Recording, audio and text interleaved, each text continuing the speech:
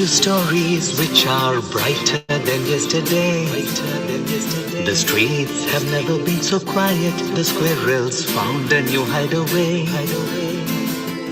Tomorrow will never be the same.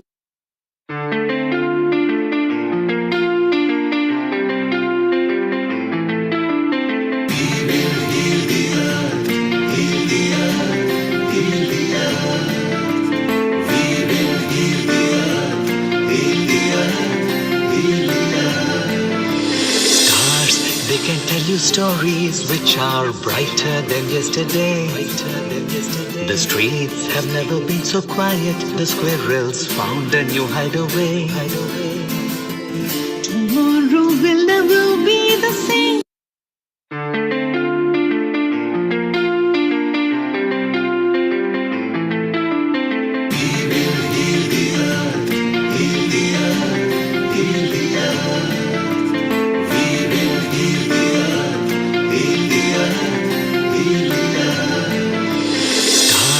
They can tell you stories which are brighter than yesterday. The streets have never been so quiet. The squirrels found a new hideaway. Tomorrow will never be the same.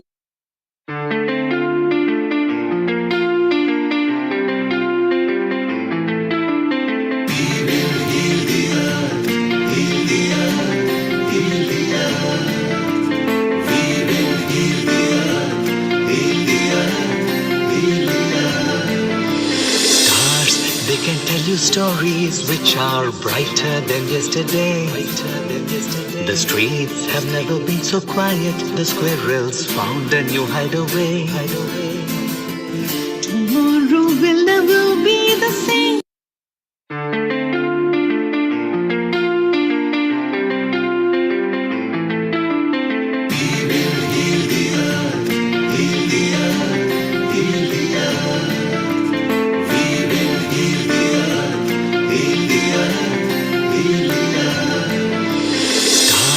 They can tell you stories which are brighter than yesterday. The streets have never been so quiet. The squirrels found a new hideaway. Tomorrow will never be the same.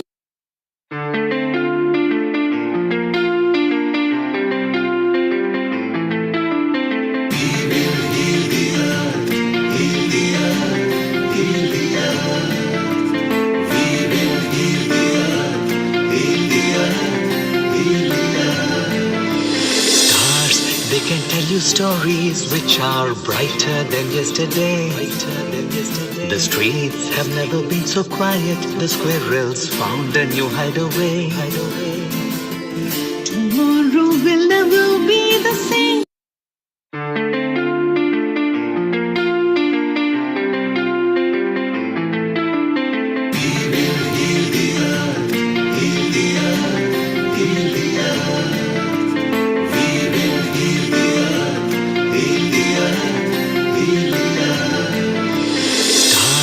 They can tell you stories which are brighter than yesterday. The streets have never been so quiet. The squirrels found a new hideaway. Tomorrow will never be the same.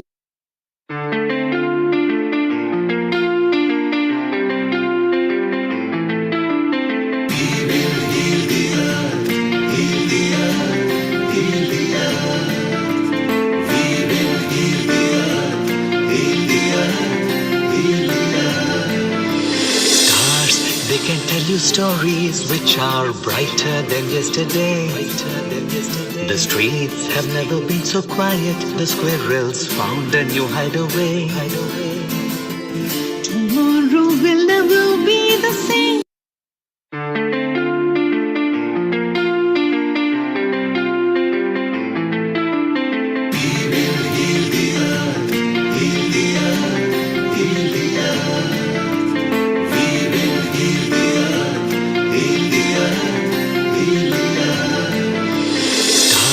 They can tell you stories which are brighter than yesterday.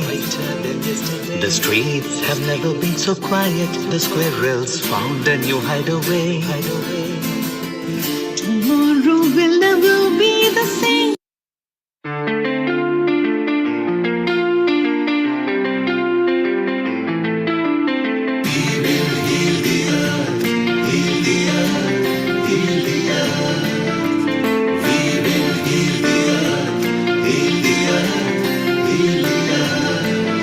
Stars, they can tell you stories which are brighter than yesterday. The streets have never been so quiet. The squirrels found a new hideaway. Tomorrow will never be the same.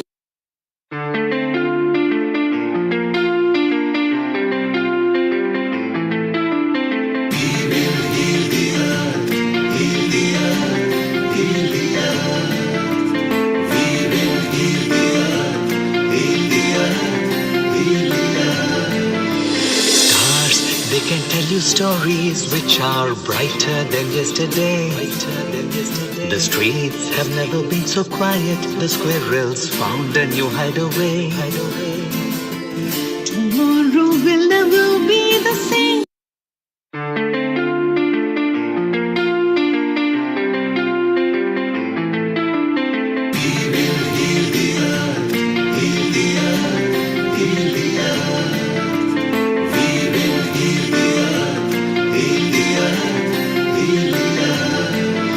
Stars, they can tell you stories which are brighter than yesterday. The streets have never been so quiet. The squirrels found a new hideaway. Tomorrow will never be the same.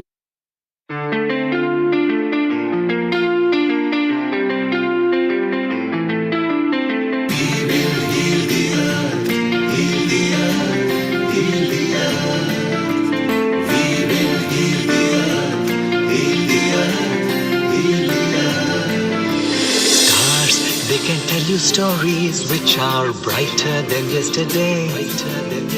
The streets have never been so quiet. The squirrels found a new hideaway. Tomorrow will never be the same.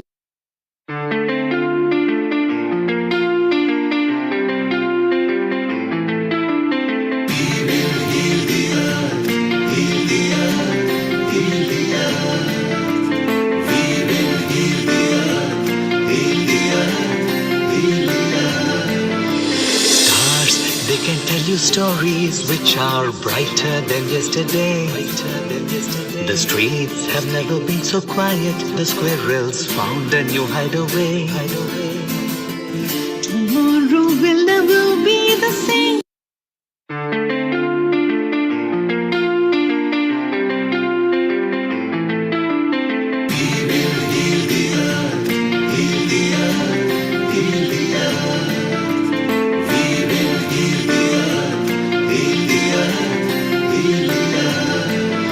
Stars, they can tell you stories which are brighter than yesterday. The streets have never been so quiet. The squirrels found a new hideaway. Tomorrow will never be the same.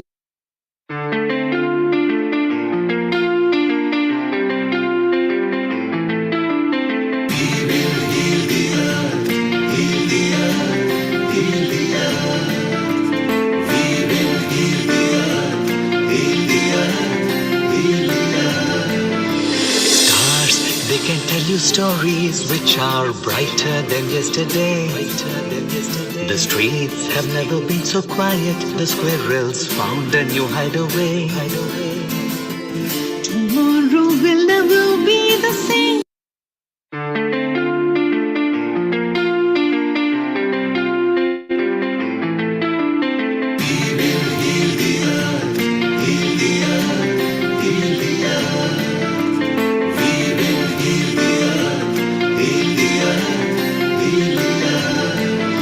Stars, they can tell you stories which are brighter than yesterday.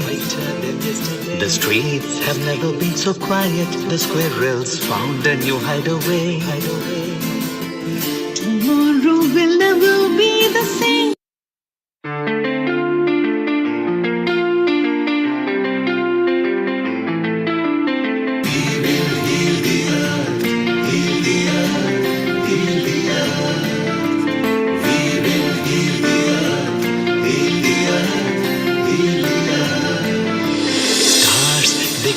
stories which are brighter than yesterday. The streets have never been so quiet. The squirrels found a new hideaway. Tomorrow will never be the same.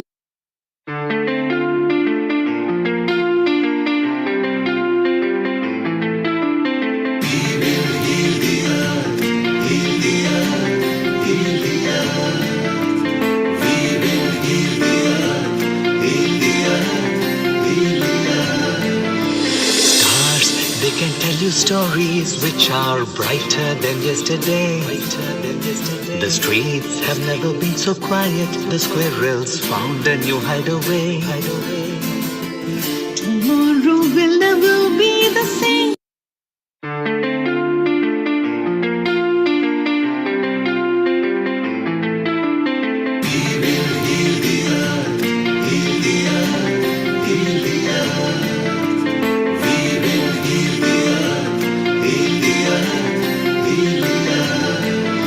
Stars, they can tell you stories which are brighter than yesterday. The streets have never been so quiet. The squirrels found a new hideaway. Tomorrow will never be the same.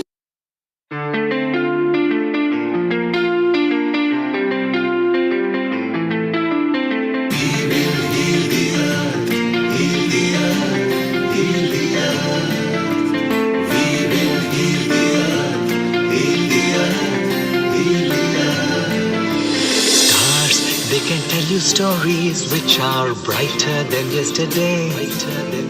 The streets have never been so quiet. 10, 9, 8, 7, 6, 5, 4, 3, 2, 1. Global Namaste. Good morning, good afternoon, and good evening to all the lovely viewers of Healing Our Earth. This is Amrita welcoming you to another episode at Healing Our Earth, International Friendship Day. It is one of those days which we all foster and remember and joyously celebrate because it helps in building up relationships and reminds us how well we acknowledge ourselves and our friends in and around us.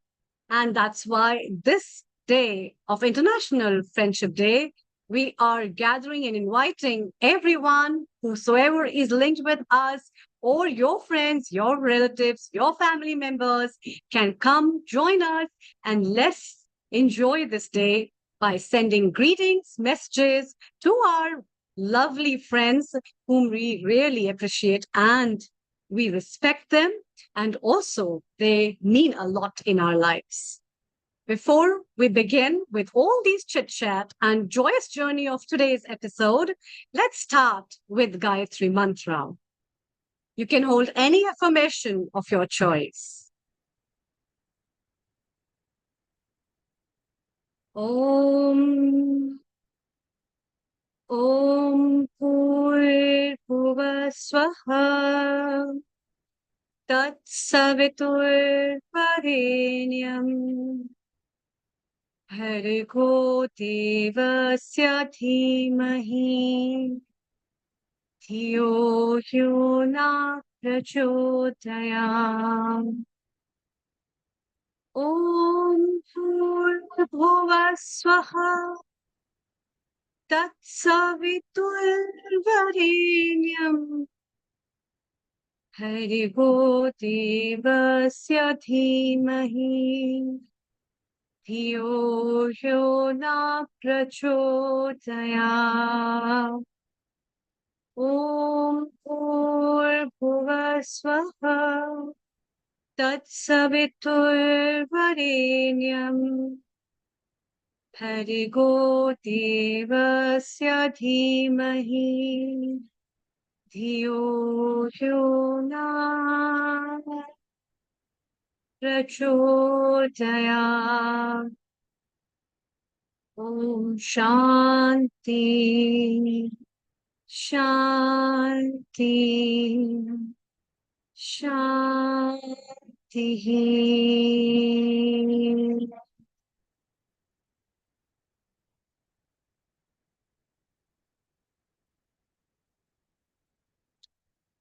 with the words of peace and remembering God, it's time to start today's episode. But before that, I have a short poem for everyone. I like this poem because it talks really nice about friends. And whenever I read it, it reminds me of my close friends whom I have been since my childhood, as I have grown up, and now also who keep remembering me. These knots of friendships are so important. The best of the friends can change a frown into a smile.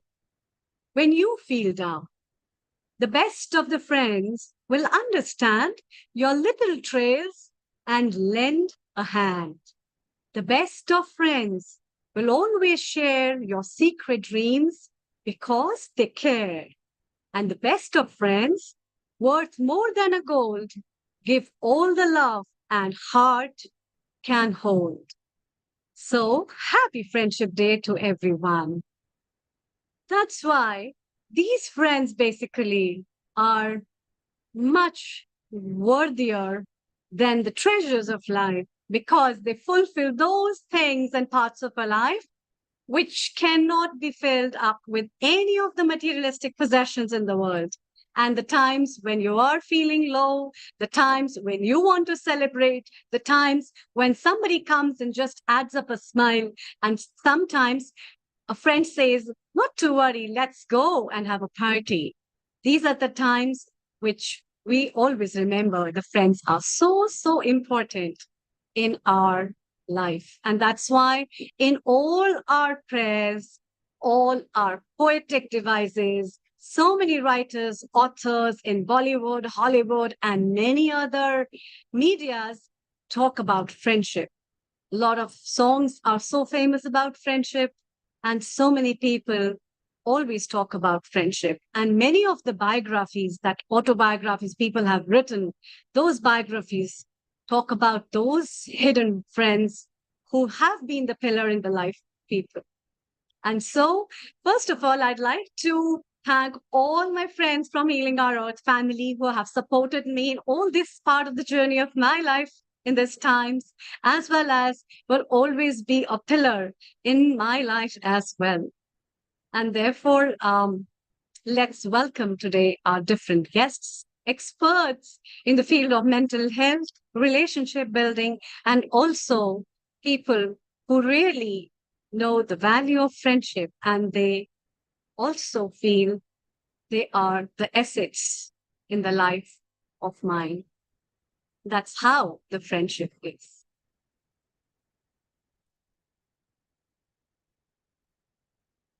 With me today, I'd like to welcome our first guest from Europe, Lulu, our guest contributor at Healing Our Earth. A very global namaste to you, Lulu. Thank you, namaste. And a lovely afternoon as well, and a happy Friendship Day. Thank you. Thank you so much. I'm very happy to be here and joining this beautiful community. So thank you for having me. And when Riddhi asked me if I wanted to, participate, and it was about friendship, I said absolutely, because friendship is the highest form of love. Is the highest emotion that humankind can really achieve. And we live in a world, especially in the Western world, where let's say that the concept of romantic love is very much worshipped, in the sense that we have to find the one. And this one is a person that might have all the things that we don't have inside of us. And so we're looking for this love outside of us that can perhaps fulfill a lack that we have inside ourselves, okay? So the Western world is very much concentrated on this romantic love, but it doesn't really values the concept of friendship, which is the highest form of love. Because even when you find a romantic partner, if you're not friends with them, it's not going to last. And we know that, right? We know that being in a relationship, in a romantic relationship with someone, if we don't build a strong friendship, eventually this relationship is not going to last. Instead, when we build a strong friendship, we have the strong foundation of friendship, this relationship can really go on for a long time. When you ask people why you've been together for 50 years, they will tell you, well, we're best friends. So friendship is the highest form of love. And I just wanted to dive a little bit deeper in not only in the concept of friendship, but in the concept of love. I'm actually writing a book that eventually I will share with you, with this community. It's a book on the concept of love. And the Greeks, actually Plato, the philosopher Plato, was the first one in the Western world that really dissected the concept of love. And he talked about 7 forms of love. So erotic love or romantic love is one of the many forms of love. And, you know, in India, there's Kamadev, okay? So you have this god that, you know, as an arrow, and it throws the arrow with the flowers, and it steps into your heart, and then suddenly you feel that you are in, you know, you have this beautiful love inside of you. Okay, so the Latins, they called it Cupid, and also, you know, in the Greek mythology they call it Eros. Okay, so Eros, what Eros really does, Eros awakens in us creativity, awakens the power of creativity within us, if we see it in the enlightened way. Now, if we don't see it in the enlightened way, and we just like go mad for love, then eventually, you know, we're going to get trapped in this form of erotic love. So there is this beautiful allegory of the chariot that is in Greek mythology, but also in the Gita we have that. So the idea that there is a charioteer, which is the soul, the Atma is the charioteer, and is guided by the 2 horses. One is a black horse, and the other one is a white horse. This is in Greek mythology, okay? So the white horse is taking you towards, let's say, the highest forms of love, eventually uniting with God. Okay, the black horse instead is taking you towards madness in love, and eventually to ignorance and to the obfuscation of the light within you. So the charioteer needs to, you know, be very skillful in really managing these two horses. Okay, now let's go a little bit deeper into the 7 forms of love. So there's Eros is one of the forms of love, and then there's what Plato called philautia, which is self-love. So without self-love, we cannot love anybody else, right? This, I think we are, everybody in this room is pretty certain that, you know, if we don't love ourselves, how can we also love someone else? But what a lot of people do in the Western world, what they do, they're trying to find this love that they don't have for themselves. They try to find it somewhere else. And we see it in Hollywood everywhere, right? We see now there is the Jennifer Lopez and Affleck, you know, divorce, and you know, with Jennifer Lopez has married already 5 times, and she cannot find the love she's always been looking for. Where is this love that J-Lo wants? Where is it? And she's been looking and looking, divorcing, marrying, divorcing and marrying, and suddenly it's like, well, guess what? You gotta find this love inside yourself. Stop just finding the love, you know, and getting married for maybe another 10 times. Maybe she'll get there. So real success is not, we know, in the materialistic outcomes. Real success is inside of you. So this love, you need to find it inside yourself. You cannot marry 10 times in your life and get divorced, because then that is not that you can be successful in the movies or successful in let's say materialistic outcomes, but you're not a successful human being if you haven't achieved the love within you. So we have to change also the icons that we worship, because these celebrities are not teaching us anything about love. So we have to really go and search for other forms of icons, and the Indo tradition is giving us these icons so that we know what we're talking about. So self-love, and then there's the so-called storge, which is a familial love. So there's another form of love. There's the mother, that the same love that the mother has for a child, or the father has for a child. So it's a form of parental love. So a parent would do for their children anything, without expecting anything in return, sort of, then in some cases they might go there, but at the beginning of the relationship, they don't expect anything in return. So it's a form of unconditional love, okay? And so in the Bhakti yoga tradition, for example, the relationship that we can have with the Supreme Being can be a relationship of paternal love, but reversed from the Abrahamic religions, meaning that Krishna could also be seen as our son. So let's say the son demands and the father supplies. So if, like in the Abrahamic religion, we are the sons of God, the father becomes our supplier of love. So we become importers of fulfillment. Somebody needs to fulfill our needs. So we ask God to help us. God has to do something for us, okay? So instead, in the Gita, we have this concept of, well, guess what? You can be the father of Krishna.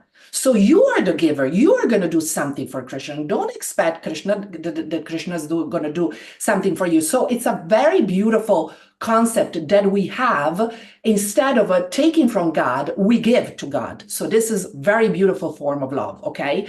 So going back to Plato, so I'm doing a little cross-cultural contamination here because this is what I like to do. So Plato talked also about another form of love that is so-called ludus, like when we say ludicrous, for example, in the English language, it means to be playful. It's an uncommitted form of love that we can have, you just dancing the night out. And, and just having some fun with some friends or some acquaintances. This form of love is beautiful also if we have romantic love. It's good to be always playful with our romantic partner. Otherwise, the relationship is going to be boring. We have to be playful and maintain this aspect. And then there's another form of love called pragma, which is a form of pragmatic love. So in this case, this form of love is a love that couples have after many years of, they've gone through many years of marriage. And then, Eros is not there anymore, but they have this pragma. So they have this love for themselves that goes beyond the erotic love of the beginning, let's say, of the relationship, okay? And then Plato talked about the highest form of love that he called agape, that in the Greek tradition is called agape, okay? So agape is unconditional love. In the Western world, the love that we think we might have is conditioned, is a very limited form of love. But there is a highest and more vast form of love that doesn't come and go, is there 24/7, is always there for you, and you never lose it. Okay. Yeah, that's really nice, Lulu. In fact, and let's continue with this discussion. Stay around because let's hear from our technical director, Nishit, what he has to tell and say about friendship and the kind of description you have made about friendship in the form of the gods and the mythology. This is really so important to understand in today's time, also because for retaining up relationships, it's a beautiful aspect. And then we move to India, to Himanshu Mehta, and hear from the yogi's mouth what he has to talk about friendship and his messages. Over to you, Nishit, and then we take over, Himanshu. Super, Lulu, that was wonderful. I finally know what the word agape means because we in Kenya used to have this children's ministry called Agape. And I used to wonder what it means, but thank you for sharing that. Good afternoon, good morning, good evening, everybody. My name is Nishit. I'm the technical director here at Healing Our Earth. And today I'm so glad to be here to celebrate International Day of Friendship with you all and to share some thoughts and stories about the power of friendships in our lives. So maybe we can just start by sharing a personal story of how when I finished work, we moved town and I was in a new town and I started working and the person I was working with became my friend. So here I was totally new to this town and this person took me under his wing, slightly older than me.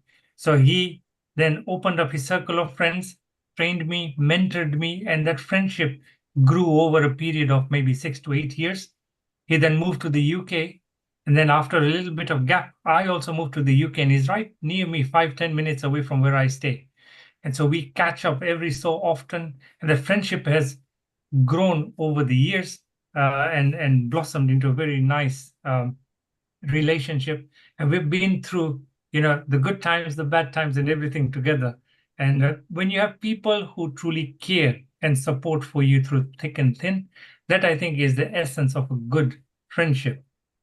But then friendships, how do you nurture them? Because it's very well to say you're friends with somebody, but how do you strengthen their friendship? So for me, it's usually about being present and fully engaged when I'm with my friends. It's about being active with your listening and showing genuine interest in their lives. It's also about being there for them during their difficult periods, celebrating with them their every little win and success. So, Dr. Amrita, what are some of the ways that you would nurture your friendships with your friends?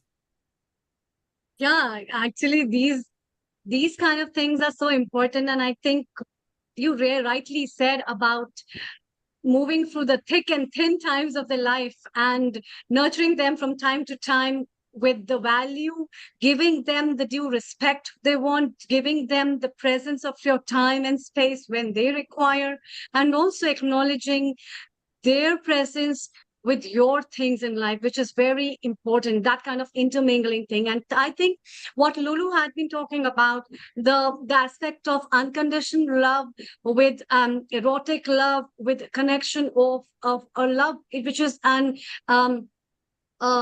I would say it's a blend of a jelly that will help you keep intact all the things in which you work up together to build up a relation that strengthen your pillars of life as well. And so, Nishit, let's hear from Himanshu ji what he has to say. Global Namaste as we move to India, and a very good evening to you. So, Lulu, what you have been talking about, the aspects of love in terms of friendship, and what Nishit has been talking about, aspects of love in terms of fostering them from thick and thin times of life. What is your perception about friendship, Himanshu? Over to you. A global namaste to all my lovely friends of Healing on Earth. Am I audible? Loud and clear? Oh, great. Yes, yes, yes. Friendship means a lot to me because whatever I am, wherever I am, it's all because of my friends. They always kept on elevating me. And I'm sure Nil Kumar has a plan for me for the next 10 years. So he keeps on elevating me too. So let me begin with 2 lines of a famous Bollywood song, okay, on friendship. Dedicated to my dearest friends, Vicky Bhai, Nil Kumar, and Pratima. Okay. बने चाहे दुश्मन जमाना हमारा, बने चाहे दुश्मन जमाना हमारा, सलामत रहे दोस्ताना हमारा, सलामत रहे दोस्ताना हमारा सब. Okay. I would like to share the pictures also. Yeah, thank you. So thank you everyone for joining us today on this beautiful occasion of the International Day of Friendship. It's a day that reminds us of the incredible power of friendship in bringing people together, fostering unity and embracing diversity. Friendship is one of the most beautiful relationship we can have in our lives. It transcends borders, cultures, and differences, bringing people closer and making the world a better place. Today, let's celebrate the friends who make our lives richer and our hearts fuller. In a world that often seems divided, friendship is a beacon of hope. It shows us that despite our differences, we are all human beings who share the same basic needs for love, respect, and understanding. True friendship knows no boundaries. It doesn't care about the color of our skin, our religion, or where we come from. Instead, it focuses on the common humanity that binds us all together. Think about your own friendships. Each friend brings something unique into your life, just as you bring something unique into theirs. It's this exchange of ideas, cultures, and experiences that helps us to grow as individuals and as a society. When we embrace diversity in our friendship, we open our hearts and minds to new perspectives, enriching our lives in ways we never imagined. On this International Day of Friendship, let's commit to fostering unity through our friendship. I'll speak of some ways which we can do this more effectively. Number one, listen and learn. Take the time to listen to your friends' stories and experiences. Learn about their cultures, traditions, and viewpoints. This not only strengthens your bond, but also broadens your understanding of the world. Celebrate differences. Embrace differences that make each of your friends unique. Celebrate their heritage, customs, and beliefs. By doing so, you not only honor them, but also enrich your own life with your new knowledge and experiences. Number three, standing together in times of adversity. Stand by your friends, show them that you care and that they are not alone. Unity is about supporting one another, especially when times are tough. It reminds me of my early days when I started business. When I had a family separation, I started on my own. A friend of mine who was also incidentally my customer, I started my business with a loan from him, just a 4.5 lakh. I'm talking about 1986, without any signing of any checks or anything. And he has helped me grow. So this is where I am. So that was seed capital I received from my friend. So that's standing together. Number four, spread kindness. Simple acts of kindness can go a long way in building and maintaining friendships. A kind word, a thoughtful gesture, or simply being there for someone can make all the difference. Then the next one is be inclusive. Make an effort to include people from different backgrounds in your circle of friends. By doing so, you contribute to a more inclusive and harmonious world. And that's what it's happening on Healing Our Earth by Neil Kumar. He's engaging everybody around the globe. Friendship is a powerful tool for social change. It has the potential to break down barriers, build bridges, and create a more inclusive and peaceful world. When we embrace diversity and foster unity through friendship, we are contributing to the healing of Earth. We are creating a world where one feels valued, respected, and loved. So on this special day, reach out to your friends, old and new, celebrate the bonds that connect us all, and remember that together we are stronger. Let's make a commitment to fostering unity and embracing diversity, one friendship at a time. Thank you and happy International Day of Friendship. Thank you. That was a lovely message. And your words, as well as the photographs that we have been seeing with Mickey Mehta and with our founder and director, a lot of things they talk about all these things. And let's have a message from Pratima, who is from Mumbai, and she herself is a multifaceted girl. Pratima, tell me who inspires you the most in your life as a friend and your message for International Friendship Day. Right. Very Of global course, namaste to you. global namaste. Of course, Himanshu sir inspire me a lot because he always plays I will say a multi-person role in my life. Like of course, he's been a guru to me always, who guide me throughout my all the situations, but he also plays like he's friend to me, because he plays soft and hard with me if like if he's trying to make me understand something which I'm not understanding. So he try harder as well. And Hmm. sometimes he plays, of course, as a guardian to me also, like he plays a parental role as well. So Hmm. he has been very inspiring to me. So whenever I am stuck into any of the situation, I always first a person who comes into my mind first is always he. So if Hmm. he's not reachable at that time, then I will sit and I will think, if he would be in at my place, then what he'll be doing, like how he going to be reacting to that situation, and what step he gonna take it.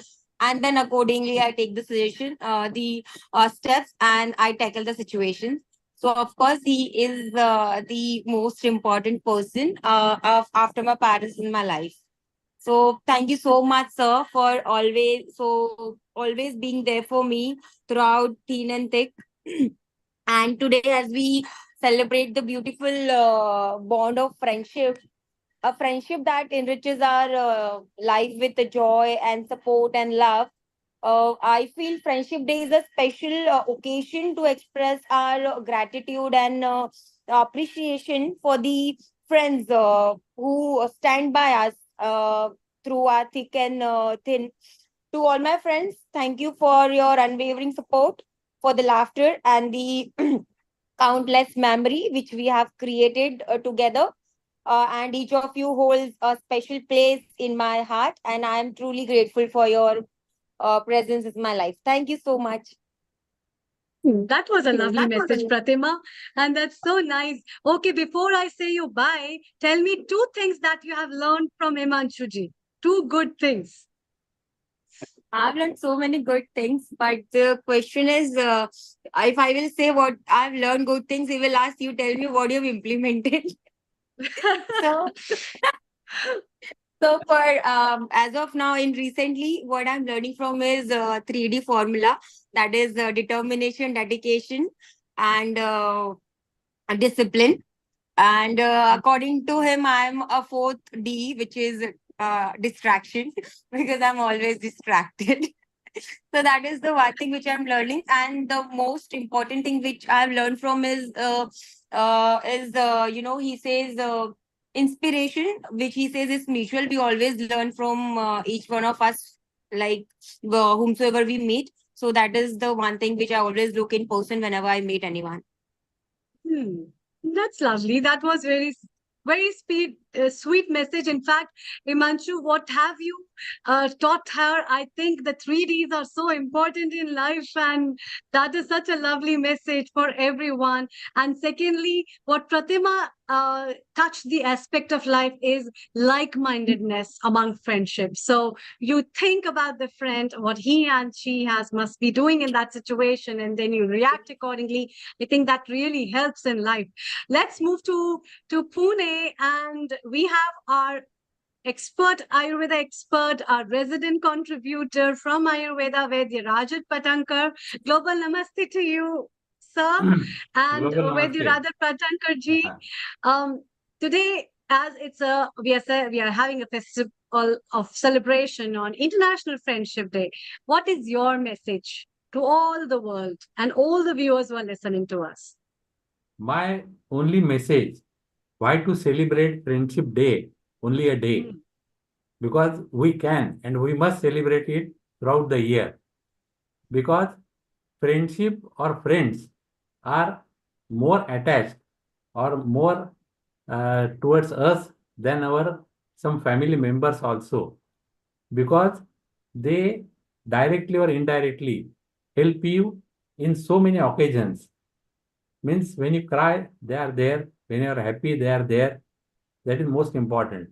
So that's why, in my opinion, why to celebrate a day? We must celebrate a year. Today, I was in New Navi Mumbai, that is a suburban of Bombay. Was there for a Guru Purnima Utsav, and in that also, I told some of my gurus are still my friends because they kept their arm uh, on my shoulder and we go together. Because, in my opinion, the person who is behind you can escape, but the person with you can't escape. So this is the friendship, I must say. And my bonds with my friends, right from 50 years, from my school time till today, we meet each year in twice in a year, and we celebrate it with a lot of joy and fun. So thank you very much, and happy Friendship Day to Himanshuji also, and to all the lovely, I should say, ladies in the platform. So thank you very much. Thank you so much. Rajan Patankar has been being an Ayurveda expert. I think you know a lot of facets about mental health as well. And when you discussed about the concept of how friendship is related in terms of an understanding with an individual and sharing up those connection to build up something with a sphere of life which we cannot share with our very close parents as well, we cannot share with a lot of people, we can share with our friends, and that's why that makes them really special, because we have enjoyed those parts of our life which we have never enjoyed or can't enjoy with anybody else. And yeah, that's really nice and wonderful. Please stay around and let's hear from our founder and director Neil Kumar what he has to say and his wishes on International Friendship Day. Over to you. Global namaste to you, Neil Kumar. Global And a very warm namaste. welcome to you as well. Global namaste to you as well. And it's wonderful to have so many friends about. We have got people in the social media. There are some people who are asking that since we have got 3 people from India, the first question they want to know that there is serious flooding there, particularly in Mumbai and other parts of India. Is it still serious down there? Himanshu, Pratima, Mumbai is okay now? No, not at No. all. It was in previous last week, but not now. The rain So has it is all completely safe. stopped for 2 days. It's all safe now, is it? Yes, Yeah. 100% safe. Yes. Well, there you are, people who are asking. It is all safe. So it's nice to see, we've become friends since pandemic. Himanshu has been very regular at Healing Our Earth now. He actually entertains people live in Mumbai, whoever goes guests. So whoever is listening, if you are in Mumbai, particularly Saturday morning, just roll up near Novotel and you will see a gang of people doing yoga, just walking, and then you will be welcome. And also Pratima, who, when she joined through Himanshu, and some of the flyers, if you like, then it was Pratima who designed quite a while back. She's busy now, but I'm sure she'll be back designing more flyers for Healing Our Earth. And it will be nice to have her back. Lulu is there in Europe. Lulu, are you in Italy or are you in the island nearby? No, I'm in Amsterdam. Aha, you are now in Amsterdam. You are in Netherlands today. Yes. Well, the whole summer I'm going to be in the Netherlands. Wow, isn't it wonderful? And Lulu, you came up with an alternative way of describing friendship, which Nishit resonated with. Rajan Patankar came with his way of friendship. And friendship is beautiful. Friendship is more beautiful if you are prepared to give rather than wanting back. Because when you give in friendship, you will find that you actually glow and fly so high. So to be a true friend to somebody, maybe no judgment to them, don't judge them, allow them to be what they are, and friendship can blossom. It should be unconditional. If you feel you don't like what your friends are doing, hug them and tell them politely. Don't accuse them. Don't confront them. Just hug them. Hug and love is very powerful. Lulu went in personal relationship as well. It's very important. Sometimes you have to give and take, but if you constantly give and you are in a position to, then you might grow and flourish. Well, let's keep chit-chatting. I think Suresh is trying to get hold of to come in Malaysia. We got Rithi here as well, who will be shortly inviting some of her guests on the hour from 3 p.m. BST. Rithi, you have heard Lulu, you've been here, you've heard Himanshu, Pratima, Nishit. What is What is your take on friendship, Riddhi? Over to you. First of all, a global namaste to everyone. Happy Friendship Day. It's beautiful to be surrounded by so many of you on such a magnificent day where we get to celebrate those bonds of connection, those bonds of growth, those bonds of happiness, and the ability to be there through thick and thin. I know I've been pestering Himanshu Bhai a lot and asking him loads of questions around yoga, and he's always given full-heartedly, no matter what the situation, he's always had a solution. And that ability to turn up and to be proactive and be solution-orientated, no matter what, goes a long way. It's the very pinnacle that helps us to connect deeper, that helps us to form deeper relationships, and that helps us to heal the world. When we heal ourselves and we heal those around us, naturally we rise our vibration, and that raised vibration helps to raise consciousness. Amrita, what is your take? Yeah, definitely. A very global namaste to you and a warm welcome, Riddhi. You are our regular host as well as our resident yoga meditation lead at Healing Our Earth. And your aspect of talking about yoga, because we have a lot of yoga experts over here. And I think yoga in itself talks a lot about friendship in terms of fostering the unconditional love which is hidden within. And that's why all the aspects that have been talked in all these things are the ones that build up the connection of having a great friendship as an individual. But I want to ask, I will be moving clockwise. So Lulu, my question for you is first for you, basically, and then we move to Himanshu ji and Pratham and Riddhi. What do you think in today's time? Has this bonds of friendship reduced among the people? Or do you think the social media has interrupted a lot among relationships on people of understanding about the real friendship bonds or the kind of social media friendship people make? What is your take on that, actually? Well, good question. Well, for sure, we will not learn about friendship on social media. We will have to go back to the Gita, because the real friendship, you will learn it in the Gita, because in the Gita, Krishna says to Arjuna that he is his friend. So can you imagine having God as your best friend? Okay, so Krishna, the supreme being, becomes the best friend, the benefactor of the devotee, and he becomes also the charioteer of the devotee. So how can we develop this very intimate relationship with God that we would do anything for them? And the same goes with Hanuman, because Hanuman's dharma is to serve Ram. And Hanuman is the breath of Ram. So can you develop such an intimate relationship with God where you are the breath of God? That is a very beautiful interpretation of also the concept of friendship, in the sense that the breath is basically, without breathing, we wouldn't be alive. Okay, so in the same way, without a friend, without friends, we will not be able to sustain our lives, because friendship is the highest form of love.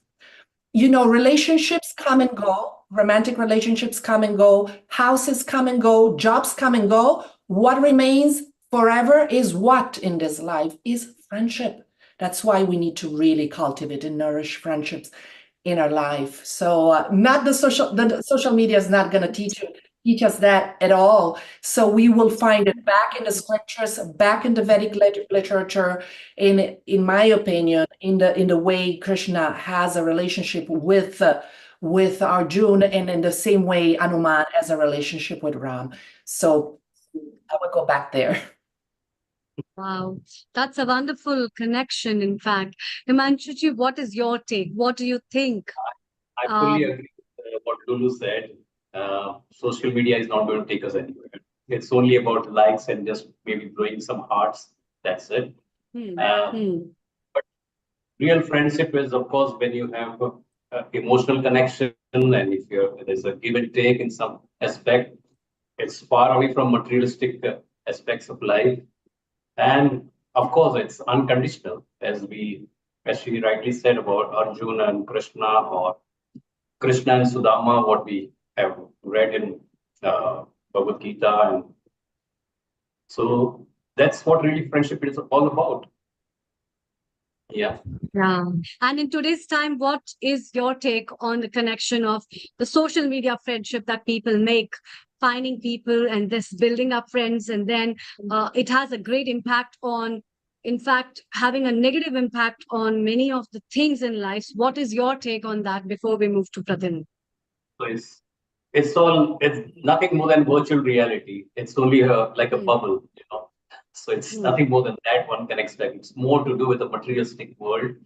As long as you are able to post some good and you become more popular, people keep on liking you and showing some hearts. That's it. But moment your popularity goes down, you find them they've vanished. The hearts just went away. So the virtual Yeah. hearts that came and that sufficed the purpose of giving me a Yes. fulfillment, that was a temporary fulfillment, could not be Exactly. sustained because it wasn't the actual heart that was beating for you. What a lovely message. Pratima, what have you to say? You also belong to glamour industry. You do modeling, you know. You see that kind of the glow and the glamour in the world of media and stuff. What is your perception about things? So many people must be liking you, wanting you, must be thinking about having friendship with you. Now, how do you take that and what do you think about it? So yes, of course, as so said, there is a big difference, a huge difference on the what we see at the social media and at the reality. So of course, people always show what they are not, and on social media they always show themselves what they want to be actually, and what they are not in real, so that they can fulfill their you can say that vacuum which they have in them, to be of that kind of a person which they are showing themselves on the social media. So yes, there is lots of difference. So I feel the friends on the real, which they are the real because they always stand by to you, and the people who are on the social media, they are just like a bubble, so said. If you try to catch them, they will bloom. That's it. Yeah, that's really nice. The false bubbles. Riddhi, you stay in London, and London is one of the big. London itself is a very big word. What do you see as a term of friendship among people in today's time? So that's a very vast question. And the first thing I'd say is that London is very cosmopolitan. It's very materialistic and there's lots of hustle and bustle. It's the busy city center. And I'd like to say that it's akin to New York in America, where London is a city that doesn't sleep. It's constant hustle and bustle. Now, my view of friendship is the ability to be able to take a step back, the ability to be able to unplug out of this matrix, which is that materialistic world, and to plug into a bigger divine goal. Both Lulu and Himashibai and Pratimaji have actually mentioned today the ability to be able to connect with spirituality, the ability to be able to remove that veil of ignorance. I call that the veil of ignorance, which is the thing that's just holding us back, that's preventing us from really being able to form those deeper connections with ourselves, those deeper connections with nature, to be able to ground, those deeper connections with those around us. And it's really that veil of spirituality that appears once that veil of ignorance is lifted. And that is really why I consider as being the essence of life. I consider the essence of life being that we are all sparks of Brahman that are here on Matrabhumi, Mother Earth, as having a deeper consciousness and a deeper role to play in this life.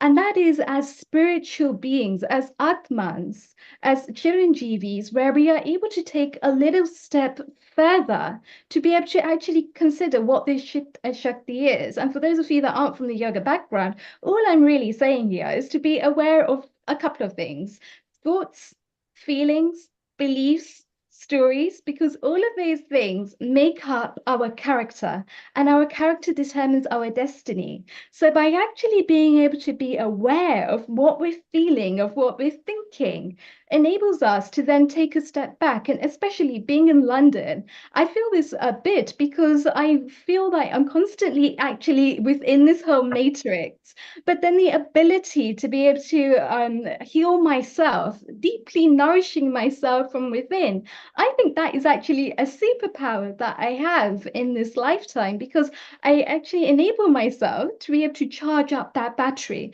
So imagine it like doing a sadhana practice in the morning, which is basically starting to be able to move your body, starting to free yourself up from all of that tension, starting to connect within as well, and then to be able to take that energy, which is where the battery is at its fullest. And every single time during the day, you might find that that battery is depleting. Slowly, steadily, the bars are going down. But when we take a moment and when we're mindful of what's going on around us, when we're mindful of what we're thinking and what we're feeling, we enable that battery to be replenished.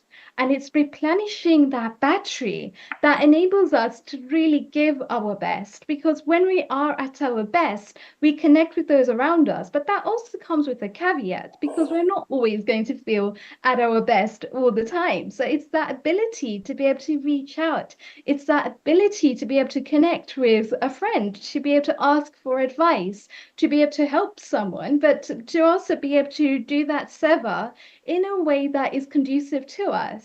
And true seva is when it comes from the heart. And I totally agree with what Lulu was saying earlier in terms of forming that deeper connection, forming that deeper love with ourselves, and then being able to spark and emanate from there, but also knowing that we are actually a part of the bigger picture, and that we can connect, and we do have the ability to be able to form those relationships, to form those powerful friendships, and to actually be able to lift consciousness as a whole. Thank you, Amrita, for the wonderful question. Thank you, Riddhi.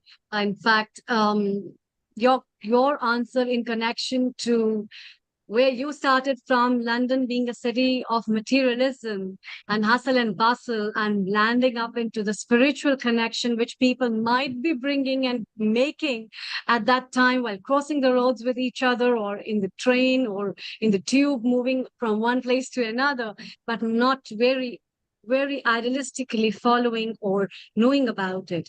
And let's take up the message from Meghna, who has joined us from London. Global namaste to you. And I think we'll also take a message from our regular contributor, Lata, from London as well. Hi there, everyone. Yes, happy Friendship Day to everyone. Yes, Lata introduced me this group actually, and she invited me to come and join, and really happy, inspired. Very warm welcome to this family. Yeah. Yeah, thank you. I really are inspired listening to everyone.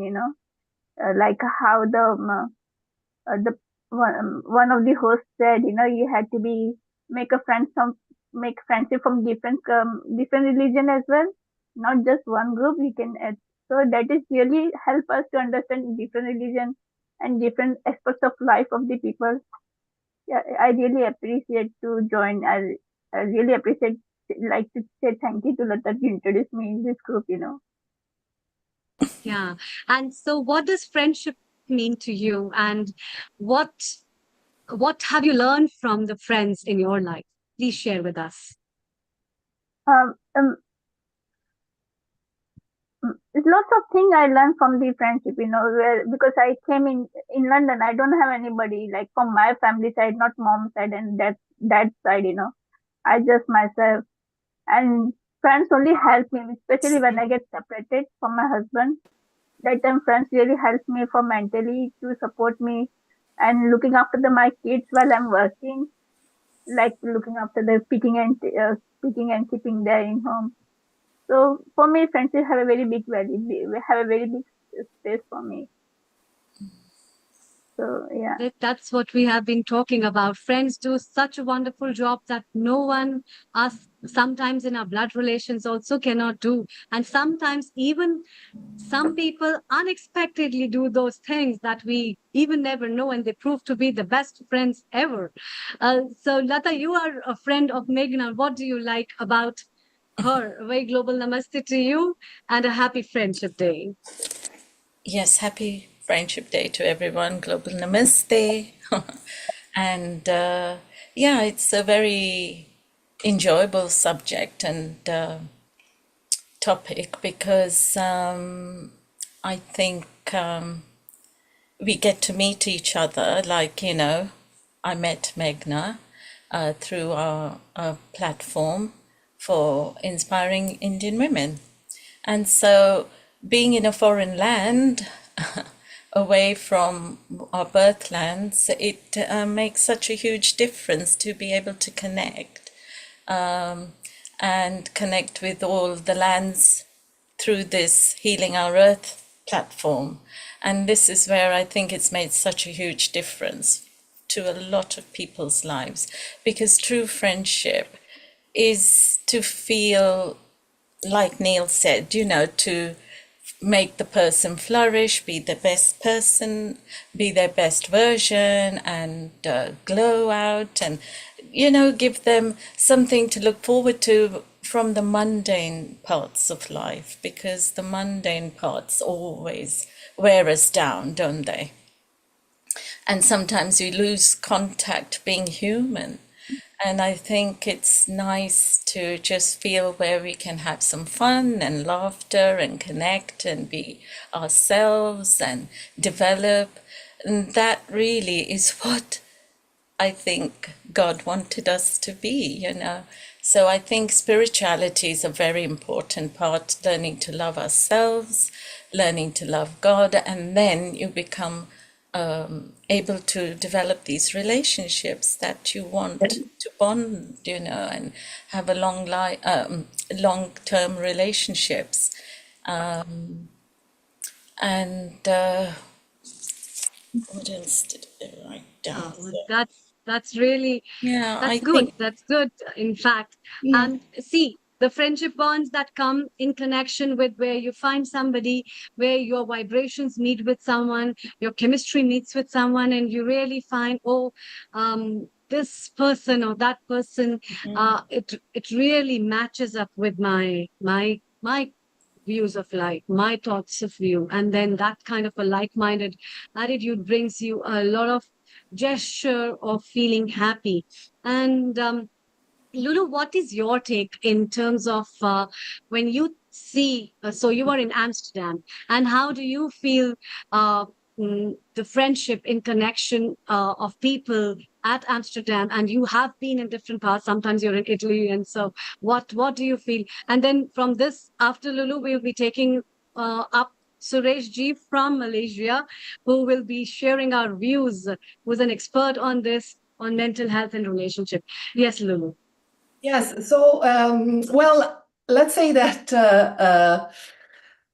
you know, as you said, I traveled the world and I also lived in different cities and different places. And, you know, I'm Italian originally. So Italians are known for being quite friendly people, you know, and they would invite you over for dinner. They are not interested in networking, you know.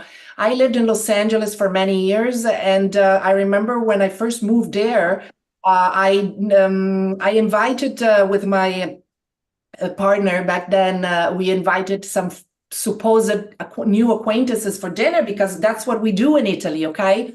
We never got an invitation back because then we discovered that in America, especially in Los Angeles, it's all about networking. So they will invite you to dinner only because then, you know, you can give them something and it's all about networking. Now, friendship is not about that. We know that a real friendship is a disinterested desire for each other's happiness. Okay, so you don't have, you just want them to be happy. You just want, you rejoice about the fact that somebody else can be happy. So your real friends are also people that are happy if you are happy. And it's not easy to find that, because sometimes there's envy and jealousy that comes into place where maybe, you had an upgrade in your career or whatever, And so real friends are have this quality that they rejoice in the fact that you are successful, So going back again to your question, well, when you have an open heart, you will attract people that are in your same vibration. Like Reddy was saying, we have to recharge our own energy in order to also tune in to the frequency that we want to be with. And so let's say that no matter what the culture is, I believe that I have a friend in every harbor, let's say. That's really nice and lucky to have a friend in every harbor. So stay around, Lulu, and it's time to move to Malaysia. A very good evening to you and welcome Suresh Govindji, who is though a medical parasitologist, but still he has a multifaceted personality, and he has been working with organizations on mental health and building up relationship and fostering on human values. Global namaste to you and very warm welcome to our Healing Our Earth family and a very happy Friendship Day to you. Thank you. Thank you so much, Amalji. Very, very nice to be here among friends celebrating friendship. And really, it's a very important, really, really important, because a friend can make you, a friend can break you. Simply because you have the wrong friends, oh my God, you can really go down to the other side of the hell. But if you have good friends, you can take you to the heaven. In fact, to be honest, Bernard Shaw used to say, show me who your friends are and I'll show you who you are. And that's a very powerful line, because I used to say in my talks, what the best way to find out whether your child is going to get high marks or low marks is simple. Ask the mother to invite all his friends or her friends to the house for a party. And then you tell your son to go inside and make the drinks. And while your son makes the drinks, ask the mother should go around and ask, how are you performing in school? And if every one of them says, oh, I'm okay, I'm just scraping along, I'm getting 40%, I'm getting 35%, your son who's making the drinks won't be too far away from that particular marks. But if the people are scoring high marks, so scores are doing very high, then you'll find that you've got good people, your son is in good hands. So it all depends upon what you want, whether you want to fly with the eagles or you want to fly with sparrows. Eagles fly high, sparrows fly low. So how you choose your friends is the single most important determinant for you to be successful in life. Single most important. And what Lulu just mentioned is very powerful lines, which is to say everything depends on reflection, reaction, resound, which means to say the whole world, whatever that you have externally is a reflection of what you have internally. In the internal side, if you're vibrating, as what Lulu said, vibrating with a higher frequency, greater purity, you'll attract those kind of people. So your friends are exactly how you are. If you want to project a certain image and projection and then get friends to support that image, then that's leading you to falsehood. So you be firstly, the greatest friend you can be is to yourself. Be truthful to yourself, be sincere to yourself, be very, very authentic. Authentic means if supposing God is standing in front of you, how true and pure you will be. So no more mask wearing, no more pretenses, just be as you are. And when you are real as you are, you'll get the real friends. Especially in school friends, when you have people who are in school, they are not attracted to, because they don't know what position you're holding or whether you have wealth. But school friends always very close. They're very close. So I have all my school friends 40 years ago, 50 years ago when we studied. I still keep in touch with them and we meet regularly. They're always together, whatever said and done. And we got a fraternity where we always go together. So basically that fraternity helps you. And it is a very critical, important point to have good friends, especially when you're swimming in the sea and the waves hit you and you get whiplashed against the rocks and you start to get depressed and sad. You have a friend to call up and talk to. The best thing that anyone can do is to have a good friend when you pick up and there's someone there to hear you and able to guide you. The real reason why depression comes in is because you can see this in people and yet we keep quiet. because we say that's not my business. I have my life, he has his life, I didn't know. Then what kind of friendship is that? If you're really friendship, if someone is quiet, you should knock on the door and say, why are you so quiet? Come on, I don't care, you better come with me. So there's a friend, you try and pull him out because you're concerned about him. There's a lot of sympathetic people. The world doesn't need sympathy, the world needs empathy. Empathy is you must be able to connect to people and make sure that you can feel the pain and suffering of others. Then you're a good friend. If you just say, oh, you're not eating food, and keep on doing like that, so that you remain, this is what the lizards do, So basically, we should not become lizard people, just doing like sounds of lizard. But empathy means connectivity. Connectivity means real feeling. If someone is there, it's a problem, I'll come and help you. And a good friend is unconditional friend. Unconditional means I give everything what you want. I'm not expecting anything. One who does not expect anything and continue to give your life and support to anyone, that is an unconditional love. To remain loving, I love you 2, I love you 3, I love you 4. That kind of love is conditional love. Unconditional love is I can give whatever I want to give you, and I'm not expecting anything in return. Such a person who develops that kind of love and that kind of purity will attract that kind of people around you. And when you have a fraternity like that, that's a life belt. A life belt thrown in the sea when the storms are really going through, you have a life belt to hold on. Good friendship is a life belt that will take you across this ocean, this fluctuating ocean. That is what International Friendship Day is. A beautiful day. It's a day to really celebrate our friends that are still with us and celebrate the days that we will look for other friends as well. And age along, as we keep on aging and aging, as we keep on becoming whole, the same people who are always there with you, laughing away, ability to laugh at yourself. Until we die, we remain good in this earth so that our life becomes peaceful, happy, joyful, and blissful. Amazing. That's amazing. That's really amazing, Sureshji. That's so wonderful. I'd like to thank Saikshaji especially for bringing you in. That was so awesome that you have talked about. Amazing facet. Isn't it, Lulu, that what she has been talking about and which resonates with your words? And he has been talking about the lovely facets of how it is important to have such a beautiful connection of friends with us. Yes, let's have a word from you, and we move to our founder and director Neil Kumar, and then we move to Riddhi with your comments. Over to you. Yeah, so it was beautiful, Suresh, what you said. And, we have a saying in Italian that says, chi trova un amico trova un tesoro, which means who finds a friend finds a treasure. Because it's true, I too have friends that have known me for 40 years and they've seen me changing, transforming, going through good times, through bad times, and they are always there. They are the witness of what's going on in your life, and that's so beautiful, to have. Lulu, we have a saying here: you find a treasure, you'll find a lot of friends.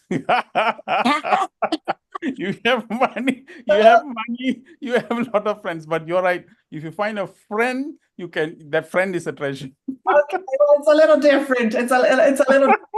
But that's the wrong type of friends you have. If you have money, you have a lot of friends. But your friendship that you talk about is the real one. Is the real one. And then there's another thing that you said, it's similar. It's like you become the company you keep. So that's very important too. Okay, so who do you hang out with? So let's say you hang out with 5 pickpockets, you're going to become the 6th pickpocket. Like who do you hang out with? Like Suresh was saying, who really will make a difference in your life. So it's also about pick your friends wisely. So who's your friend, can you recognize a good friend, a good warm heart, somebody that is really disinterested in is just a benefactor for you, like Krishna is to Arjun. He's a benefactor. He's just there to help him out to go through all the distress in his life, so choose your friends wisely and also understand how to recognize your friends, because some people are not your friends, just there to to tease you and to mislead you in life. So it's also important, like you said, pick your friends wisely, be mindful about who you engage with in life. That's a very important quality to have. Also, one more point Thank I you. think why people also do is that your principles. What happens is you 4 or 5 people come together and they do silly things, and then they ask you to go and do the kind of things. Drugs is one example, alcohol is another example. So when your self-esteem is not strong, what's going to happen is you like to conform. So when you start to conform, yes, I'm just like them. Because I value the friendship. So therefore, whatever my friends does, I follow. And that kind of mentality is what that is destroying the whole community, and the whole society is collapsing because this wrong value of friendship. I always say that you must have a system, a value. You must be priceless. You want to go into a pub, there's no problem. I have been, I've gone, but till today, I've lived on this planet for 60 or 6 over decades. There's not a single drop of alcohol in my blood. Simply because I go with my friends, they drink, but I just drink my Coca-Cola or whatever. But what I do is I act more drunk than them, yeah. So I stand on the table, I will act more drunk and all. Then they will tell me, what are you behaving like this? Then I will say, this is how you will behave 3 hours from now. So I'm just demonstrating to you. So I have never compromised my principle of the fact that I don't need this, I don't need this. So, but I have my friends and I need to value them. So why I value that is because the best friend you can have, the best friend, International Day of Friendship, let me tell you, the best friend you can ever have is God. If you put union with God, whichever God you have, it's not someone you put inside the altar, like you said just now, Krishna Arjuna. It's not about a photograph. It's about keeping God in your heart and make him your best friend. If you make God your best friend, you will never compromise your principles, and you won't like Krishna to be like this. You won't have Rama. You won't have Jesus. So every one of those principles that you believe, you start respecting them, and you start living your life according to what they want. You will attract the nice and good and wonderful people in your life. Not compromise. What happens is everybody is compromising. Oh, they are doing like that. Suresh, it is not my fault. My friends is the one who told me this. So I thought, and you thought. No, that's because your discrimination power is the least. When you do not have good discrimination, when you do not have willpower, you do not have perseverance, you choose the wrong people and betray the kind of thing that you want. People say happiness is the happiness, the kind of happiness that we should have. They measured, science measured. The bliss and happiness is different. Happiness is normal happiness, but bliss that you have is 10 to the power of 18 quintillion happiness. That is the level of bliss that one must aspire for. So if you have good friends and it takes you to the height of your happiness and bliss, wow, you're forever happy. You don't need anything external to make you happy.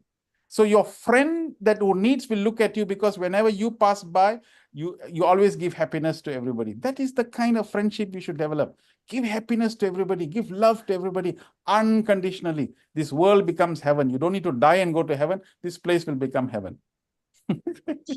True.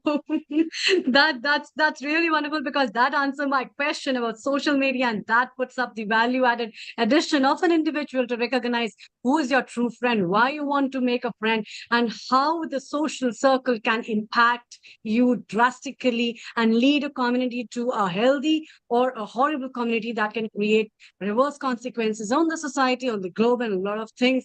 And it's thank you so much. Let's hear from our founder and director, Neil Kumar, what he has to say, and then we move over to Riddhi. Over to you, Neil Kumar. Thank you, Amrita. We are going to move on to the next leg with Riddhi, but Suresh and Lulu, everybody's enjoying the chit chat. Suresh, there is a question on a social media, and 3 people from 3 different countries are asking similar question. I'm going to pose it to you in a moment, and then we're going to move with Riddhi and Lulu and Rushil and Sarah. You, Suresh, brought smile on Sarah's face and Pratima's face, so I brought them in. You will meet Sarah shortly when Riddhi welcomes them. Suresh, a question for you. Can a spouse be a true friend? And if a spouse can be a true friend, how and why? Now, this is in a different style. 3 people have asked, maybe they are having issue with friendship with a spouse. It could be a wife with husband or husband with a wife. And Suresh says, I can see the wrinkles coming on the forehead. So let's give an answer to them, Suresh. Yeah, let me tell you this, okay? The best friend that you can possibly have is your spouse. If you are living with your spouse and your wife is with you, and if your wife can be your best friend, who always you share the best messages, because finally at the end of the day, she's the one who shares with you the pain, the pleasures. And if you're down, she helps you. If she's down, you help. That is the best kind of friendship that you can have. Actually, let me tell you, from my many years, 40 years of my living with my wife, the boon, God's boon, is a good spouse.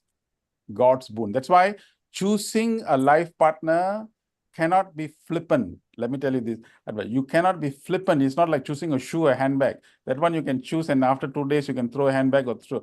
But a life partner, you have to be very careful and select very, take a lot of time and trouble. But at the end of the day, because this is supposed to be for family. And finally, and he becomes a good friend, that foundation of that friendship is what your children are going to see. And that this foundation is what generates a new breed of people who will understand and value what friendship is based upon the life that both partners live.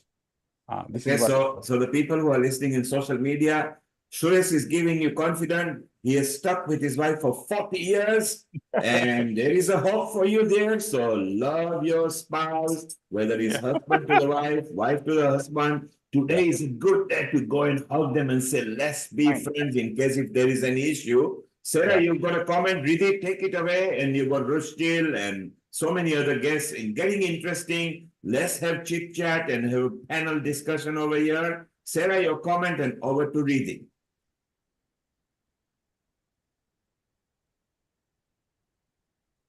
Please unmute yourself. Yeah. Oh, okay. Yeah, no, I agree. I was just laughing. I was laughing when Suresh was saying that because I do agree. I've been with my husband for 40 years and we are best friends. And you have to be, because if you're going to live with somebody for that long and you love them, you need to be a really good friend.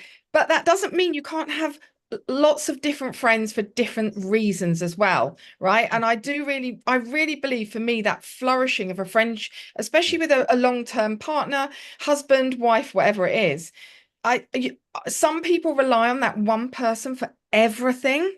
And I have never done that. I do have a best friend in my husband, but I have girlfriends and other guy friends for different parts of different things that we love and share together. So yeah, it's a very interesting one, but I do Sarah, agree.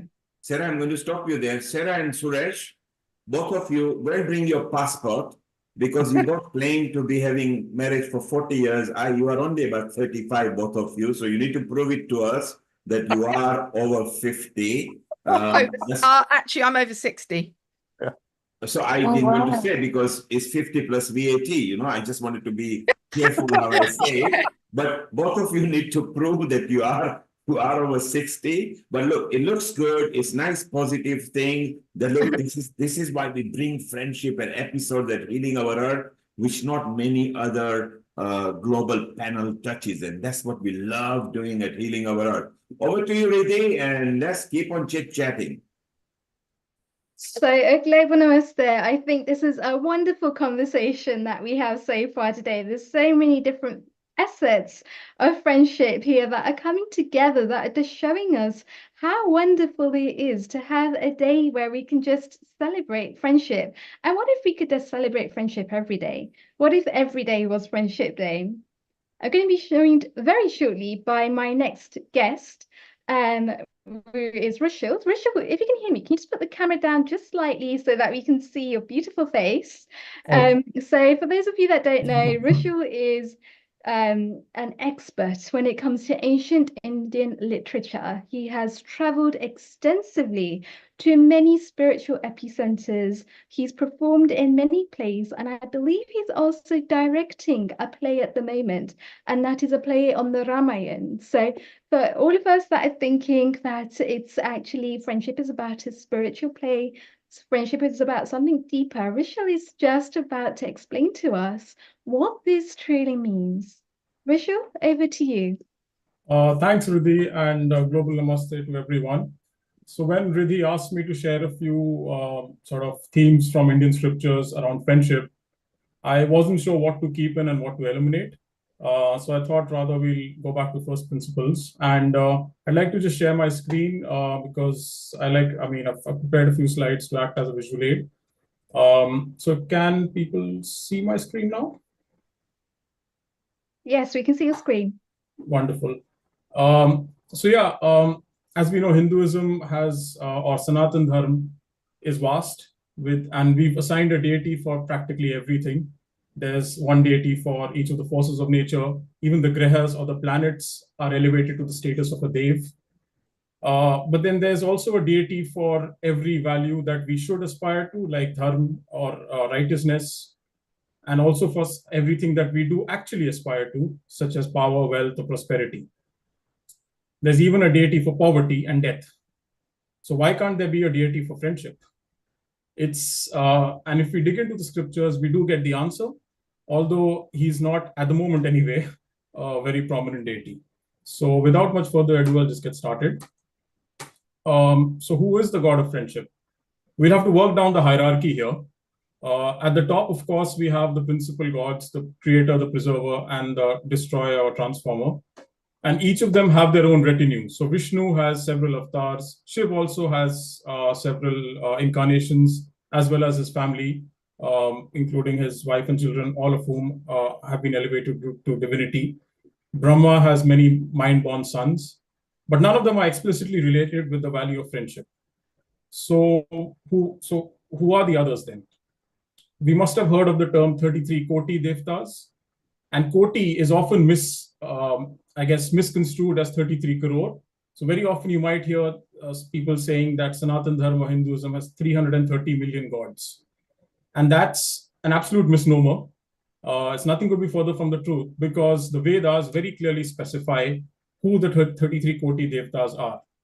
And it splits them out neatly into 4 categories, 12 of them being Adityas, 8 being Vasus, 11 Rudras, and 2 Ashwins. And as one can probably see from the snippet here, that the Adityas are closely associated with Vishnu and the Rudras with Shiv.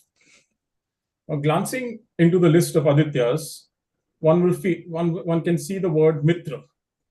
Mitra, when translated from Sanskrit or Hindi into English, effectively means friend. Now, Mitra was the god. He is often also associated with the sun god, and is taken and is paired with Varun, who's the god of waters. So Mitra was originally a deity of fertility and nourishment, but over the course of time, and in colloquial speak, he's been used to signify being associated with being the god of friendship, associations, and commitments. So there it is. The Hindu god of friendship is someone named Mitra. Having spoken about him, we'll now dive into a few friendships that are recounted in the Indian scriptures, some of which are popular and some not so well known. So kicking off with the Ramayana, as we've heard, Hari Anant, Hari Katha Ananta, which means that Lord Ram's story is eternal and contains several virtues that humankind must aspire to. One of them, of course, being friendship. So over the course of his adventures, he contracted several friendships. One of the most notable ones being with Guha, a tribal king, who helped Ram in the initial stage of his exile, and also played a significant role in the Bharat Milap episode. I guess the significance of this friendship is that it cuts across socioeconomic barriers. Ram, of course, being the heir to the throne of Ayodhya, while Guha being just an ordinary tribalman. The fact that Ram embraced Guha kind of showed that he saw him as an equal, and also gave him a position in his court when he returned from exile.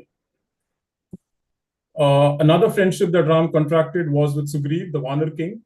This was after Sita had been abducted.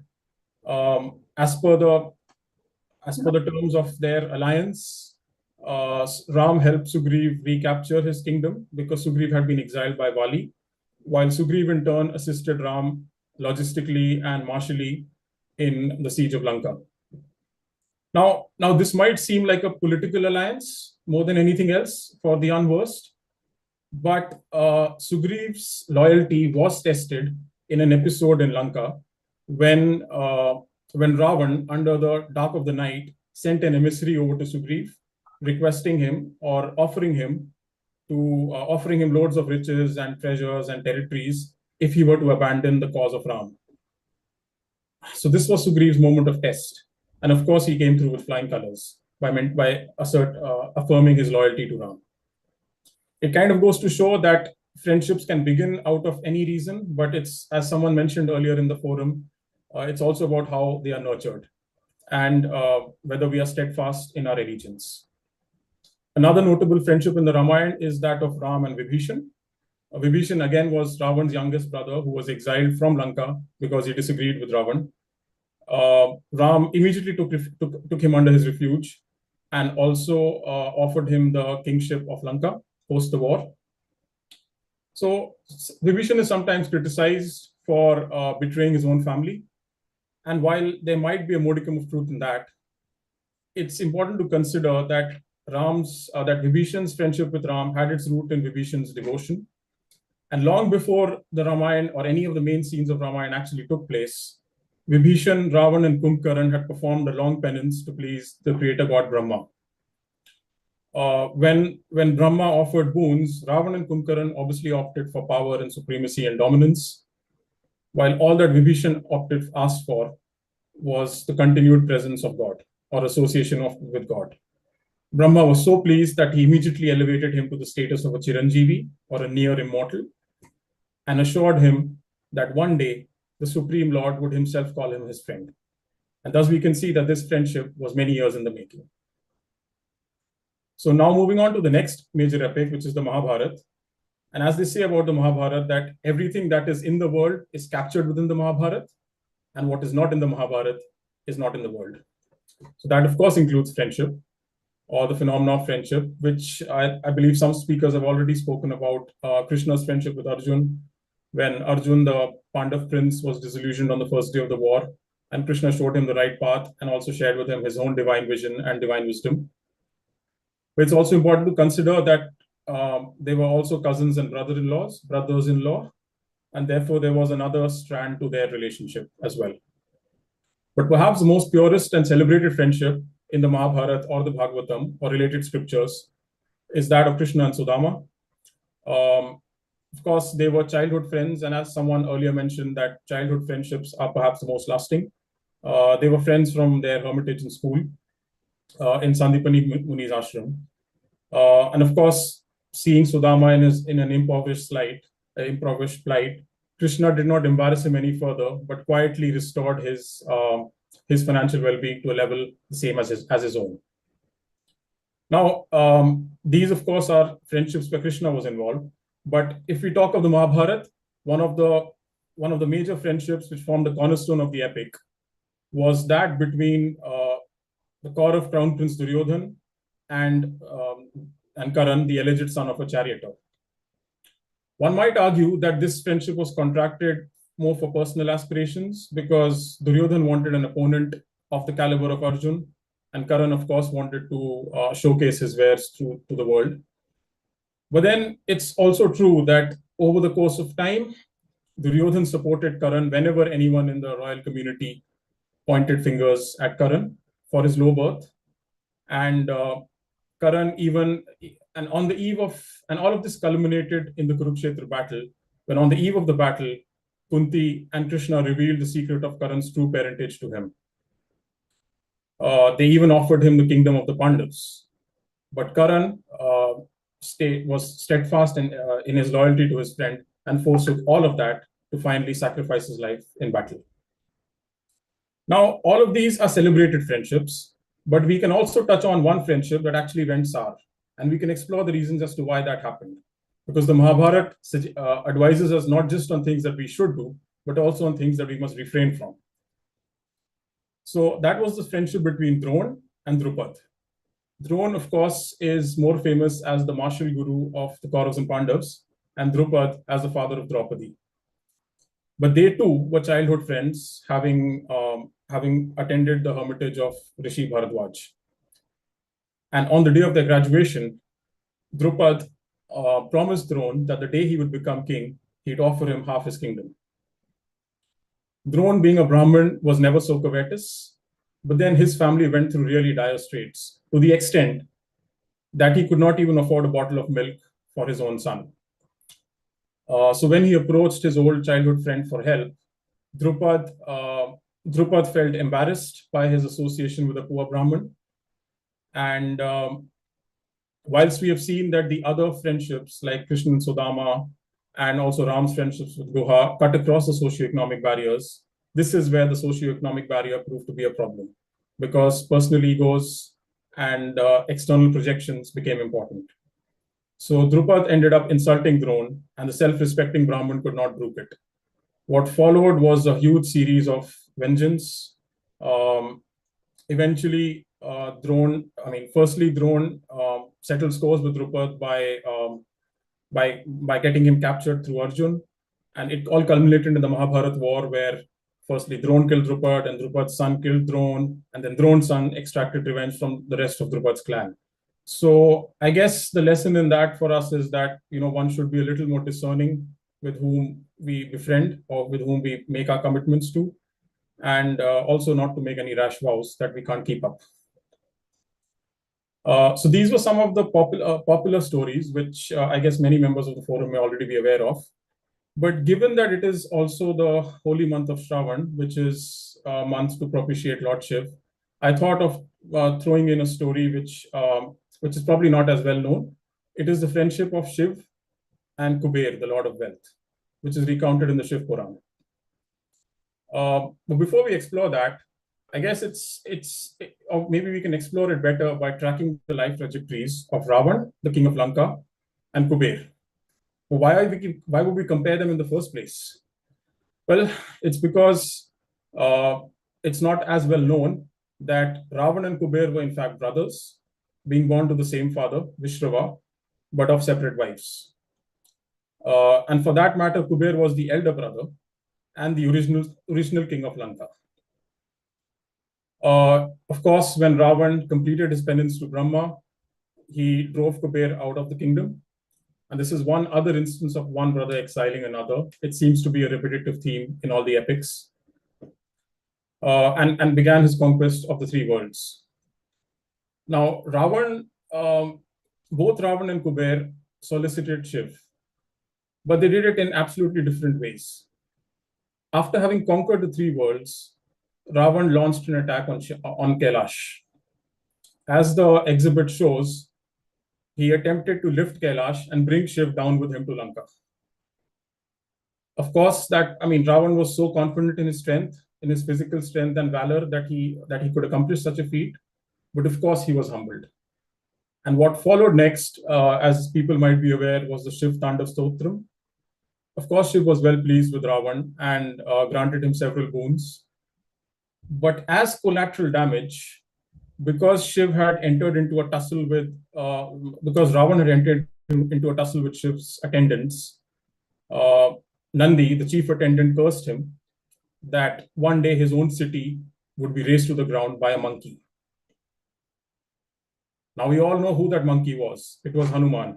But who was Hanuman? He was an aspect of Shiv himself. And thus we get to see that Ravan's arrogance kind of brought him mixed results.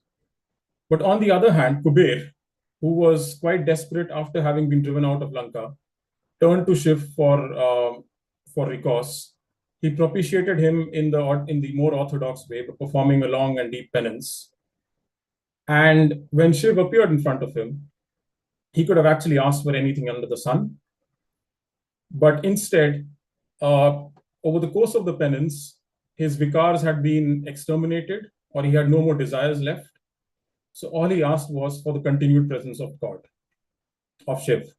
Shiv was so pleased that he appointed him as the Lord of Treasures, or the Lord of Wealth, and gave him a residence in Alkapuri, which is supposed to be really close to Kailash.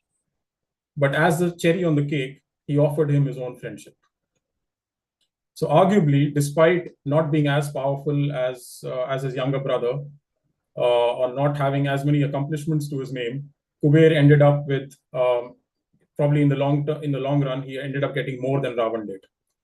And one often wonders, right? Shiv is an ascetic, so how is he able to fulfill people's material desires? And that is through the agency of Kuber, who is the treasurer of wealth. So these were some of the stories from the Indian scriptures. But of course, friendship is a global phenomena, and this is a global forum. So I thought of throwing in a couple of snippets from non-Indian scriptures. One of them being the friendship of David and Jonathan from the Bible. David, of course, is better known as the slayer of Goliath. He was a shepherd, and Jonathan was the son of the king of Israel. They came across each other during a martial campaign, and Jonathan was so impressed by David that he offered him his own princely rights to share with. It so happened that Jonathan was slain in a later military expedition, upon which David assumed the throne of the king of the monarchship of Israel. But he was loyal to his friend even post Jonathan's death. He made sure that the lineage that post him, it was Jonathan's son who would inherit the throne. He could so easily have kept the lineage for himself, but he remained loyal to his friend, even to his friend who had passed away. And another story, which is also probably more popular, is that of Achilles and Patroclus from the Iliad, from Homer's Iliad.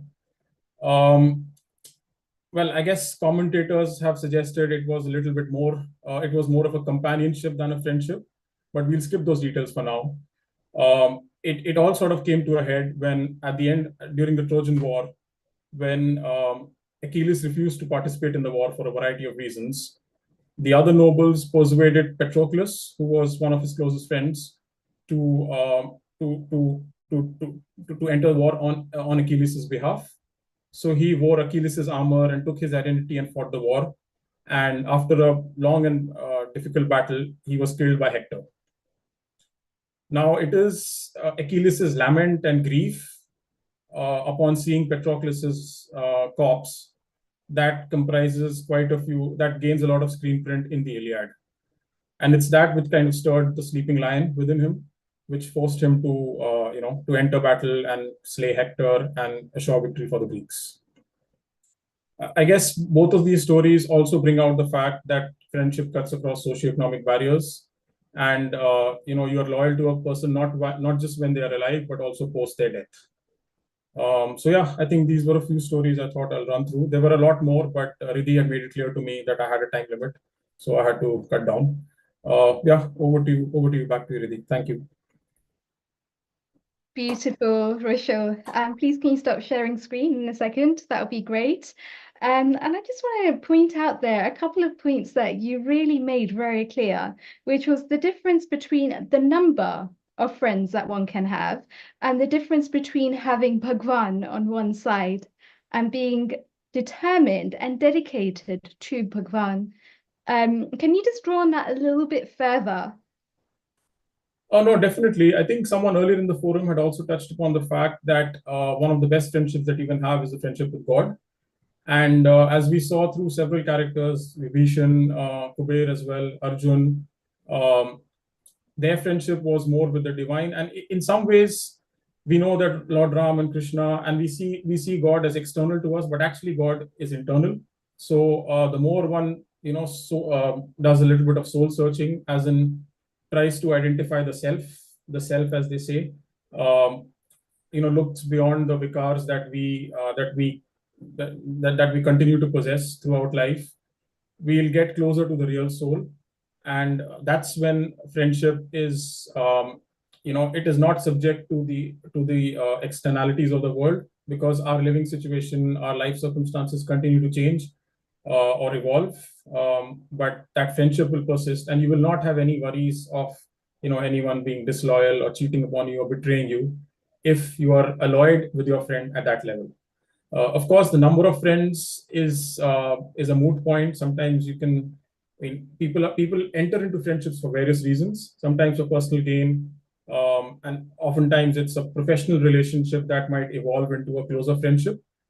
It's more sort of, I guess, based on these stories, one can learn that you sort of, the litmus test of the friendship is how it is nurtured or developed rather than necessarily how it begins. And that's beautiful. I think you've also written a book on the cosmic CEO, which shows us the beauty of actually embracing that divinity deep within ourselves, because that link that we are making here between ourselves and Bhagwan is really just a link between ourselves and our higher self, and how we can start to take that and embody it within ourselves, how we can start to look at the lessons that have been taught through time immemorial, through history and through the different scriptures, and how we can start to nurture those qualities deep within. So Risha, I think it's fantastic work that you are doing here with the community. We wish you all the best with your Ramayan play as well. Thank you And so much. fantastic to have you on today. Happy My Friendship pleasure. Day. Thank you. Thank you for giving me time. Thank you. And that brings me nicely on to our next guest. And our next guest is lovely Naji. And she has done massive work with the community and is a classical singer herself. She has done plenty of different musicals at different places where she's been showcasing her work, her talents, and she's also been a meditation teacher with the Brahmakumaris for the last 8 years, where she's really learned how to embody those qualities and those natures within herself. A very global namaste, lovely Naji, and welcome here on Healing Our Earth. And I think you are on mute. Please, can you unmute?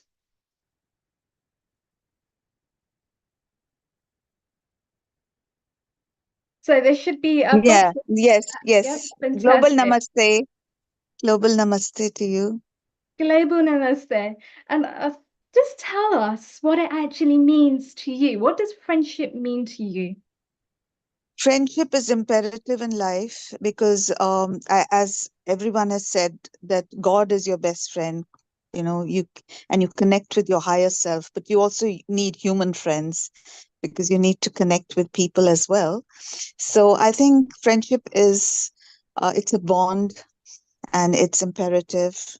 And there is one Hindi song which I know from a film, which goes like, "Ye dosti हम नहीं तोड़ेंगे तोड़ेंगे दम मगर तेरा साथ ना छोड़ेंगे." So it says, like, I will not leave your friendship. You need human contact. You need people, because if there's divinity in every soul, you need to connect with that divinity. So I think friendship is totally imperative in life. And there's a saying also that goes that when your friends become your family and your family become your friends, you're blessed. So I think friends should become like family to you, and you need people. And of course, since time immemorial, through our religious scriptures, we have, the friendship of Krishna and Sudama. We have the friendship of Krishna, Lord Krishna and Arjuna, which give us, the inspiration to make good friends. So I think, I don't think we can survive without friendship. And it means a lot to stay Fantastic. connected And with people. tell us, share with us how your life has changed since you've actually taken the path of Bhakti Yoga, since you've started to really start to embody the meditations and to be practicing and be on this path of yoga. How's your life changed before you started the practice and now where you are now, 10 years later? Yeah, I think because you connect with the soul, and the soul has 7 qualities. And once you connect with those qualities, then you sort of disconnect with a lot of other qualities which are not needed, like, materialism, commercialism. I mean, you can't do without them, but you mute them and you sort of accentuate other qualities like purity, truthfulness, honesty, intelligence, purity mostly. I've said it before, but so you are connecting with qualities of the soul and not of matter, not of the body so much. You're not into body consciousness as much as you're into soul consciousness. So that's what meditation teaches you, basically, to connect with your higher self, to connect with the soul. So I think, and that makes one a better human being, because as all meditation experts will tell you, that we are in the last stage of Kali Yuga, where these qualities are, rampant, the other qualities, the vices. But you need to, stay away from them and sort of concentrate more on soul consciousness. So I think that's what Yes. meditation And teaches you.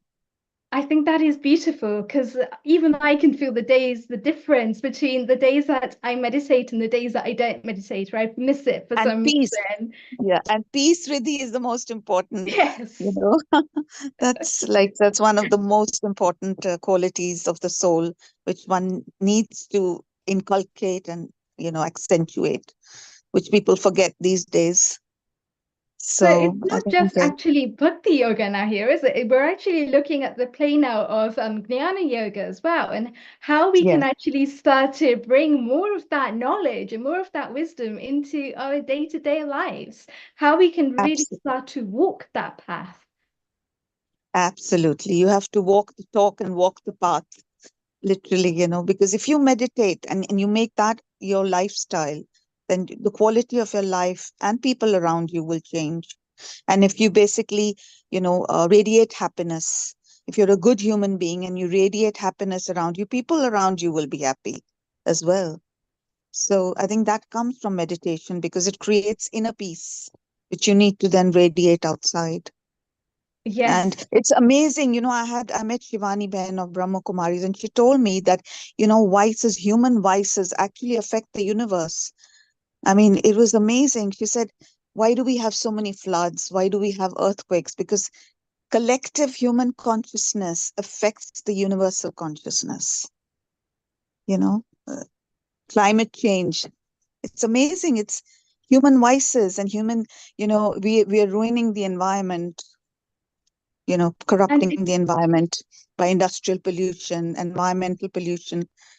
It's all collective human consciousness affects universal consciousness. So that's another point, we have to be really careful about. We have to respect Mother Earth, And that's beautiful because it's move through on the from that. power of mantras, through the Yes, power of prayers that we can actually start to raise this. So, for example, yes, the mantra of Om Namo Narayanaya, which not just actually cleanse and purifies ourselves, but it also helps to raise that vibration within yes, humanity as a whole, to be able to heal the planet, to be able absolutely. to actually work together as one Yes, collective where each of us are basically doing the same mantras at the same frequencies, the power and the magnitude that that creates to then be able to unleash into the world and to be able to help to raise Matrabhumi, to be able to raise the consciousness within society, to be able to clean up the planet, as so to speak.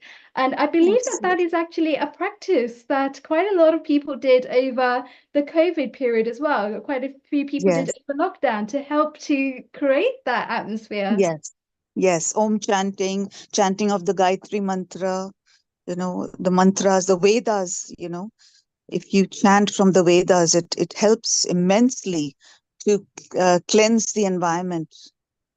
So, I mean, that's so we can all Fantastic. do our little bit. We can all contribute to cleansing the environment and the universe, So And that knowledge is thus there. It's just the application of that knowledge into our absolutely. day-to-day lives. And Yeah. dearest Lata, welcome to Healing Our Earth. Global Namaste. I think you're on mute. Yes, you're right. Global Namaste. Global How are you? Namaste, Riddhi and Lavina. Hi. Hi. Did you have a question for dearest Lavina ji? What are Yes. your thoughts on what she shared so far? No, I totally resonate and agree with what she's, and I'm glad you brought it up because I think it is a collective energy that can bring about negative things and also positive things to, So I think totally we need to become more aware about this force at work so that we can all become more raising the vibrations and the morals without good morals and principles and values and because it's like a magnet, isn't it? Then it attracts the positive energy. And I think then also the planets and all that can feel it, and the yeah, like you said, the magnitude then just takes over, and it's just amazing because the Earth is rotating at such high speed around the sun, and the sun is rotating at such high velocities. I mean, it's just amazing, and yet we're just stationary. We don't feel it, you know? It's so remarkable. It's And spectacular, really, isn't it? And share with us, what does Friendship Day mean to you? I think it's the essence of life, because I think we've got to be friendly with everything in life. Yes, In to connect deeper. Sorry? To connect deeper with everything in life. So connecting deeper with ourselves, connecting deeper with others, connecting deeper with nature. It's actually those meaningful conversations that we can create with those around us that help to create stronger bonds. Yeah. And then when we're on our own as well, to connect to nature and connect and send out the vibrations, the clean, pure vibrations. And but yeah, there's a lot of work to be done because so much is going on. But hey, it doesn't matter, you know. It's going to be all right at the end. We population of about 10 billion people, so it's different mindsets and different journeys they've been on, different experiences they've been on, and we've all got to try and live amongst these ones, whether they're like animalistic traits or whether they're like very godly and divine and pure traits. And we've got to just keep adjusting, haven't we, and be flexible. And a lot of the times it's about the power of association. It's about the power of the network that we're surrounding ourselves with. There's been a lot of research that says the top 5 people in your network is the product of the environment in which you live. So it's like a bud almost, that when it's actually surrounded by those top 5 people, it blossoms and it becomes a beautiful flower. It really unleashes the essence of what a flower is. And it's the same thing with ourselves. When we're feeling that beauty, when we're feeling that resonance, that divinity within, and we're coming from that place, we can create so much better, because ultimately we are creative beings and we step into that creativity, which then creates a beautiful world on its own. So thank you so much, Lata, for sharing your thoughts with us today on Friendship Day. And a very global namaste to Sarah Mills, who is a health coach by profession. She does a lot of work when it comes to nutrition. She is also a well-being and mindset mentor, and it's all about playing that winning game, connecting the mind and the body through the mysteries and the resolutions, and to be able to find a common path to be able to win on this path of life. Sarah, a global namaste, and tell us more about it. Oh, thank you. Yeah, thank you so much. Yeah, hello everybody. You're all so inspirational. It's really made my Sunday even sunnier than it already was.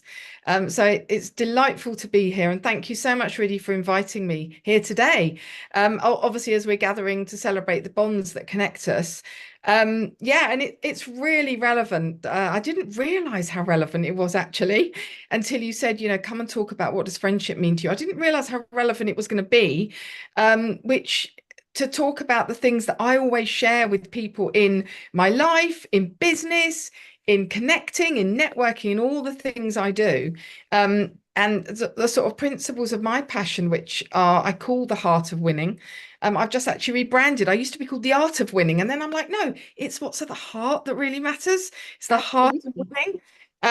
And I'm currently creating something called the Heart Compass, which will have 5 distinct points on the compass to guide and inspire and reveal, which somebody has already mentioned in a lovely way, to reveal to us a friendly, winning life for us all. And there has to be friendship. And I'm Isn't that something excited. that we all want, is to be able to create that life for ourselves? Yeah, exactly. And so, yeah, this has really inspired me actually, just thinking about International Friendship Day today. And yeah, fingers crossed, my book will be published next year. But to me, you know, friendship really is a cornerstone of our lives, providing us with that sense of belonging, support, and joy. And it's through our friendships that we learn and grow and ultimately thrive. And isn't that what we all want to do? So I always say, you know, and I'd love what it means to me, and hopefully for some of you here too, is just for us to reflect, as some of the other amazing speakers have said, on the profound impact that friendship has on our hearts and minds. And it really is that source of, to me, firstly, it's that source of sense of health and vitality. You know, my longest friend, I've been friends since I was 5 years old, which is more than 55 years, I have to say.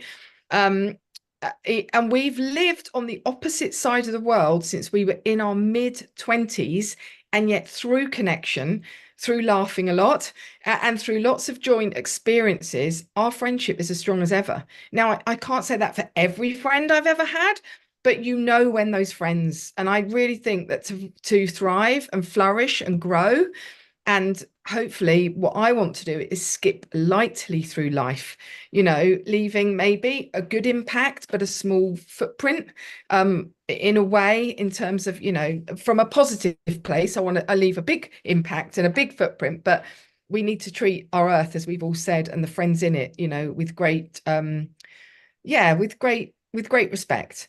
And I Isn't really it actually the case of it's those friends that are going to hold you to account? It's those friends that are going to bring out the best in you. Is it those friends that are really going to be there for you through thick and thin, no matter what, that are actually going to hold you to account to yourself as well, and to be able to follow through and achieve those beautiful dreams and those beautiful aspects? Tell us more about this book that you're going to be writing. Wow.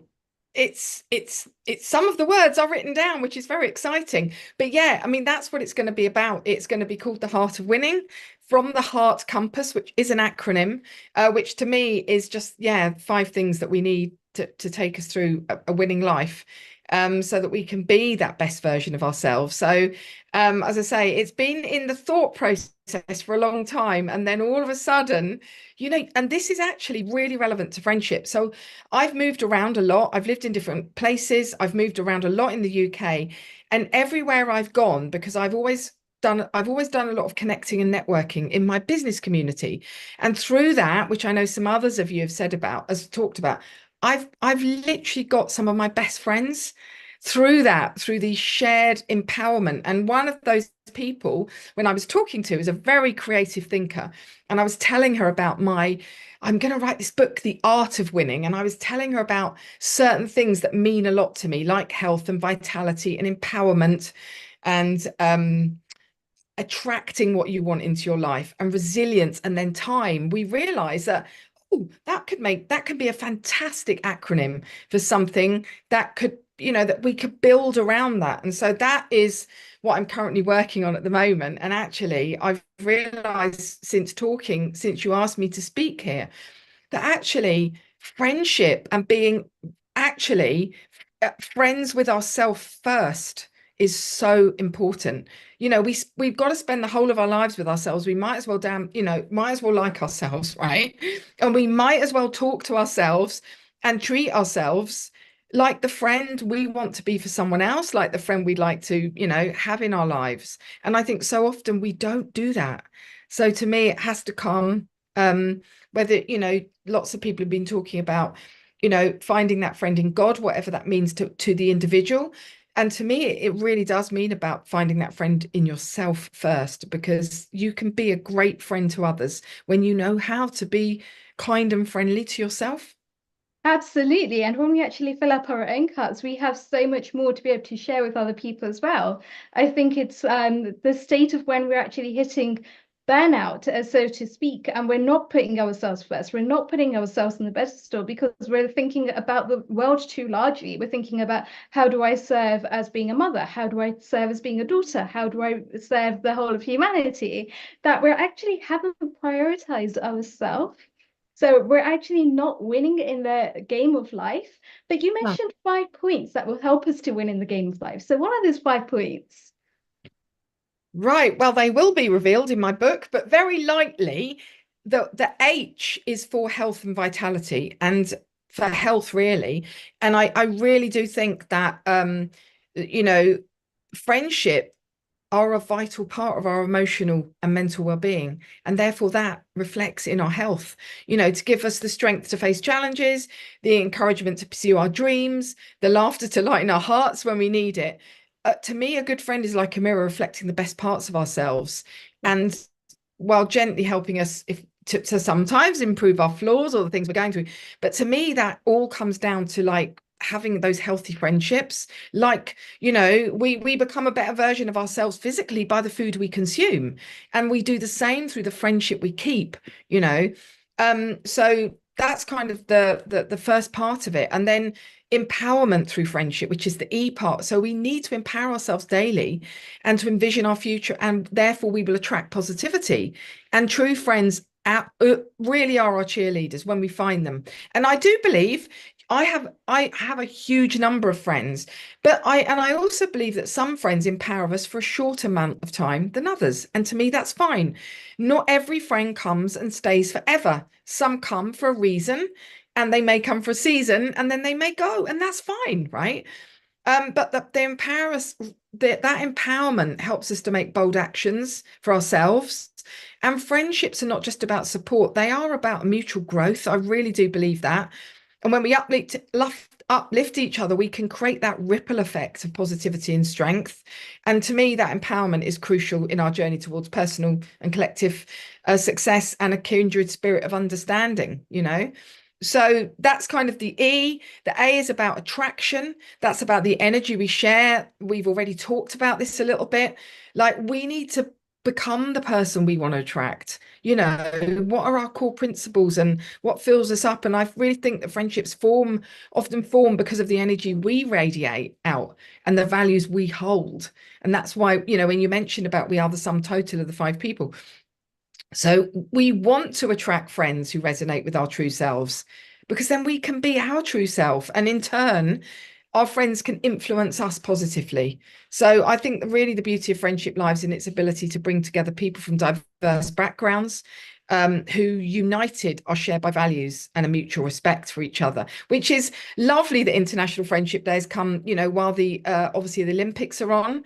To me, you know, there is so much there about, you know, in the Olympic world, there are no borders, there are no barriers. We are just human beings thriving together. And then, yeah, the R is for resilience. We need to stand strong together so that we can jump over through or any challenges, and with a positive mindset and that right vibe to be around us. So friendships are our safe havens as well, aren't they, during times of adversity? And they should provide a shoulder to cry on when we need it, and a hand to hold when we need it, and also a voice of reason when we need it. And that's when I think that through friendship you can weather any storm, and you can find strength in that unity. And resilience is not just about facing challenges alone. It's about knowing that we have friends who will stand by us no matter what. Yeah, and that's it really. And then the last bit is about time, which is the gift of time. Lots of us have talked about friendships we've had for a long time, but I think always to know that friendships can have ups and downs, just like true life, but that the real friendships, you know, that you're in it for the long game with, you'll know, you don't need to force it. It just comes. True friendships withstand the test of time, and they're not fleeting connections, but they're deep, enduring bonds. And we must invest time, therefore. It might be a tiny bit of time or a longer bit of time, but we need to invest time in our friendship, and we need to cherish those moments with those people, because you know when it feels right, you know, that collective energy that somebody's already mentioned about. So to me, it's celebrating the friends that have walked with us, laughed with us, supported us, and been with us through thick and thin. And I think that's what I will be sharing through And that the is work. beautiful. There's been so much heart that you put into this conversation, and it just goes to show the passion that you have in writing this book and getting this message out to the world, which I think will serve so many people that need to hear your message. So thank you so much, Sarah, for coming on today and sharing such a beautiful, empowering, uplifting message with us here today. Oh, thank you. It's been a pleasure to be here, and it's lovely to be around so many gorgeous people. Fantastic. And a global namaste to our director, Neil Kumar. How are you? Thank you, Riddhi. So exciting. People are enjoying this friendship. Sarah has come with her perception of what the friendship is. Sarah, stay around because we will still have a chit chat. Amrita, let's welcome Shantanala Priyadarsini from Latvia. She's our resident Ayurveda expert and a very senior person, and Jill Diane, from USA. So it'll be nice to get their point, Riddhi. Then we chit-chat again, and while we wait some guests from Mauritius. So Amrita, let's welcome Professor Shantala Priyadarsini from Latvia and Jill Diane, and we have a chit-chat, and then we have Sarah and Riddhi back again. Thank you. Thank you, Neil Kumar. Global namaste to you, Shantala ma'am. Kindly unmute yourself. Global namaste and happy Friendship Day. Very happy Friendship Day to everybody. And today, when we speak about friendship, we always think friendship is everything. It is there from ancient days in India also. Not like the Facebook. Today we have Facebook, but Facebook is the major cause for depression today in a very young age. Like 7 to 8 years, 10 years, even younger kids are having depression because of Facebook. Facebook friendship is not real friendship, but friendship, when we speak about friendship, we always think about Krishna and Sudama. I don't know if anybody, all of you know about Krishna and Sudharma. So they were very friendly when they went to school, when they were in Gurukula, and Sudhama was a Brahmin from coming from a very poor family, but Krishna was from a royalty, and they were great friends. And when Krishna went back to his becoming a king, but still he did not forget his friendship. So friendship is something which is for always, and whether you are in joy or sorrow or whatever your ups and downs in life should be shared. As someone before I could come over, I heard the lady speaking so well. So friendship is something beyond Facebook, beyond simple things. It should be much more. So let us think of all the things that our ancient stories could give us, because that is the way we all grew up thinking what is friendship and how energetic and inspiring and amazing friendships could be. So we should think of those type of friendships also. So I would conclude wishing everybody a great Friendship Day, and let this bring joy, bring out the best in you. So that is friendship. Thank you so much. Thank you. Thank you, ma'am. What a lovely connection you have made with Krishna and Sudama. And who doesn't know in India about their story of friendship and what sacrifices and love they had for each other? And the big story that comes about when Sudama went to ask for help with a little bit of rice, and Krishna was so contented with even a small piece of rice that gave him so much of happiness and contentment. That contentment doesn't come from materialistic things, that comes from the real joy, that real love and real affection that he got after such a long time from meeting his friend after so many years, and the same kind of bond that we have, these bond of strings that we connect with each other, always remains the same. But then when those people in some walk of life, at some times in our life, they walk in again, it brings so much of joy, it empowers us, it brings us optimism. And that's what I think is about friendship. Santala ma'am, before you leave, I wanted to ask you, can you share with our viewers a little perspective of what is relation of friendship and Ayurveda? Has ever Ayurveda or has talked anything about friendship, and how important is friendship in that system of medicine also? See, when we speak about Maitri, that is friendship. And right from Maitri starts everything. Apart from that, we have the um, uh, things that we should do and not do. So that is the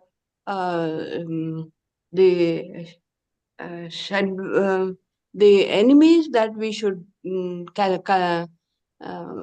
start from young age, like sorrow, lust, greed, all negative emotions which are said that never should be cultivated. Anger, and lust, and then Mada, Maitri, Mada, Matsarya, Krodha. These are the things that should be avoided. Apart from that, what is best for having friendship is the sadachara. You should be very friendly, achara rasayana. So how a friendship could be, and it is all described in sada rasayana. Achara rasayana is everything about friendship, and it has a great deal that is given to the whole world. Uh, so we should adopt all those things. And that type of rasayana is the best one.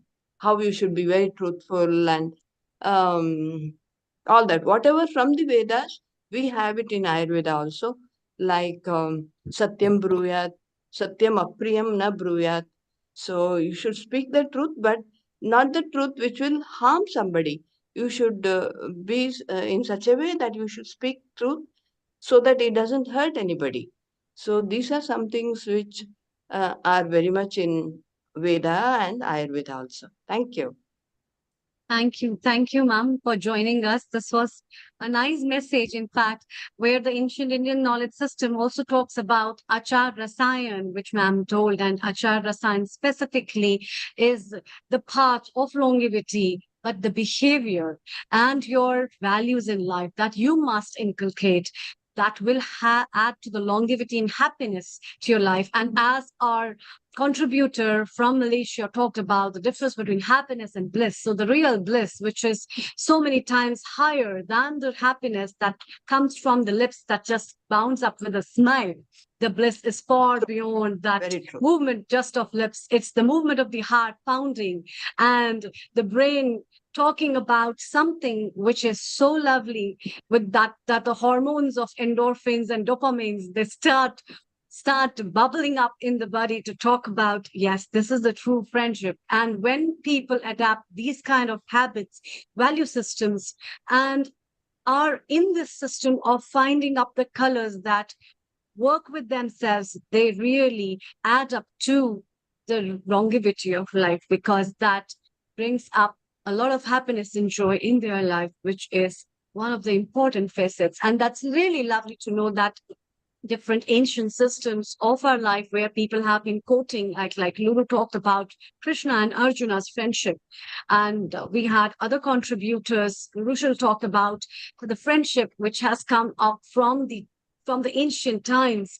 Are those things which can never be forgotten, and we must value them and talk about them and think about them when we choose our friends.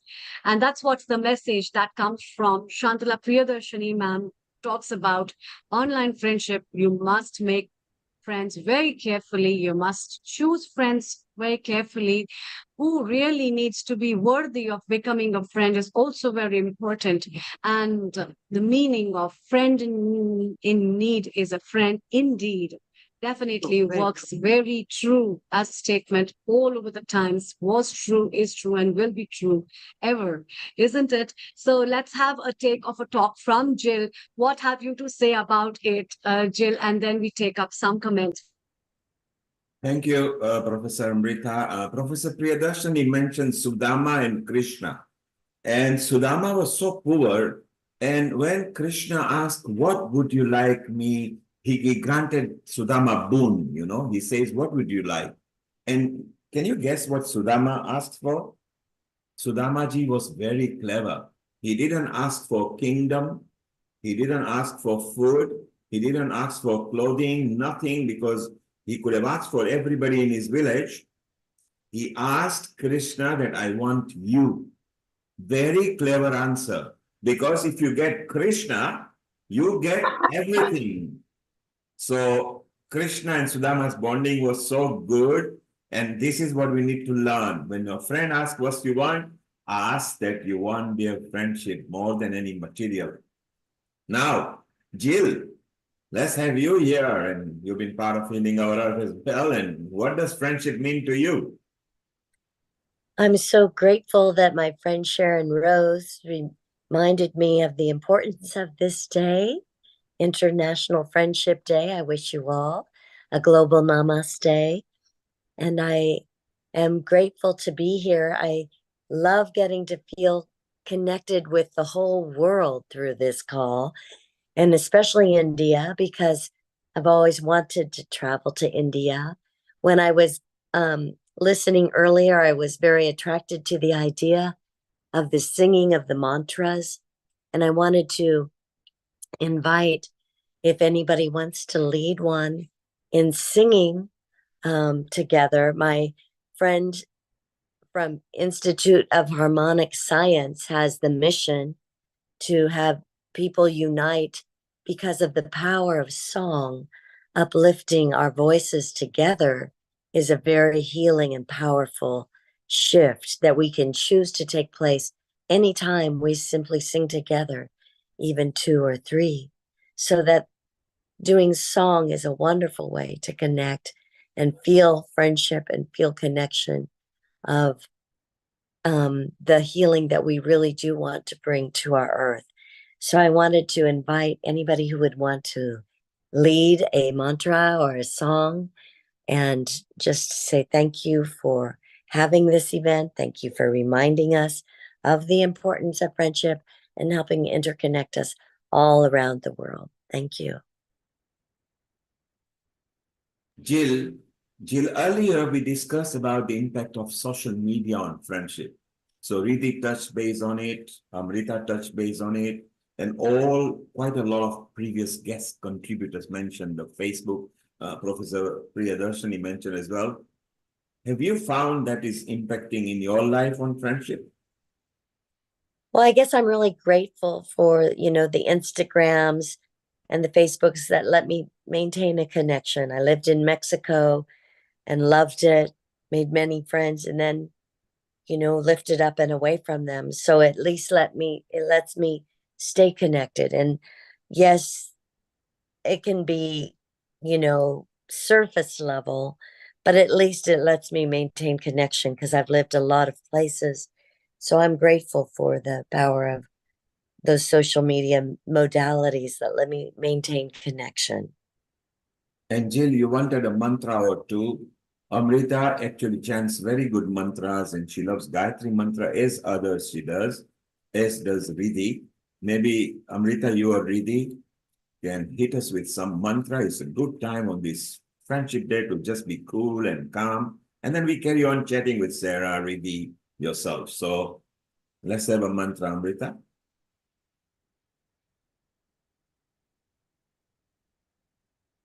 Mantras are one of the beautiful, I think, things that we have in Indian knowledge system. And it just reminds me of one of the prayers which I used to sing when I was in the school.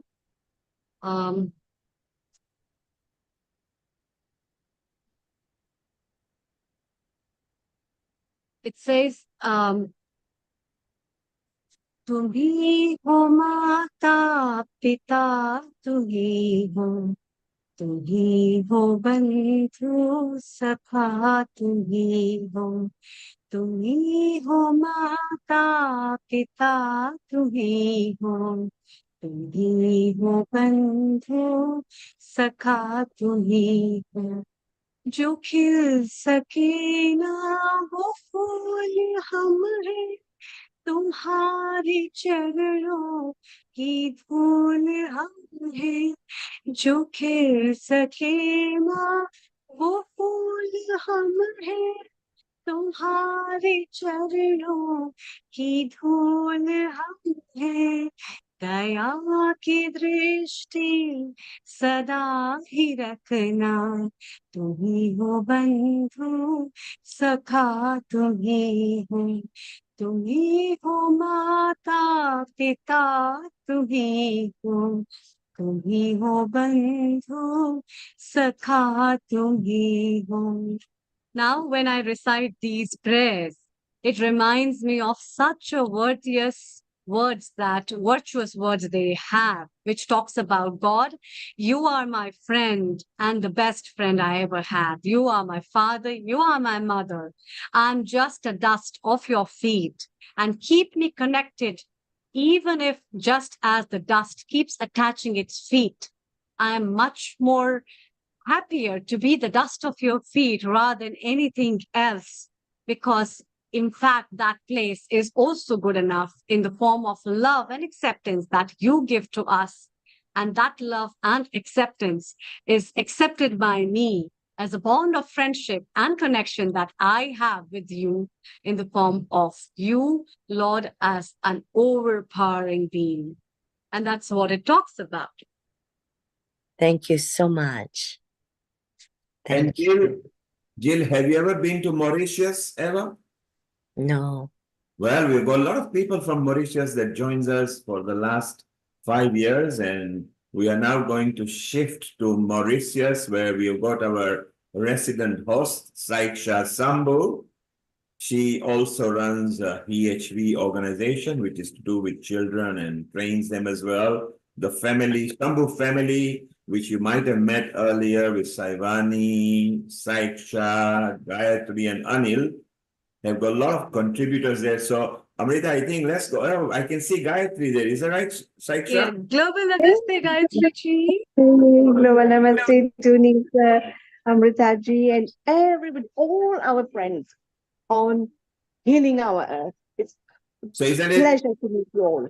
It's wonderful to be connected to Africa, Amrita ji. India, That was such a USA, beautiful UK. message that Amrita ji just shared her message just before our time. So it was so beautiful. I really appreciate it. I really loved it. And Saiksha, Thank you. Saiksha, because we've got quite a few people from Mauritius who tap into us in social media, how about a mini introduction or welcome in French as well? So it'll be fun. And then we've got Sarah here, who is the heart of winning author. You know, she actually loves how to win the heart, because that's what her specialty is. And Jean is in Okay. So let's welcome everybody in a bit of French, and then we will chit chat with everybody. Ok, alors bonjour tout le monde. Aujourd'hui sur Healing Our Earth, on est très contente d'être ici, que vous nous avez accueillis sur cette plateforme.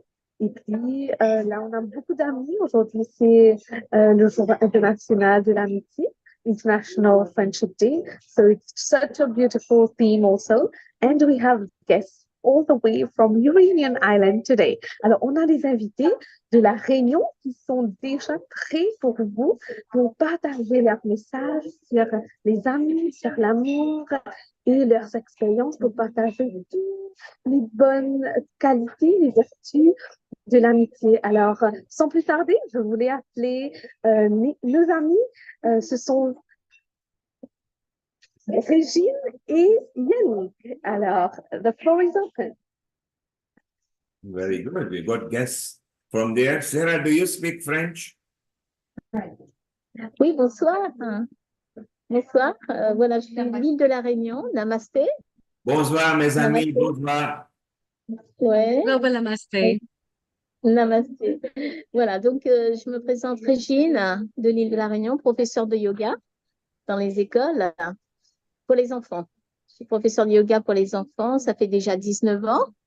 Alors donc, ce que je voudrais dire sur l'amitié, c'est que déjà, je viens d'une île qui s'appelle île de la Réunion. Donc, c'est une île qui est un melting pot qui réunit plusieurs races humaines, plusieurs cultures et donc forcément plusieurs couleurs de peau. Voilà, nous avons d'origine africaine, d'origine de Madagascar, de Chine, de la France métropolitaine, de l'île Maurice aussi, voilà. Et donc, vous dire que ben, ça a favorisé chez moi d'être née dans cette île qui s'appelle l'île de la Réunion. D'être née, de grandir dans cette île, ça a favorisé chez moi un esprit d'amour universel. Ça m'a vraiment amené à côtoyer, à force de côtoyer des êtres humains de différentes races et cultures et couleurs de peau. Donc, ça a éveillé en moi l'amour, un amour qui est universel, c'est-à-dire qui ne tient pas compte de la couleur de la peau pour aimer. Voilà, qui ne tient pas compte de la couleur de la peau, de la Excusez-moi. culture et d'origine. Excusez-moi, désolé. Excusez-moi, désolé. Parlez-vous anglais? Euh, pas suffisamment bien. Pourquoi? Beaucoup d'anglais. Okay, so Why do you tell me this? yes, so if you could also speak in English, so our audience can, who are in different language as well, they can understand you as well, please. Yes. Saksha will translate. Saksha will translate. Saksha. Oui, Yeah, voilà, Saksha, donc, alors, it was yes, I'm exciting here. because Alors, he was mentioning The message was Madagascar. that friendship is all about love, respect, and then it's going beyond the colors, the races, and the language, so religion and all that. So this is all about friendship. This is what Regine wanted to say in her message. Mais c'est en français. She has a song in French. So Yes, would you yes. like her to present please. the song in French? Yes, yes. Yes, yes, yes. Yes, okay. Okay. Alors, 1, 2, 3. Alors, en fait, c'est. Voilà. Ouais, ouais, ça va. Comme ça, le visage. En fait, c'est un chant en fait, qui est inspiré d'une poésie d'une sainte qui est ma sainte préférée en fait, parce que j'ai une éducation catholique, c'est Sainte Thérèse, Sainte Thérèse de Lisieux, qui est originaire donc d'une ville de Normandie, la Normandie, who is a town of in France, So it's words from a poesy of Sainte Thérèse. Sainte Thérèse. It's words of the poesy of Sainte Thérèse. Okay? It's okay? Okay. Bon. Alors, Yes, I'll sing. Hein? I'll sing, but it's in French. Excuse me. No problem. Please go ahead. Yes, it's okay. Aimer, c'est tout donner. Aimer, c'est tout donner. Aimer, c'est tout donner. Et se donner soi-même. Aimer, c'est tout donner. Aimer, c'est tout donner. Aimer, c'est tout donner. Et se donner soi-même. Quand je parlerai les langues des hommes et des anges, si je n'ai pas l'amour, je suis comme les reins qui sonnent ou la cymbale qui retentit. Aimer, c'est tout donner. Aimer, c'est tout donner. Aimer, c'est tout donner. Et se donner soi-même. Si je prophétisais et connaissais tous les mystères, si j'avais la foi à transporter les montagnes, sans l'amour, je ne suis rien. Aimer, c'est tout donner. Aimer, c'est tout donner. Aimer, c'est tout donner. Et se donner soi-même. Quand je distribuerai ce que je possède en nos mondes. Ya, la, la, la, la,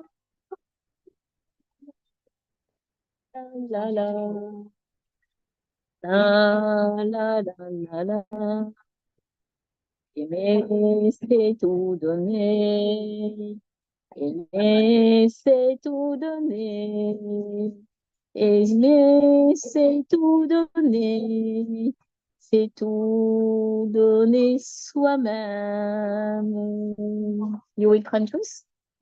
That was so beautiful, Regine. That was So, beautiful. quintessence of the song is about love. So love is to give everything and just give, and it's about giving oneself and sacrificing. So this is what the song was expressing. Such a beautiful message in the song. And now we have another guest with us today, and he is Mr. Yannick, and he's gonna share a story about friendship. Will speak in English. And he will speak in English. I will try to speak in English. Global namaste. Hello. Not to speak, yeah? Hello. So it's two friends with brotherhood. They're not the same family, but each time when someone needs some help, the other one is always here for him. If he wants money, he can give all his assets to his friend. If he have a problem with someone, he came with his sword to help him, because it was a time where you don't use gun, but you use sword. And one night, one friend was sleeping, and he had a bad feeling about his friend. So he wake up, he take some money with him and his sword, and he ran into the night to the house of his friend. In front of the door, he knocked at the door, and the friend come and say, "Where is it?" And he say, "It's me." And the friend reply, "Me, I am me. There's no two me." So he keeps the door closed, and the friend go back to his home. Days come, and a few months later, the friend have the same feeling. So he wake up, he run, come to the house of his friend, knock at the door, and the friend go down, say, "Who is it?" And he say, "It's you." And the friend opens the door. That's it. So we have oneself, and you see, he was very happy to have a friend who is like himself. The two are one. Yeah, Thank you. the two are one. That's really true. When the bond of friendship comes, the two doesn't remain two. The two becomes one, and that's what it is about. And two, one and one becomes 11 as well. And that connection of 11 is wonders of doing things. So what one person can't do, but with his friend, one explores those kind of abilities and potentials that makes them to be 11. Thank you so much for sharing a lovely story for all our viewers at Healing Our Earth, and happy Friendship Day. You're welcome. Thank you so much, Mr. Yannick and Amritaji. So now we are moving on to our little angel from India, and he's in Mauritius right now. So he is Rudranj. Rudranj will present a beautiful song for us. And here you are, Rudranj. We are all excited to hear you. Global Namaste, Rudranj. Can you make your camera landscape, please? And then you can unmute because it's still muted. Yeah, you can unmute. Yes, perfect. Now you look really smart. Good. Global Namaste to you. Global Namaste. Namaste to everyone. I'm Rudran Soni. I am Guru Saiksha student. Yes. Please sing your song. Please and thank you, or two words, or two words, or two words. Please and thank you, or two words we should offer you. Can I help you, my dear friend, my dear friend, my dear friend? Can I help you, my dear friend? I am always ready. Thank you for your kind words, kind words, kind words. Thank you for your kind words. You are very welcome. Thank you. Thank you. Wow. That's so nice. Very good. Oh, very good, Rudranj. So nice. So, Rudranj, let me tell you, Rudranj has many friends. Everywhere, he's such a good friend, caring, good boy, and intelligent, always sharing, patient. He will give his chance to others. He has something to eat, he will share before. So he's one of the role model friend, I can tell you. And this is all because of the parents. His father, his mother, Nidhi is there. His mother is right there. And I really congratulate the parents who have really been inculcating these beautiful values. Of course, friendship is there today. We are celebrating, but he's one of our role models. Thank you very much, Nidhi ji, and also Rudranj for. Oh, beautiful. Yes, Mummy Nidhi is there, and Shruti Beti also is there. Thank you. Thank you. Hello. So now you would like to speak to Nidhi ji, Amrita ji? Yes, definitely. Nidhi ji, I would like to speak to you as well. You being a mother, Sure. I'm before, available here. yes, your message for everyone on Friendship Day. What do you think about friends? How important are friends? See, in my life, friends are very important. Everyone should have, one good friend.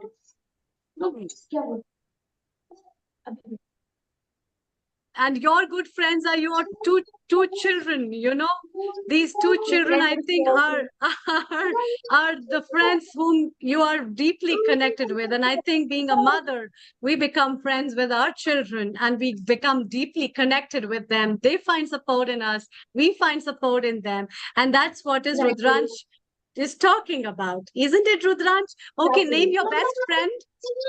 Who's your best friend? How many friends you have? How many friends you have? Rudranj, Samar is there? No,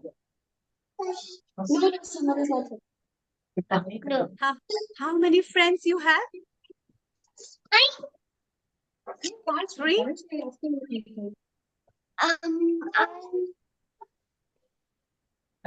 Name one good friend. Who is your good friend? One good friend.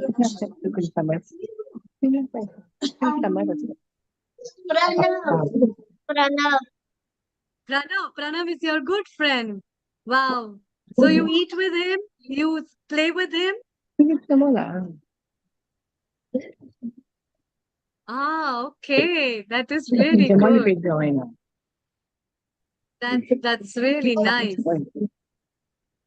Thank you so much for joining, Rudransh. It was really a nice poem. Keep working and keep valuing things. Stay happy.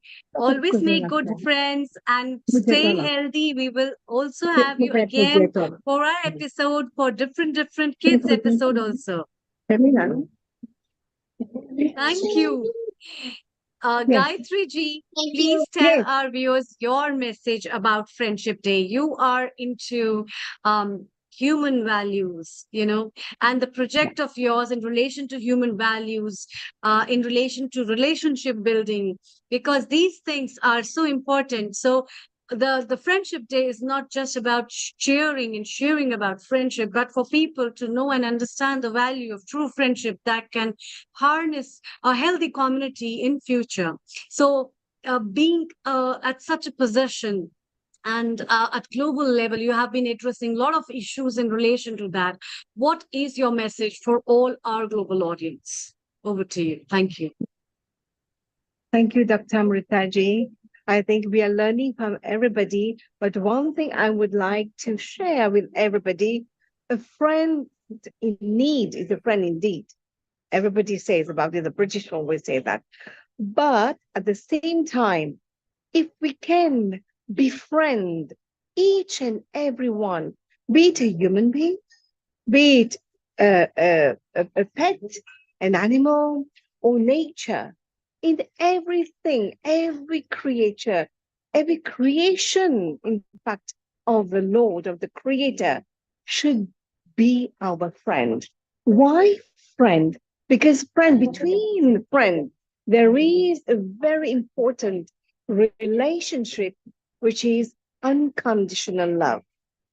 A friend, if he is a true friend, he will never hurt you, even in thought, even in words, even in action. If he is a true friend, he will never, ever lie to you. He is a true friend. He will always be by your side and shower love, unconditional love. A true friend will always be with you. And in all times, at all times, even if you are down, if you're feeling really sad at the moment, mood is not well, maybe we don't have our financial status has gone down, or maybe we are very ill or sickness or something like that. But a friend will be always with you, come what may. I'm there with you. That is a true friend, but we have to develop that love, unconditional love. And one more thing I would love to say, everything starts with a couple, because if the couple meet, the two friends, the best friends meet, then they create a family. And from the family, then the family, different families, then we create the bonding and that. So that's, I would like now to, if we have some time, invite my friend, my best friend, Anil, who is here. We'll catch him today to say a few words, if you don't mind. Definitely. We are eagerly waiting for your best friend to have some words. And because after a very long time, we are seeing you. Global Namaste to you, Anilji. It's a pleasure to see you both best friends. In fact, and a happy Friendship Day Global to you. Namaste. Global Namaste. Happy Friendship Day. It's a pleasure to be sharing some of these moments with some international guests. This is the true sign, friend. This is a true sign of friendship.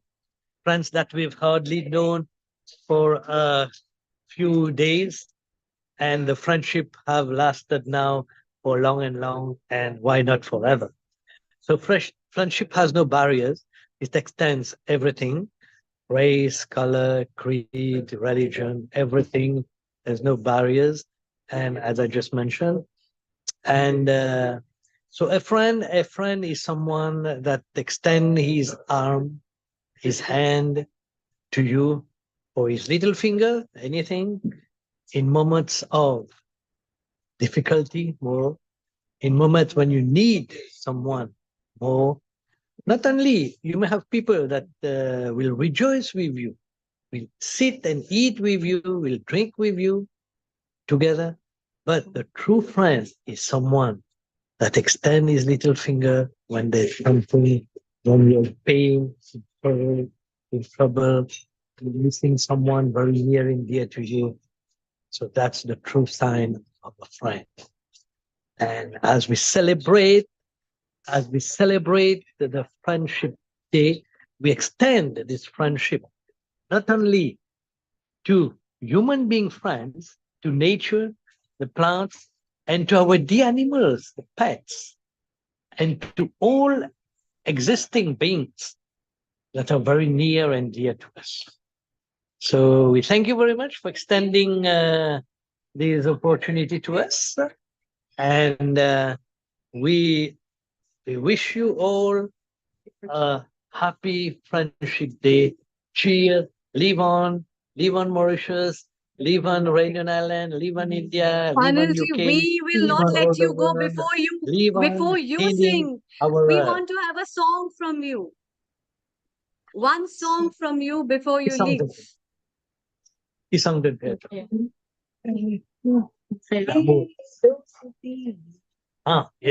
alors, a Hindi song that we all know on friendship. Yes. From the famous movie Amitabh Bachchan and Dharmendra. Sholay था ना? Sholay movie. ये दोस्ती नहीं तोड़ेंगे हम मगर मेरा साथ ना हाथ ना छोड़ेंगे दोस्ती हम नहीं छोड़ेंगे छोड़ेंगे दम मगर तेरा साथ ना छोड़ेंगे. Thank you. La version française. Notre amitié vivrai pour toujours. Je ne la briserai jamais. On vivra toujours pour toujours. L'amitié, friendship. Thank you. Vive l'amitié. Have a friendship. Blossoming Friendship Day. Thank you. Back to you. Thank you. Namaste. Namaste. Namaste. Namaste. Namaste. Namaste. Thank you. Namaste. Thank you. Voilà, Yannick will share with you. Thank you. Global Namaste. Thank you so much. I would like to definitely have one more message or song from you as well before we sign off. Thank you. Anything that you want to sing. Yeah.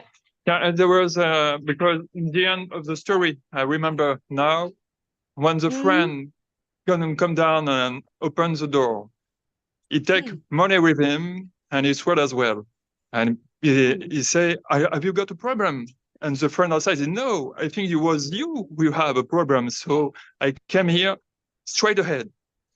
So which one live for the help and the love of each other? Everyone wants, each one wants to take care of the other. It was a message at the end of the story. Wow. Thank you. Lovely message. Yes. Anything you want to sing? Oh, yeah, we know it's so good.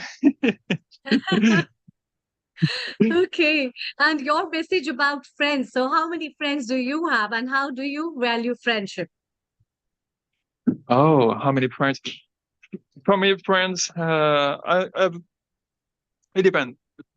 From childhood, I have 5 friends, and for us, We don't see each other for 10 years, 20 years. And every time we met together, it was as if it was yesterday. And it was like usual. And my friend told me a week ago, he said, "You're my friend," every time in his message. So we think of each other every time, and distance and years didn't do anything.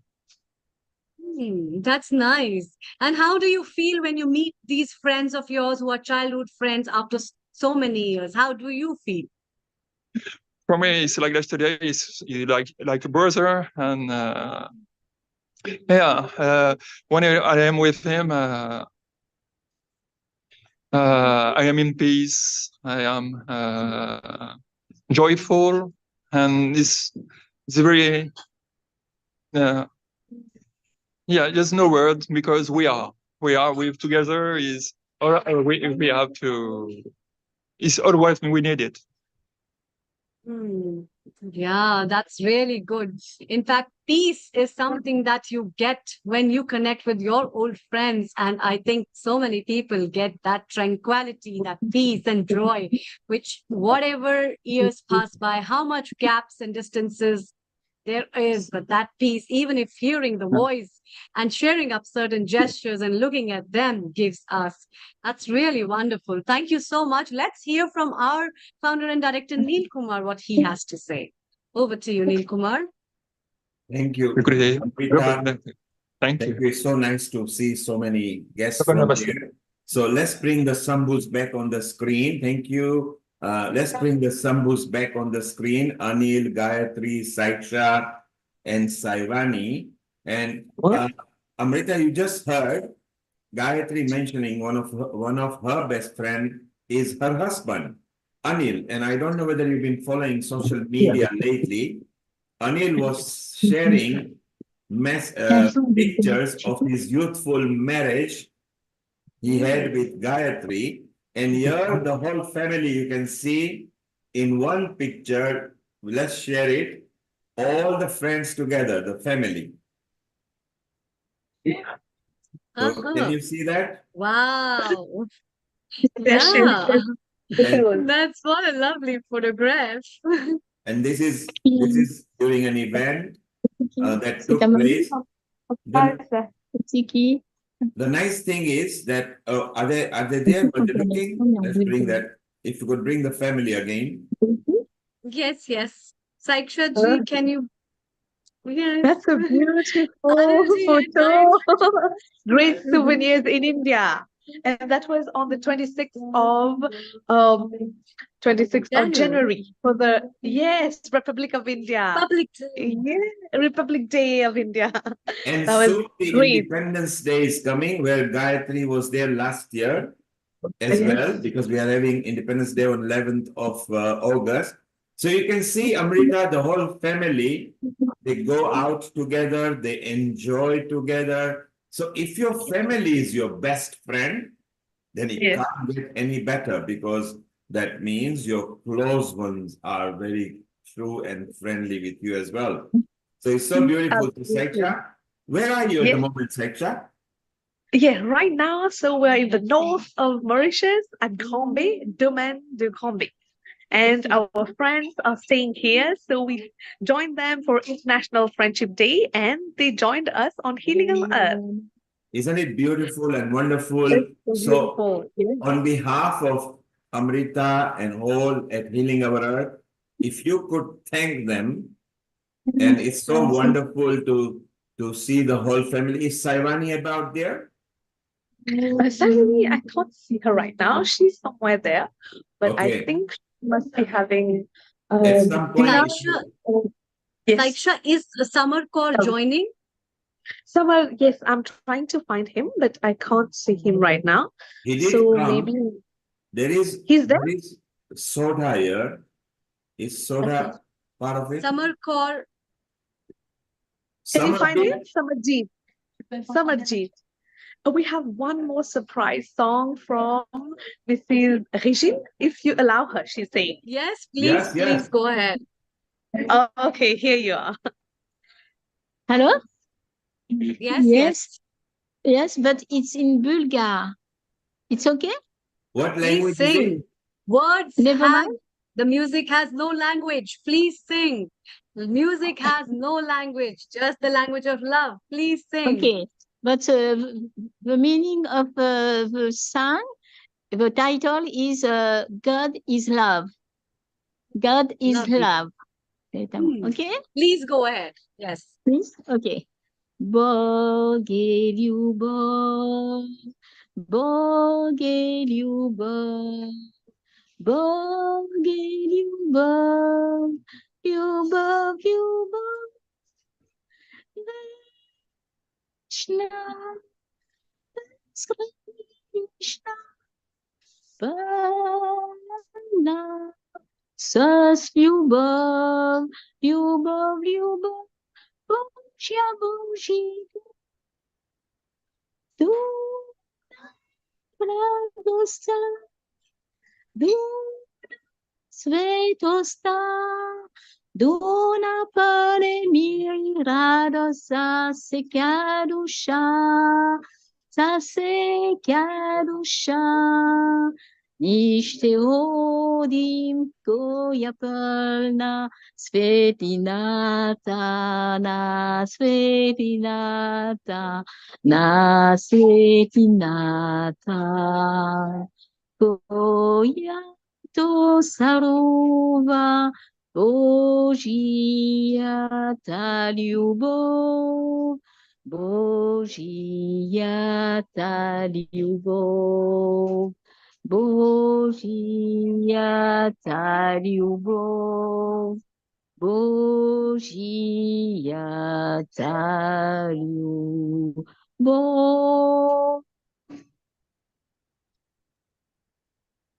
God is love.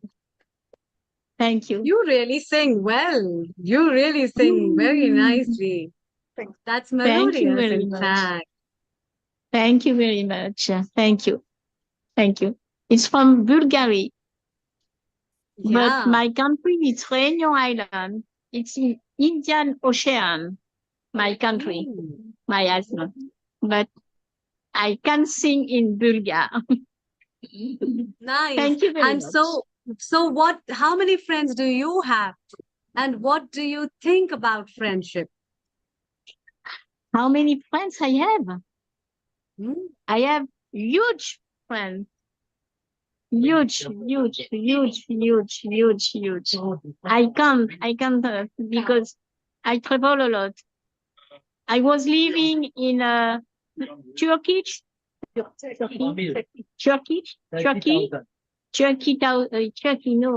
I was living in Turkey. I was living in Greece. I was living in British Columbia also. I was living British Columbia. I was living in France also, and I was living in Réunion Island. It's my country. It's where I am born. So wherever So you I went, you made friends. Excuse me? Wherever you went, you made a lot of friends. Yeah, where I was living, I have a lot of friends because I was teacher of French when I was in Turkish. I teach French, and the other in Greece and British Columbia. I teach yoga. I'm teacher of yoga. I am teacher of yoga, so I teach yoga. I teach also dance also, sacred dance. Sacred dance. And Sacred now dance. Okay. in my country, since 19 years, I teach yoga in school for young children. Young children. That's very nice. We have Riddhi, our yoga expert, our resident yoga expert, Riddhi. It's a pleasure to meet her. She's such a multifaceted woman. Say hello, and we will be connected with her. Global Namaste. It's great to meet you. And what area of yoga do you teach? Excuse me, my friend will traduce because I don't speak very well English. Tu peux traduire ce qu'elle dit? Well, you speak really good English. We can understand you very, very well. All right. Thank you. Thank you. What kind of yoga do you teach the children? What type of yoga? I teach Hatha yoga. Hatha yoga. I teach you teach. Hatha yoga. Hatha yoga. I teach asanas. Asanas, pranayama. I Pranayama. teach also, yes, pranayama. I teach, I don't know in English, des mimes, faire des mimes aux enfants. Ouais. Mudras, I teach mudras. Mudras, right. Mandala also. Mandalas, okay. Also. And yoga dervish yoga. Yoga dervish. Yoga dervish, it develop the polarity. Okay. For children. Yoga dervish. Wow, that is And also- amazing that you are so versatile and that you know so many different areas of yoga. In fact, I first started my practice with Hatha yoga, so it's amazing to meet you. And next week, Okay, we're I am actually going to also- be doing a session on yoga and meditation. So if you would like to join us, feel free to either reach out to myself or Amrita. And let's get something in. I think it will be fascinating to have you teaching live on Healing Our Earth, if that is something that you would like to do. And let's get you out there globally. Let's help you to connect with people globally around the world and for your practices to make a difference and to raise humanity. Yes. I was amazing to meet you also. You are from India? Are you from India? So my roots are Please? from India, but I am actually currently in the UK. So I'm in London in the UK. Okay. You are in London. She's in the Yes. London at the moment.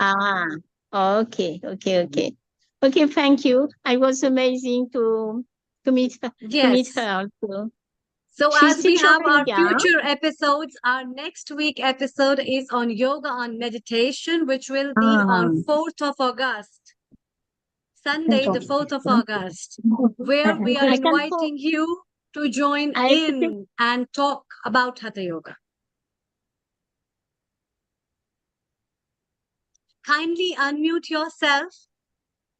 And then the following Sunday, we'll be having Indian Independence Day, which is the 11th of August, where we will be uniting, celebrating Indian Independence Day as well as International Youth Day. So igniting the spirit of freedom as well as youthful potential among everyone. And then we'll be having our women episode, which is a very special episode to all the Healing Our Earth women, the Glow Women, G Glow. Today's women uniting for better tomorrow in 22nd century, which will be on 18th of August, 2024 at 2 p.m. British summertime onwards. And then we have Janamashtami, the very special Janamashtami, which will be celebrated at Healing Our Earth on 25th of August from 2 p.m. British Summer Time, where we'll be celebrating Krishna's birthday, joyful devotion, embracing the melody with divine. So don't forget to join us and to stay with us for all these future episodes where we'll be having a lot of fun. And Saiksha, we are looking forward to have a full team from Mauritius on all these future episodes. And there's a episode which is yoga and meditation episode where we have an open invitation for your guest right now. Oh, absolutely. We would love to be present. And thank you so much, Amrita ji. That was so beautiful. We've already have beautiful hosts. previously we had Honey Singh, and today we have Amrita Sharma. So really, you're really graceful and elegant always. So really appreciate you, and thank you to all the other guests and speakers who motivated Regine and Yannick. So we had Ridhi Vyas and we had Sharon Rose also, I can see. So congratulations to the whole team, Mr. Neil Kumar, for always having us and bearing with us all the time, our family. And happy International Friendship Day. So we'll be joining you in the other functions. Thank you so much. Other events, future events. And beautiful thank to you, connect Saksha. with you too, Shakshiji, and for the fantastic work and seva that you are doing in Mauritius to connect everyone globally. Thank you so much. Happy Friendship Day to you. Thank you. Happy International Day. Yeah, Saksha, we are doing our before small you leave, I want to know contribution to connect. Yes, before you leave, I want to know about how was today's event, because you have already addressed an event which was on International Friendship Day. So what was the highlights of today's event which was celebrated at Mauritius? The events in Mauritius, you mean? Yes. In Mauritius, yeah, it's done in all around the island. We have different programs, like we have cultural programs, we have beautiful reunions, like we had a reunion from Reunion Island, and we have like the parties, we have celebrations. They do a lot of programs together in groups. So this is how it is celebrated. And then now we are waiting for the other festivals, like we'll be having the Diwali, the Festival of the Lights, and Krishna Janmashtami also, that will be celebrated really in a very beautiful way in Mauritius to welcome Lord Krishna, baby Krishna. So yes, we are doing our small contribution to connect to the whole world and to share the beautiful energy and the vibes. Thank you. Thank you so, so much for joining us. Looking forward to future episodes. And we all wish you all the best from Healing Our Earth family. And also keep fostering friendship and keep living in harmony wherever you are. Thank you so much for joining us. Thank you. Thank you, Amrita ji. Global Namaste. Global Namaste to everyone. Thank you. And that was our team from Mauritius, where we had so many participants and family members who were fostering joy and talking about how important is friendship and how important is relationships and friendship. And we have Lakshmi Vyas, our resident Europe outreach, and I can also see Sharon Rose, our senior host from US, where we'll be moving up shortly, where she has prepared such a marvelous video. And global namaste to both of you as well. Global namaste. So, Lakshmi ji, your message on Friendship Day, and how many friends do you have? Who have been your best friends also? And then we move over to Sharon too. Thank you. Please unmute yourself. If you can unmute. Yeah.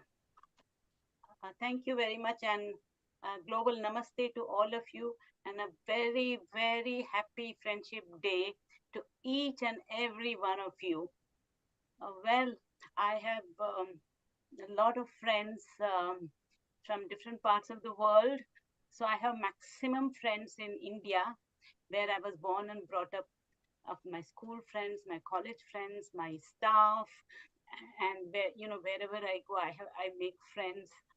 And of course, in London, I have numerous friends from different organizations, from n number of friends I have. I do have very good friends in US too.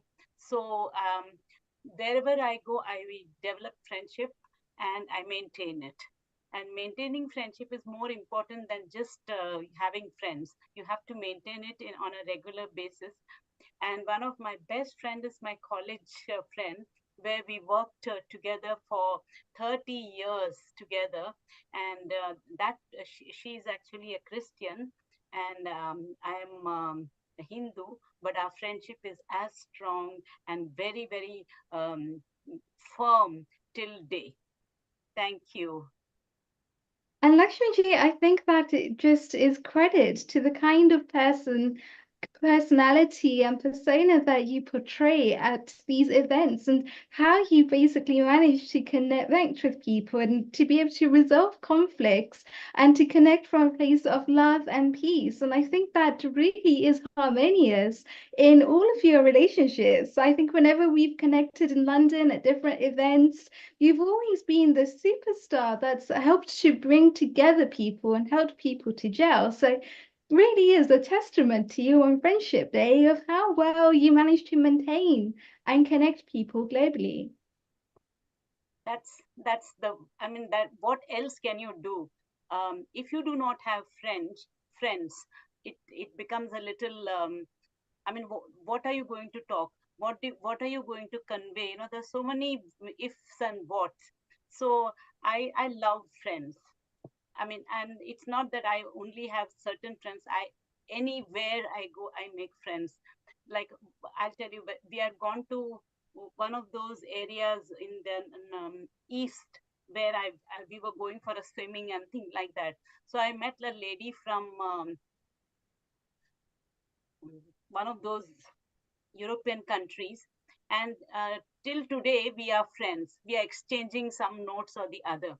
So these are some of the things which, you know, like me, they also equally want to be friends. So, well, Sharon is there, who's all the way in US, yet we are quite friendly with each other. Sometimes we exchange notes. So, well, friendship is something to admire and cheer.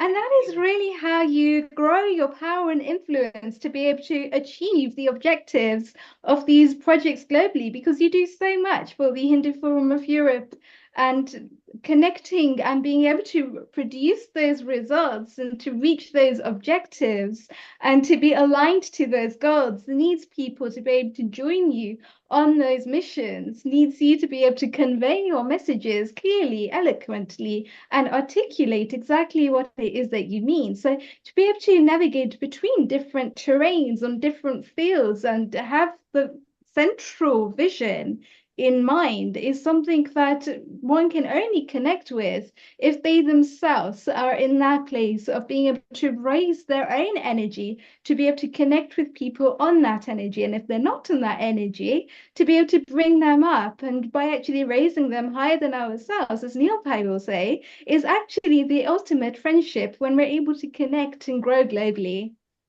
Yes, I agree with you. Fascinating. And a global namaste to Sharon. How are you? Hello, namaste, everyone. I'm good. I'm very good.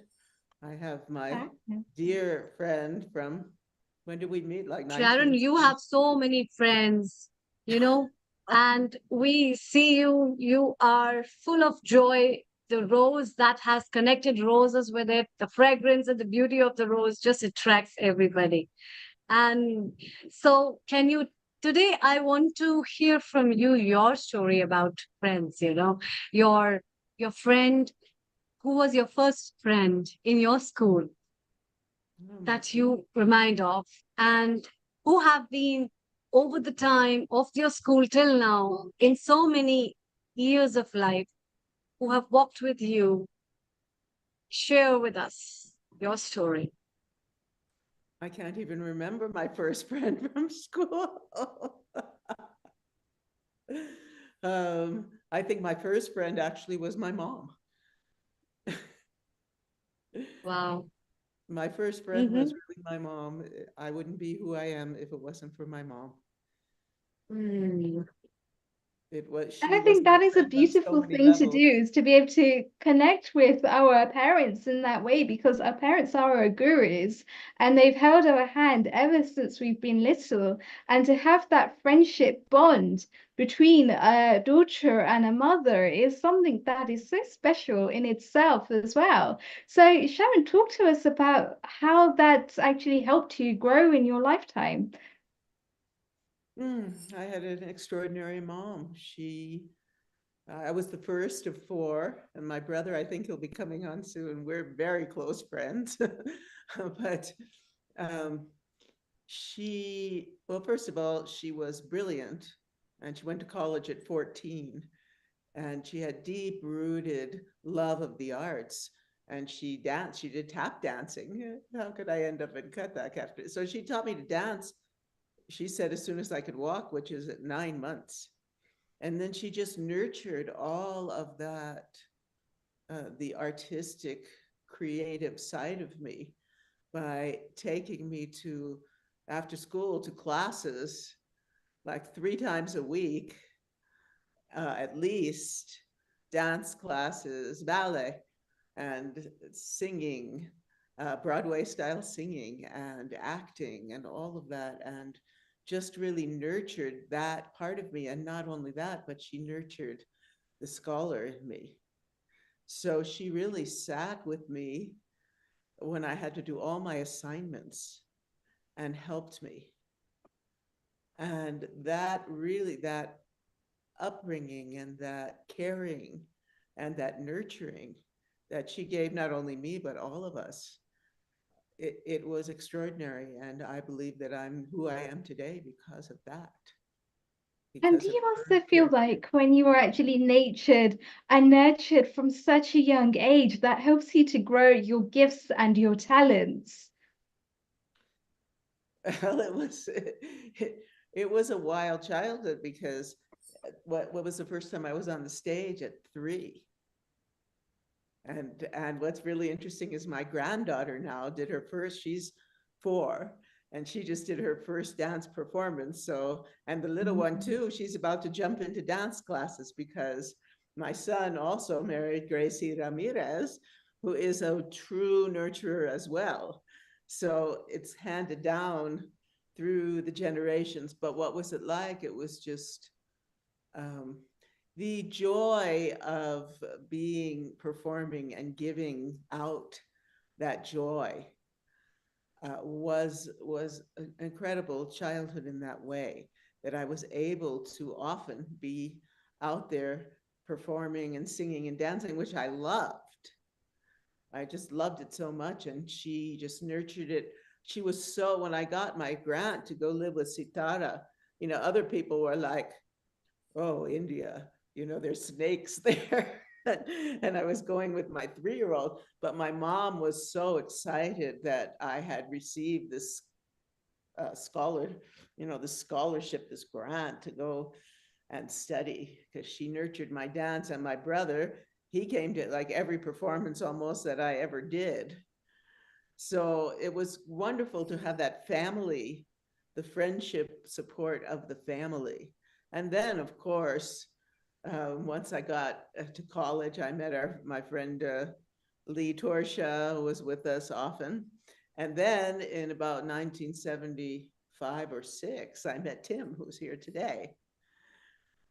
And what I really value is the friendships that I've had over time. And a lot of them are people that I have worked with, either with musicians or dancers or creative artists in the film industry. And so, Sharon, you mentioned that your mother was actually the first one to actually be on your side, as so to speak, to encourage this dream of you to go to India. How did that help you? Oh, my dad was like, oh, but my mom, he was very concerned that I was going up, especially taking a 3-year-old. But my mom, her support throughout my life, her support, and Tim met her and my parents, because he and his former wife Vicky actually played at my wedding. But to have, my mom was always there through everything I've gone through. She was always there for me and for her children and for everyone. That's the kind of woman that she was, that I aspire to be. She had so many friends. She just loved people and loved to care for them. Really good cook. She loved to have these big, Jewish events, you know, and as many people as possible. And having that deep nurturing, I just wish everyone could have such a mother and such a support. Yes. And in many ways, Sharon, I'd like to take this opportunity to say that your mother is within your heart at all times. Like, I've seen the way that you've grown this community in the USA and how you've helped to nurture these little youngsters from such a young age. For example, Finn, although he's not directly your son, but he's like your son because he's in the same community, and we can see the characters and the personality that he portrays when he comes onto Healing Our Earth. And these characters are innate because you've helped to nurture them, you've helped to grow them.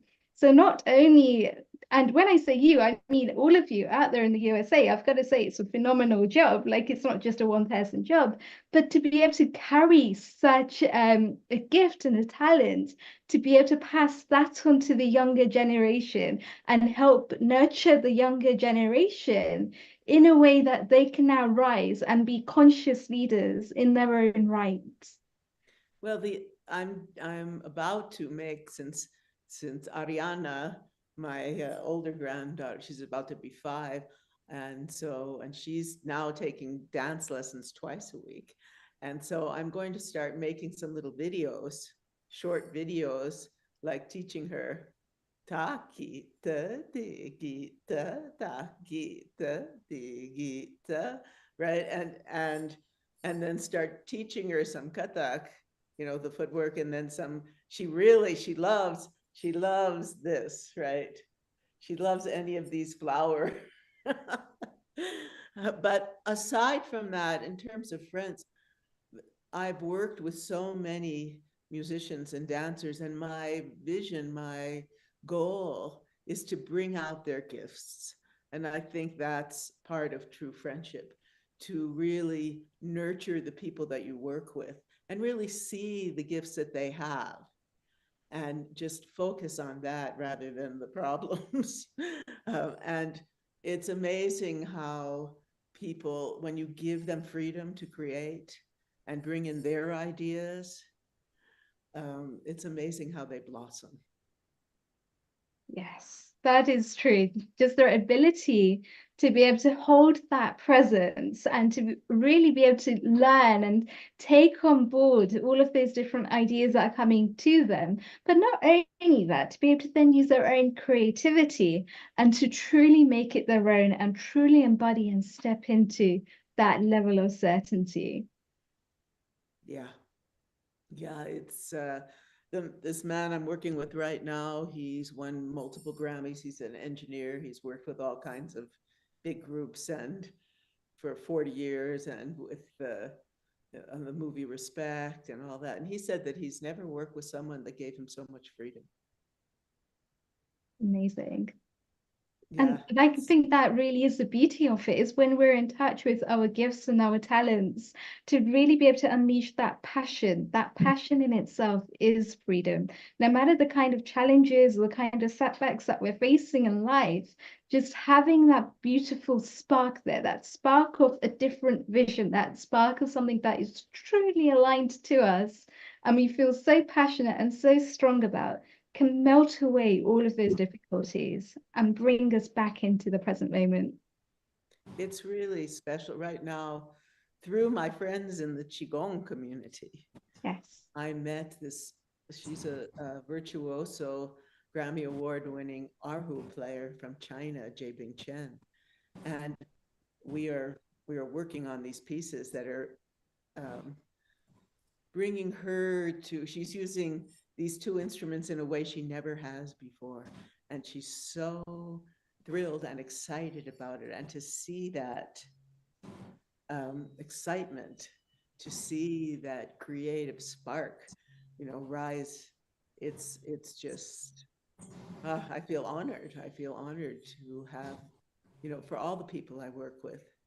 They're just so giving and they're so talented and loving, and we're all really good friends. And I have to say, this man, Michael Levine, this violinist, virtuoso violinist, he worked with Tim and I in what, 1976 or something, and he's still working with me.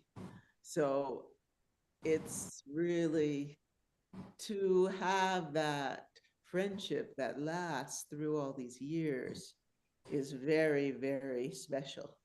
It's very, very special. Beautiful. And a global namaste, Tim, as well. Thank you for joining us on Friendship Day. How are you? I'm great. Thank you. It's wonderful to be here. It's wonderful to have you here. And how do you feel about the vision that Sharon has shared with us? Well, I wanted to, yes, it's nice to watch people grow. I get personal satisfaction out of that.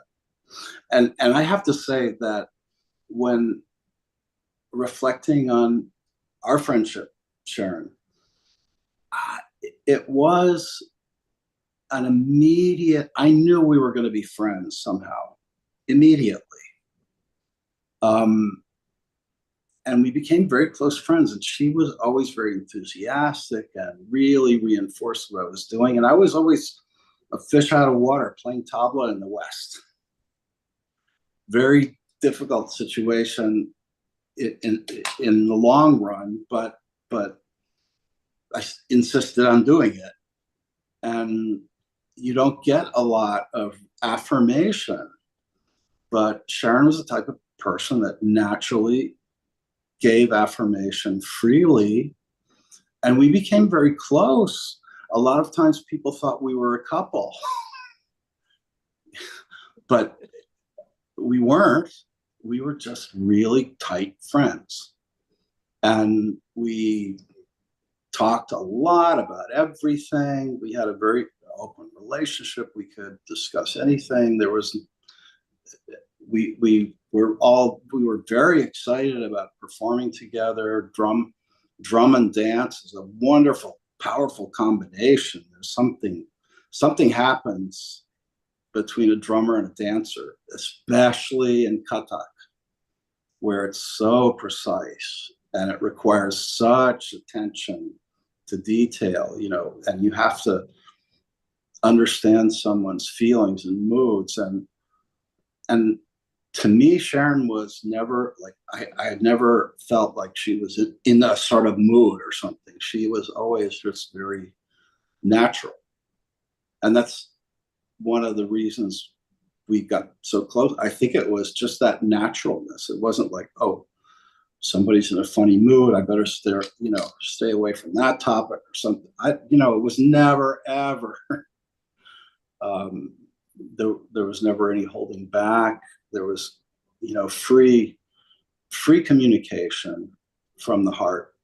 And that's a very rare thing. And I still, I'm so happy that we're still friends because we know each other on a very deep level because of the art collaboration.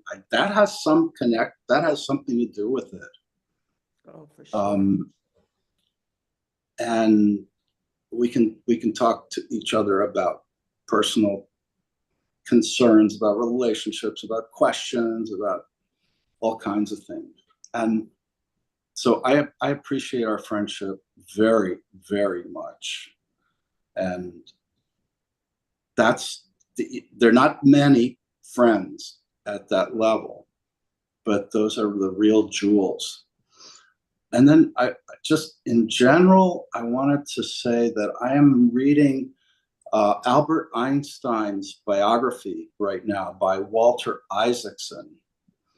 And one of the remarkable things, we're talking about the early 1900s, right? One of the really remarkable things was, although he was supposedly a great introvert, and he had to be, and he was a rebel, he couldn't even get a job after he graduated from college. He couldn't get a job teaching high school because his teachers wouldn't recommend him. They said he was always a problem in class. He asked too many questions. He sat back there and just had this Cheshire cat smile on it the whole time, which in a German classroom is not proper behavior. You need to be more serious. And so he couldn't even get a job teaching math in high school because his recommendations were awful. But he was a humble individual, and he developed friendships, and they collaborated. Like they would form a group and say, oh, let's call ourselves the Olympic Academy.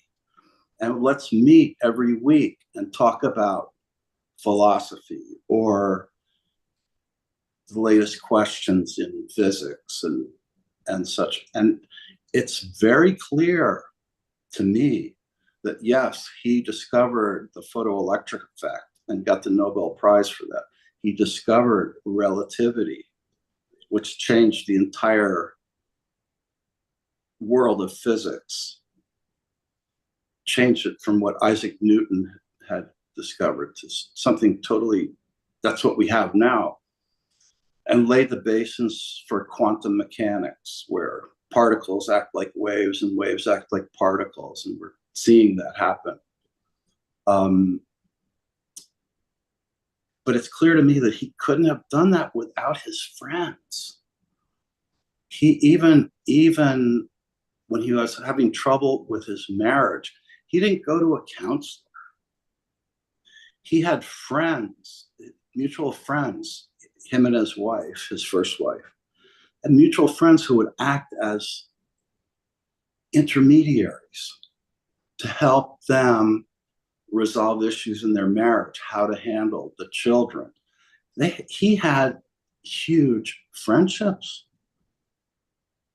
And it's so impressive, you know, and it seems to me like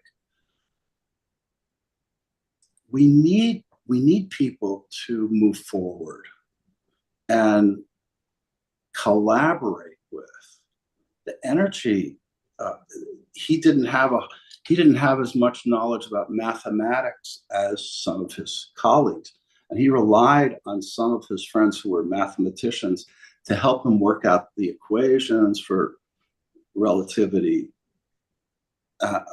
So it just, you know, it was remarkable. I mean, just friendships, you know, not just colleagues, but friends. I mean, he loved hanging out with people. He loved joking around. He was very gregarious. But it was with, you know, there's a reason because he enjoyed it, but he also helped him think. And I think that's it. We can't do this life by ourselves, I don't think, you know, because at least in my case, I know that I'm way too, I can analyze everybody else, but I need a friend to tell me what's going on sometimes with me. And I've had many instances where friends have helped me make decisions that I would never have made by myself. Just by knowing when the right time, when to say the right thing. Because it's not always saying the right thing. We're not always ready to hear the right thing. But a good friend knows when to listen, when to shut up, and then when to speak. And it's intuitive. I don't know. It's a beautiful thing. It's a gift. It's a gift. So that really is beautiful, because it seems like it's those strong bonds of connection with other people that help us to bounce ideas off each other, that help us to become really clear in the vision that we have. But they also help us to see our blind spots, the spots that may well be hidden from ourselves, the spots that we may not be able to see for ourselves, but yet it's so clear and it's so visible to them. So by actually being able to bounce off each other and to create that safe space, that safe haven, as so to speak, that enables them to share the most intimate feelings, the most intimate thoughts, those thoughts that perhaps somebody else may not understand, but yet because there's this bond of friendship between two people, it enables them to become stronger together because they're moving towards the same vision. They've got the same aspiration in mind, which then helps them to develop further. What are your thoughts on that? I have my dad was a real spiritual master in a simple way. He passed away several years ago, but he left a lot of writings, and one short, a page and a quarter essay on affirmation just opened my eyes. He said, number one, we all need affirmation. Number two, we look for opportunities to get affirmation, often from other people, or sometimes misguidedly through material possessions, or seeing your name published, or name on a poster, or name on a TV show, like something that we think is affirmation. But we need it, we seek it, and that's totally natural. And third point is the ideal state is for us to be able to affirm ourselves by ourselves. But that's the ideal state, which not easy to achieve, a practice. And then he said, number four, affirmation, giving it to yourself or to others, is a skill. It's a practice. So we can't always affirm ourselves, but we can affirm other people. When you affirm other people, you learn the skill of when to listen, when to speak, watch their reaction. Is your affirmation effective? Is it not effective? What's the timing? What about the tone of voice? What about your body language? You learn by affirming other people. And his conclusion was by learning how to affirm other people, which is not just, I affirm you, I'm empathetic, oh, I'm sorry. It's deeper than that. It's a skill. You learn also then to apply that skill to yourself better. Maybe not perfectly, but it answered the question. It turned remember, Jesus said, love your neighbor as yourself. I always had the question in my mind, what happens if you don't love yourself? Does that mean treat your neighbor like you treat yourself? There are some days where I'm not treating myself too well. If I treat my neighbor like that, they're not going to like it either. So he turned it on its head, like, even if you don't love yourself completely or correctly or adequately, we all have days, we all have our days. If you affirm other people and refine your ability to do that, you'll learn how to do it better for yourself. I think that was sort of related to your comment. And I think that really is the beauty of it, because as human beings, 95% of our thoughts are negative or they're automated. So it's not just listening to the thoughts that are going on in our own head, because that's just going to take us in a whirlwind of its own. But by actually thinking about it and prioritizing ourselves, it sounds like the conversation that we are having with ourselves, if it's an empowered conversation, if it's a positive conversation, if it's one that's going to help us and not hold us back, that is the kind of conversation that we want to keep affirming for ourselves. We find it so much easier to be able to give those thoughts to somebody else, to be able to help them. And yet, when it actually comes to it, we find it more difficult to be able to apply those lessons in our own life. So really by being our own mentor, by being our own guide, by not actually speaking to ourselves how we wouldn't speak to somebody else, but by becoming our best friend, we're in a situation, we're in a place where we can help ourselves and guide ourselves to be better, to be stronger, to be firmer in our own beliefs, which helps to strengthen that relationship that we have with ourselves. It helps to strengthen our own connection. Fantastic, you're nodding, so I'll take that as an approval that I'm on the Yeah. right lines there. Yes, yes. Great. But we need friendship to practice Yes. how to treat ourselves well. Sometimes we need friendship, the opportunity to give somebody love and respect and affirmation. And then we go, oh, wow, that's how you do it. And then eventually you can apply that to yourself. It's a lifetime project. So it's almost like the other person is actually mirroring and reflecting the kind of behaviors, the kind of body language, because body language speaks so much more louder than words do at times. So it's by watching the reactions of other people and then being able to take that and embody it for ourselves, so we know what to say to ourselves and when. Yeah, exactly. Got it. Exactly. I just had never thought of it that way until I read his paper. You're such a great teacher, Tim. Just let them see then. Sharon, what are your views? Well, I agree with everything Tim said, number one. And number two, the other thing that I really value are my friends from different cultures. I had a dance partner, Ramzi El Edlabi, from Lebanon. So he's Sufi Muslim, and I come from Jewish family. And we were so interested in the teachings of the different traditions. Well, we had a show, we did 12 cultures for our children all over the East Coast.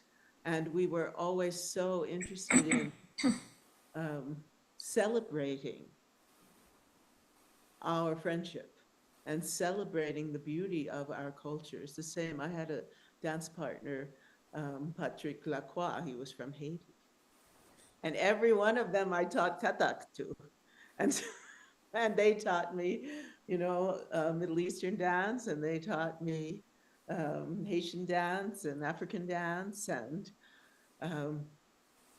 there's just talk about friendship when musicians and dancers from different cultures get together and start speaking that universal language of rhythm and movement and abhinaya expression. Their deep friendships develop, deep connections develop, because you are actually merging in a certain sense, rhythmically and vibrationally.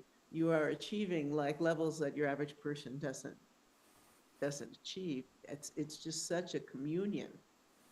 It's like Tim mentioned, between the tabla player and the Kathak dancer. They know all the same rhythms and they can improvise off the same rhythms, and it's so much fun. Yeah. So there's always been this joy of, through the arts, bringing friends together and bringing cultures together and the world together. And as we're in such a strange place these days, and this is what we need, and this is the work that we do to really help people to see each other and hear each other and open their hearts to each other. And I think that's such a beautiful thing, because even within yoga and meditation, what we find is that the heavy dhols, the heavy beats of the drums, are linked to the Muladhara chakra, which is the base chakra, right at the root of the spine. And so when they're actually practicing and dancing to this rhythm of life, so to speak, it helps that Kundalini Shakti to rise. And it helps them to rise in their consciousness. And I'm pretty sure that's something you can relate to. Yes. For sure. In fact, you all have met Peter May, who lives here, and he's about to do, and I'm going to be involved in it with Qigong, a concert for the trees. Right. Specifically, and I'll show parts of it on the show because he would love that. But we're going to have taiko drummers. We're going to have Middle Eastern drummers. We're going to have all kinds of drummers. And then I suggested we're out in nature that we should also do some Qigong because that's all about the connection with nature and nature as our friend. That's what we have forgotten. So many have forgotten that Mother Nature is our friend.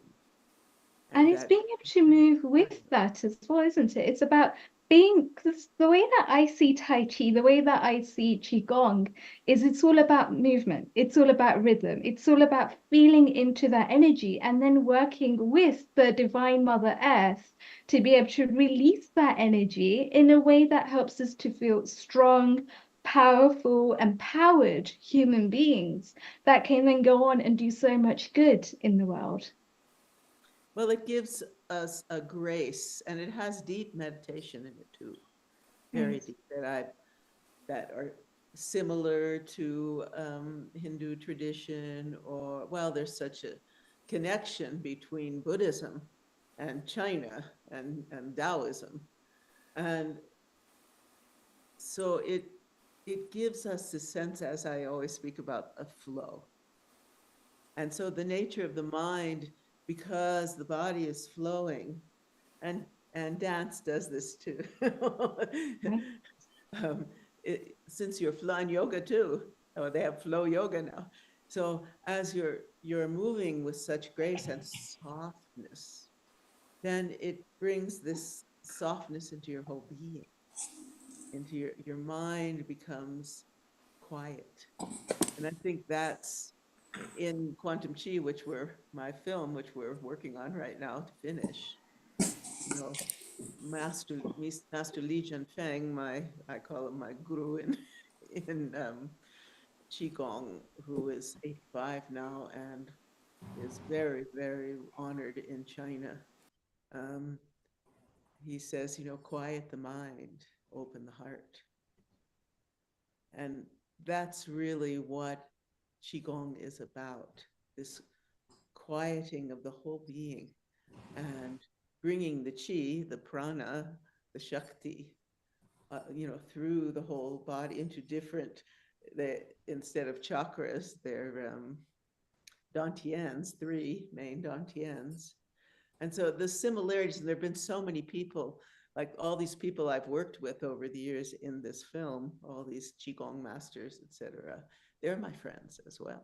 I mean, I can just call them up and they're like, oh, I'm going to call them up soon and say, guess what? We're going to finally come out with this movie.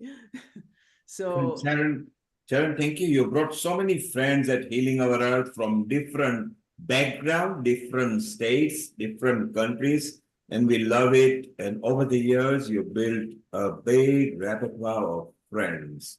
Let's now welcome Seema, who is here as well. Amrita is back. Meeta is here. Dr. Lakshmi Vyas is here. Team, welcome once again. Riddhi is here. Let's chit chat and give maybe some ideas of maybe who are good friends, or what do we expect from friends, or what we expect, and rather than expecting, just give. Let's just chat more about friends on this, the International Friendship Day. And isn't it wonderful that we are friends, we are from different country, and pandemic taught us how to become friends after pandemic. Prior to that, we didn't have a medium. We did, it was very slow, banal, at a snail pace, but now we are so dynamic. So a global namaste, Seema. A very warm global namaste. How is everybody today? And Seema, what is your thoughts on friendship?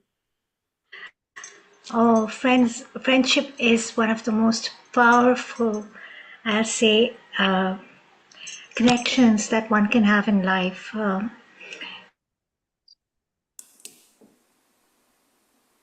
Seema seems to be frozen for a moment. And Amrita, while you were away, we'll go back to Seema. She's slightly frozen at the moment. Lata, you've been here at the start and you met so many different people, even made friends. What have you learned about friendship today?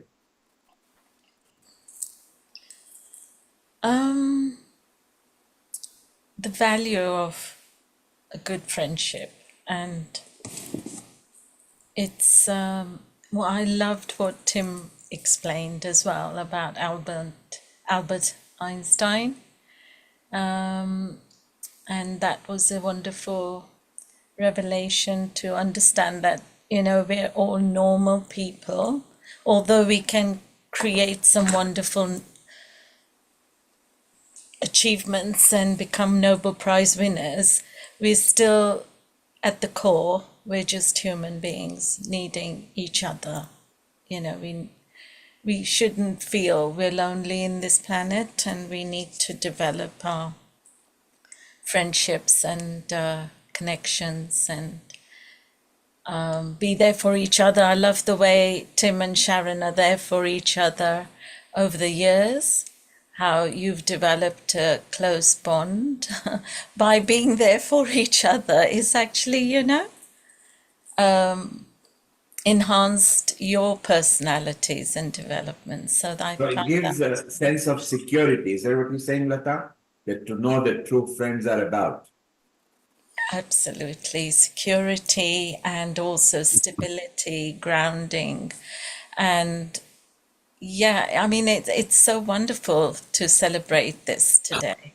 It's really And furthermore, Lata, Yeah. furthermore, what Tim and Sharon has done, they've crossed the boundary of different geographical areas and culture. They have made equal friends apart from indigenous Americans. They can boast so many Indian diaspora friends as well, and the culture and the knowledge. So the friendship has blossomed almost into 360. Tim, do you find it wonderful to be able to reach out to even different nationalities? Yes, I do. It fascinates me. And when I went to India for the first time in '76, it was my Gurubai were my friends. The people who were studying tabla with me and practicing together, there was a special bond. And it was very interesting. In India, men hold hands when they're friends. And I thought that was a little odd at first, but then it was fine. I think, you know, cultures are different everywhere. And I liked it. I think it was healthy, you know, to cross what seemed to be in a Western view, maybe not, I don't know, acceptable. But, you know, there's a lot of ways to display friendship. And Tim, you just didn't cross as a hit and run. Ever since that, nearly 50 years back, you and Sharon, you have retained and expanded the cultural knowledge, the ethical knowledge, even semi-religious knowledge. And you yourself, in August, are also bringing the son of your guru. And that shows that it wasn't just hit and run. And we're going to come back to you on that, Tim, because something exciting is happening in August. Nita and Lakshmi Vyas, Dr. Lakshmi Vyas, they also cross the boundary because both of them love unity of faith and they are in multi-faith. Mita's role, she has developed into the university, so she now does that. And Lakshmi Vyas, more senior in that respect, has outreach into Europe. So let's talk to Mita and Lakshmi, how they feel when they're crossing much different faiths and friendship as well. Mita, over to you. And we've also got Cindy Tate joining us. So Mita, over to you. How does friendship matter in faith? Um, Thank you very much, Neil, and happy International Friendship Day to everyone. Sharon just touched based about, crossing the culture, and it's so important that that boundary is crossed because not everyone has that opportunity to do so. So to take the initiative and to cross that boundary to develop yourself in the avenue of friendship, and also to live the life to the fullest, because you understand the empathetic cultures, different cultures. You might be brought up in just one culture, unless you go and cross your boundary and make friends with other cultures. That reminds me, when I was speaking at TEDx a year or a couple of years ago, my topic was networking for the soul. So you are then networking with that person as a soul to soul connection. You're not looking at that person is coming with a different color of skin or a different language, different way of living. So yeah, it's very important. And we are in some ways privileged to be in the sector of faith, that we by default, we have to deal with people coming from different cultures, different faiths, and we have to work like a team. And I don't know whether we do set an example, but the students who I saw at the University of Surrey, they see that okay, I have organized an interfaith cricket match with the head imam of the Sharjah Mosque. And then I'm going to organize interfaith badminton with the mayor of Woking. So we do certain projects which indirectly help younger generation. It's very important for younger generation to get out of the cocoons, because you can live in your cocoon whole life without going beyond your culture, beyond your faith. But if you go outside that, life is wonderful. Thank you. So Mita says that even in faith, friendship blossoms.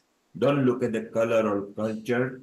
See if you can connect soul to soul.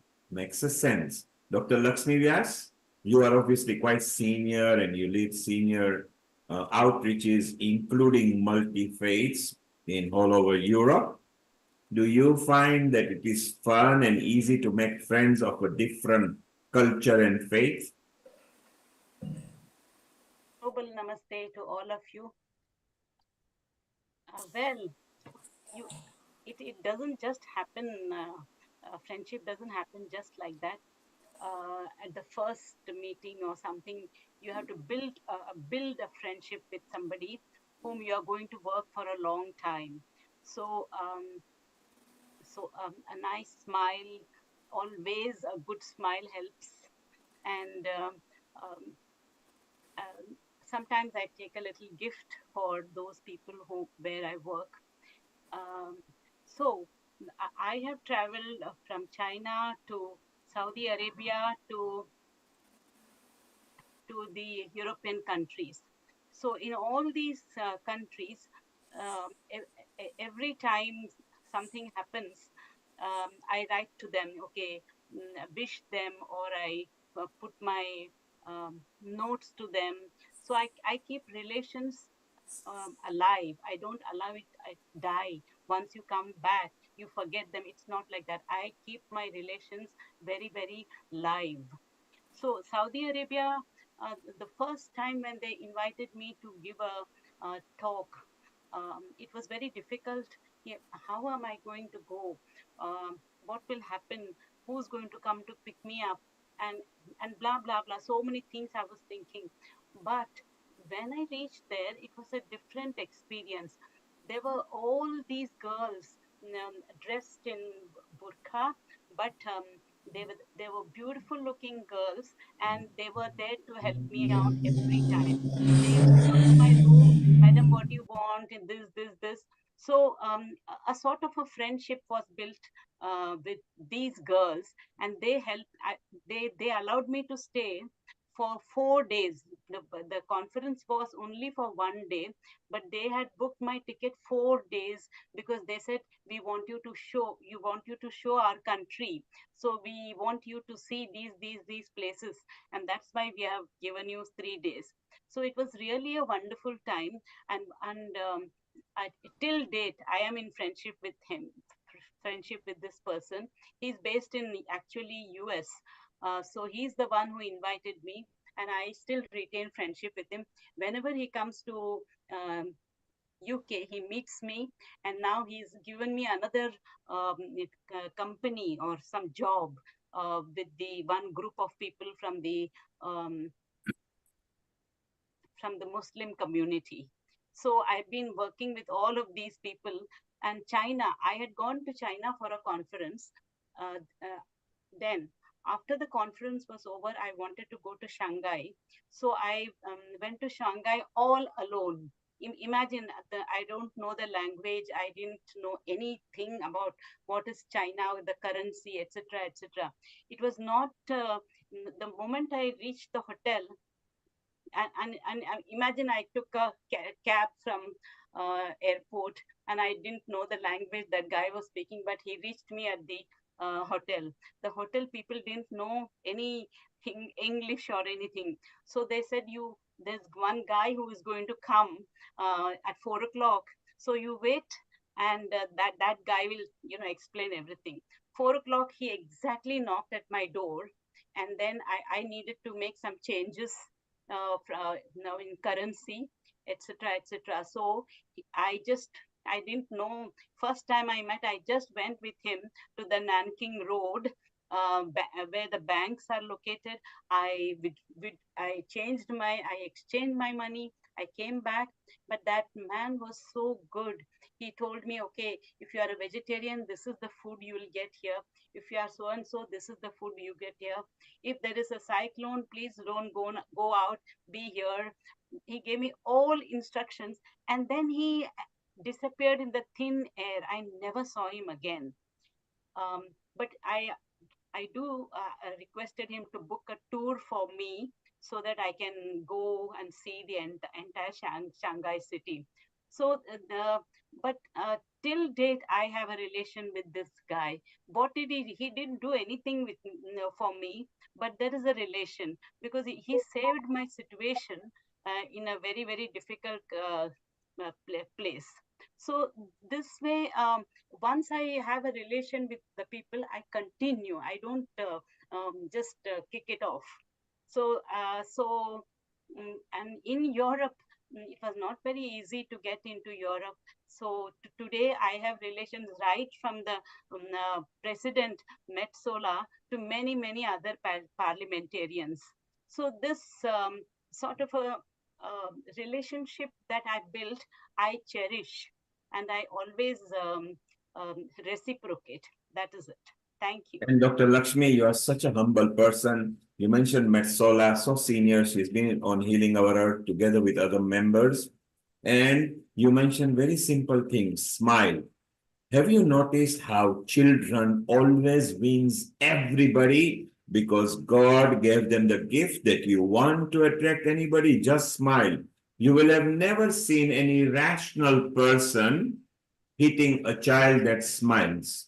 If you are rational, a child wins everybody. And so, as you say, Dr. Lakshmi Vyas, develop the friendship, let it be there for a long term, like Tim and Sharon has done. And let's go to US again with our Cindy Tate, who Sharon has brought many times. And Cindy actually is also, apart from many things, she's an energy therapist and a spiritual coach. So Cindy, Sharon, let's just chat with Cindy over here. Cindy, do you agree that it is okay to cross the path of faith and culture and make friends regardless? Oh, I so agree. And when I make friends with people from other cultures and other countries, and even within this country, other areas of the country, when you connect on a soul level, you discover new things about yourself. Like you are not so different. and they are not so different. On a soul level, everybody wants to connect and be close. And it's been repeatedly proven to me so many times. And I've had so many wonderful interactions and relationships with people. And so I just love people. And Cindy and I, we're such close friends. We talk to each other like about midnight, almost every night, and see how things are going along in our lives almost every night. And it's deep, deep, deep friendship. And also, I think that because I think we're infinite and we've been here on Earth for so many lifetimes, I don't know a time when I've met anybody that I hadn't already met, that I hadn't already met in another life. And you can feel that. I can't help it. That's my perspective.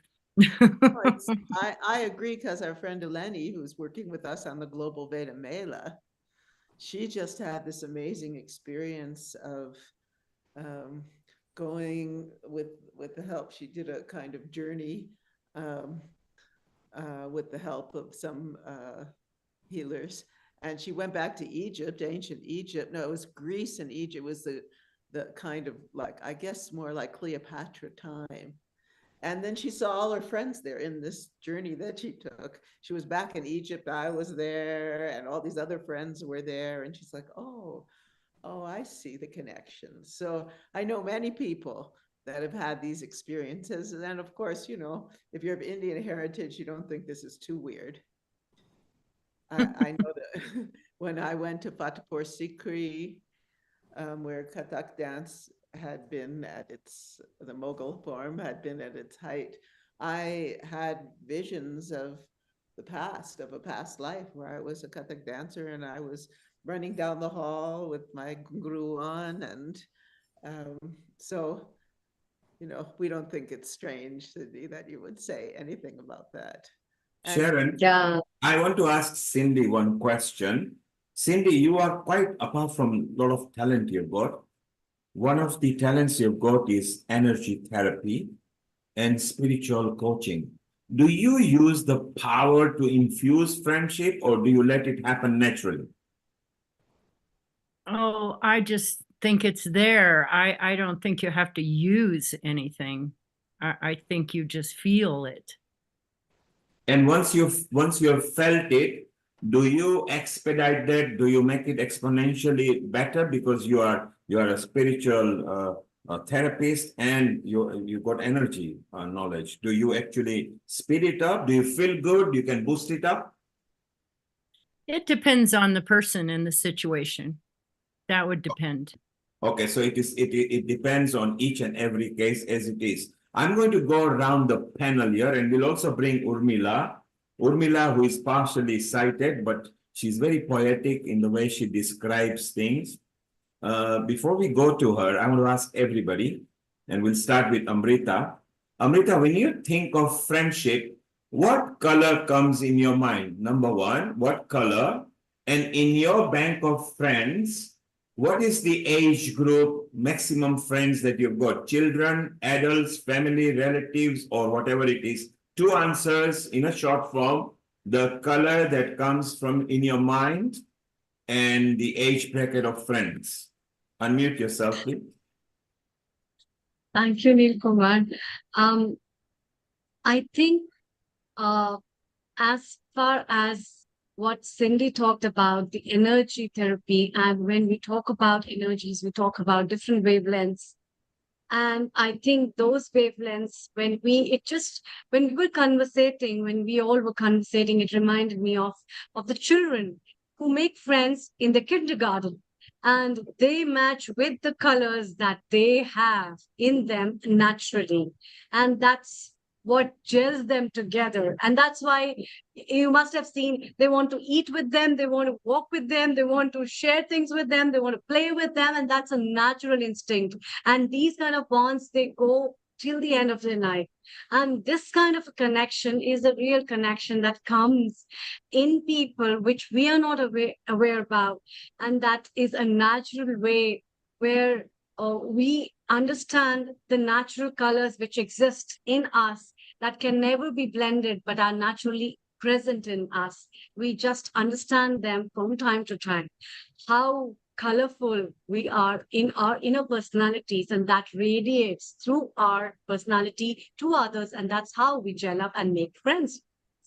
Thank you, Amrita. Riddhi, straight away, what color comes in your mind when you're thinking of friendship, and what age bracket do you have most friends in? I think for me, it's all about experiencing the rainbow of colors at different points and different moments. We're going to experience a different color, and the beauty of life is the ability to see each and every one of them and experience it to its fullest, because each of those colors will have a different message to share with us. And it's about listening and being intuitive to what those messages are. And a lot of the times what we'll find is that there are messages which are conducive between different people as well, because at the end of the day, we are consciousness. Consciousness is one. So by the beautiful bond that Sharon and Tim have experienced and have shared with us today as well, we can start to see how these different forms of relationships create themselves and expand that energy as well. The beauty of it is to allow it to happen naturally. There is no force behind it. There is no push behind it. But just by the beauty of being, it creates these magical moments. It creates these magical conversations. And part of that is just allowing ourselves to be used as a vessel for greater good. And that vessel is conducive in itself, because it just shows that whatever we're experiencing, we trust ourselves and we have that belief in ourselves to be able to share that message, to be able to open up, to be able to reach out to somebody who is going to be conducive and who will help us. It's like a tree. And it's like a steady tree, and it's like a tree that will basically just move with the rhythms of life, with nature, that enable us to find our center point again.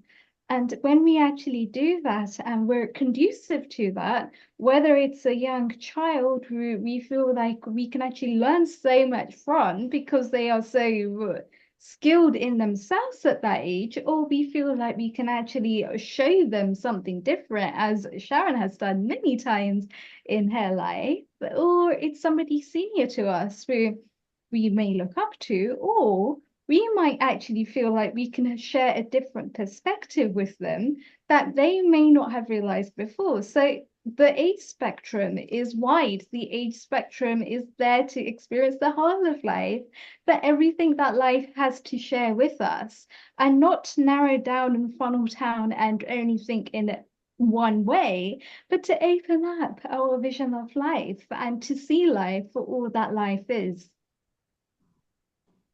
Thank you, Riddhi. So both the ladies have given me a very long answer, and Tim, I want very specific. What color comes in your mind, and which age bracket have you got most friends in? Red is the color.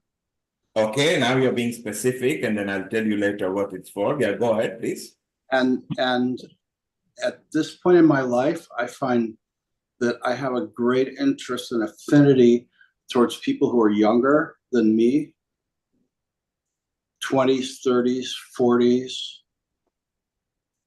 50s. When it starts to get more than 50, it's a different quality of friendship. But I feel like what I'm attracted to people in their 40s, 30s, and 40s, because I feel they need to hear some of the things, because they ask me questions and I realize that there's something I can give them based on experience. So Tim, you are very specific to my questions. That's what I wanted to know. You mentioned red, and I'm going to come back later why you chose red. But you also mentioned that you got more affinity and you are not discriminatory to other ages, but towards a younger population. So I want to ask you something. You like sharing your knowledge and wisdom? Yes. Okay. And when you were young, as you grew, did you self-teach yourself and then you met gurus? I always looked for mentors, always. Thank you, Tim. Don't say anymore. It makes very good sense what you said. I'm going to come back to you why you said what you did a bit later. Very specific. Cindy, very specific question. Straight away, what color comes in your mind and which age bracket in friendship you've got more affinity to? Aquamarine and violet. And I currently am interacting with people from 5 to 90. I don't know that I like one age group more than another. I like all of them so much. And I find the 5-year-old to have wisdom and the 90-year-old to have wisdom. It's just all there. Everybody knows so much. They may not know what they know. Okay, very complex color, aquamarine, yes. Nice to know that that's the color. So it's a soothing, it's one of the soothing colors when you go to the hospital. If you see the light green and the light blue, there is a reason why it's there. Tell me, were you okay? You were okay seeking love when you were young and you got it? Very much of the time, nature and experience taught me a lot. And then there were mentors along the way, and both went on. I learned from nature and from experience, and sometimes a mentor pops up and it's wonderful too. Thank you, Cindy. So it makes sense now with Tim and you. I couldn't zoom into Amrita and Riddhi because they were talking about friendship. So Sharon, same question to you. Straight away, your favorite color that comes for friendship, I'm talking about friendship, and what affinity age bracket you've got friends in. It doesn't have to be specific, but just general. Color that first came was gold. Gold, yes. And I would say all ages, maybe because I'm here in Crestone, maybe there are a little more of people from, well, I would say 40s on. My friend Desi, she has daughters who are like 15 and almost 14 and 15, and I love them. But I'd say many ages now, I'm attracting young women in their 20s who want to learn. So that's wonderful. In fact, one was here the other night and she said, I was teaching dance, and an embodiment of the goddess. And she said, wow, this is the first time that I have a real teacher. Everybody else, it's all about sex. They want to be the goddess and sexuality, but you're giving me the real teaching and the real embodiment. And that made me feel so good. And Sharon, you do love sensuality, and you do because you portray that to your dance. Tell me the color gold, because you're very near yellow, okay, which is officially classified as a friendly color too as well. And it's a kind of thing to do in an environment with that, because we've got a color schemes are actually designed so you will see the businessman, I'm talking about, with a pinstripe blue or a navy color. You will not see them in a pink color on that. So a business car is blue and a red is more for sexiness. And that's why the red lipstick, which was developed by a person thinking just sex in the mind and became extremely popular in the world. And it is again official. You brought out gold, which is near yellow. When did the gold come in your mind? Is it after you visited India or prior to that? Well, I associate the gold and the light, golden light, with Lakshmi, who brings that.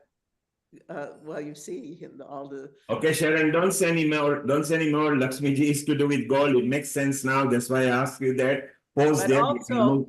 But also, in the Taoist tradition, there's this beautiful teaching, this book called The Secret of the Golden Flower. And that's about the light of consciousness. Yeah, golden flower, as I said, yellow flowers, golden flowers, it does make sense. Yeah, now we are putting in a bracket because Tim's story gels from what he says, yours does, Cindy's does. Let's go and ask Nita. Nita, what is your favorite color when you think friends? It's not somebody has ever asked you that because people don't. Surprisingly, it is also golden yellow. So I was thinking about it, and it's to do with sun, the solar energy, I would say. You know, we have for Gayatri Mantra as well. So golden yellow is the color which resonates with me when I am myself, my personality, since I was a teenager. And someone had advised me at that time that you should be wearing golden yellow, but I'm wearing red a lot as well. So I would say golden yellow to start with, but And red you're is, donning a red lipstick right now. yeah. So let's say red. And with reference to the age, I would say any age. I agree with, Cindy about that. But what really rhymes and resonates and my maturity comes across, my choice is, I feel the affinity, comfortable is age about 40. Yeah. That's Okay, Sharon, Mita, we're going to come. I want to come to Dr. Lakshmi and Lata in a moment. I'm going to go to Switzerland right now. We are going to invite our Dr. Naveen Gupta, who has got some friend there in Switzerland. He's part of our team at Healing Our Earth, not just in Ayurveda. He is into various projects here at Healing Our Earth. Let's call him. And a global namaste to you all the way in Lucerne in Switzerland. How are you? You can unmute yourself, Dr. Naveen Gupta. Just unmute yourself, please. Yes. Neil, namaste everybody. I see a lot of people on screen, and I know each and everyone. Most of the and so lovely people, so beautiful, and it's really a friendship day, and I've invited a few people on dinner tonight, and one by one everybody will speak to you. So this is she is Alex. And Alex is has been an Ayurveda student for a long time. So Alex, you speak yourself? Oh, yes, I know Naveen for me. En français? En français, No. en français, yeah. En français? Yes, why not? Ah, bon, je connais le docteur Gupta depuis quelques années. Et puis, ça fait maintenant aussi bien une quinzaine d'années ou une vingtaine d'années que je fais de l'Ayurveda.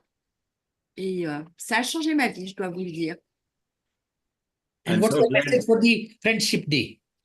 L'amitié, ben, ça fait plaisir de tous vous avoir, de tous vous voir. C'est une surprise. C'est le docteur Gupta qui nous fait des surprises comme ça. Et c'est très sympa. Yes. Well, tell her earlier we had all the people from Madagascar and Mauritius who are all speaking French. So just say bonsoir mes amis, all the way people in Lausanne. It's so nice to have you all. Bonjour les amis du monde. Yes, it's wonderful, and you paid nice compliment to Dr. Naveen Gupta because you are learning Ayurveda from there. So you did do that, and you created a friendship because of that. So it's so wonderful to know that. It's so nice, and we were earlier discussing with regarding to the colors and affinity. We'll ask you guys later. We still have some more guests there, Dr. Yes, Naveen yes. Gupta. So she's with me for the last, I think how many years? 10, more than 10? Since 2008. 2008, 16 years. Oh, so 16 years. I'm already living in Switzerland for 16 years. And here is Rola. And Rola Bacco is French, but he will speak in English or he can speak in any language. And he's managing many projects. And he could be a Nobel Prize nominee in the future. Yes, he is. He's a Nobel Prize nominee. Can you lower the camera? Can you lower? Yeah. Bonsoir. Bonsoir, hello everybody. No, I think Yeah, so you lie a lot, but that's what it's, yeah. But Well, you might yeah.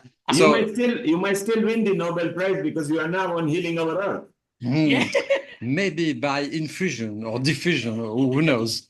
But okay, it's I don't know you, but it's a pleasure to meet all of you. And if it's friendship is the most important, whatever you do. And so I'm the partner of Alex, and I have the chance to meet a number of people, nice people like around. And it's always nice. So thank you very much, and enjoy the friendship. And the friendship should be not only one day, it should be all the time. Yeah, all the time. It should be. It's a continuous process, and we are conscious beings. So Yeah. And I can just say that in my work, I'm a scientist, so I'm doing something a bit different. But in my work, I think friendship, humanity has always been very important. This is where you succeed if you can create a good friendship and a good relationship with people. This is how you do really this nice and big project. And this is what I And you say friendship should be for every day. So sitting on here in USA, you got Tim and Sharon. They have been friends over 50 years. So isn't it wonderful that it's not just 1 day, 1 week, 1 year? More than 50 years they've been friends in USA. So we agree with you. Friendship should be for longer time. Some new friends have just joined. Yeah, we can hear them. So new friends have just joined. Sylvia. And what is for dinner today, Dr. Naveen Gupta? What is for dinner today? Yeah, 1 minute. So they're new friends. They have just joined us all, and they will meet one by one. Yeah, we met a year ago. So Isabel, come here. Isabel, come here. So, yeah, come here. So she's Isabel, and Isabel is with me today now, and. Bonjour Isabel, comment ça va? She's Swiss, but she will speak in Italian because she lives in the Italian part of Switzerland. Sharon speaks Italian, I think.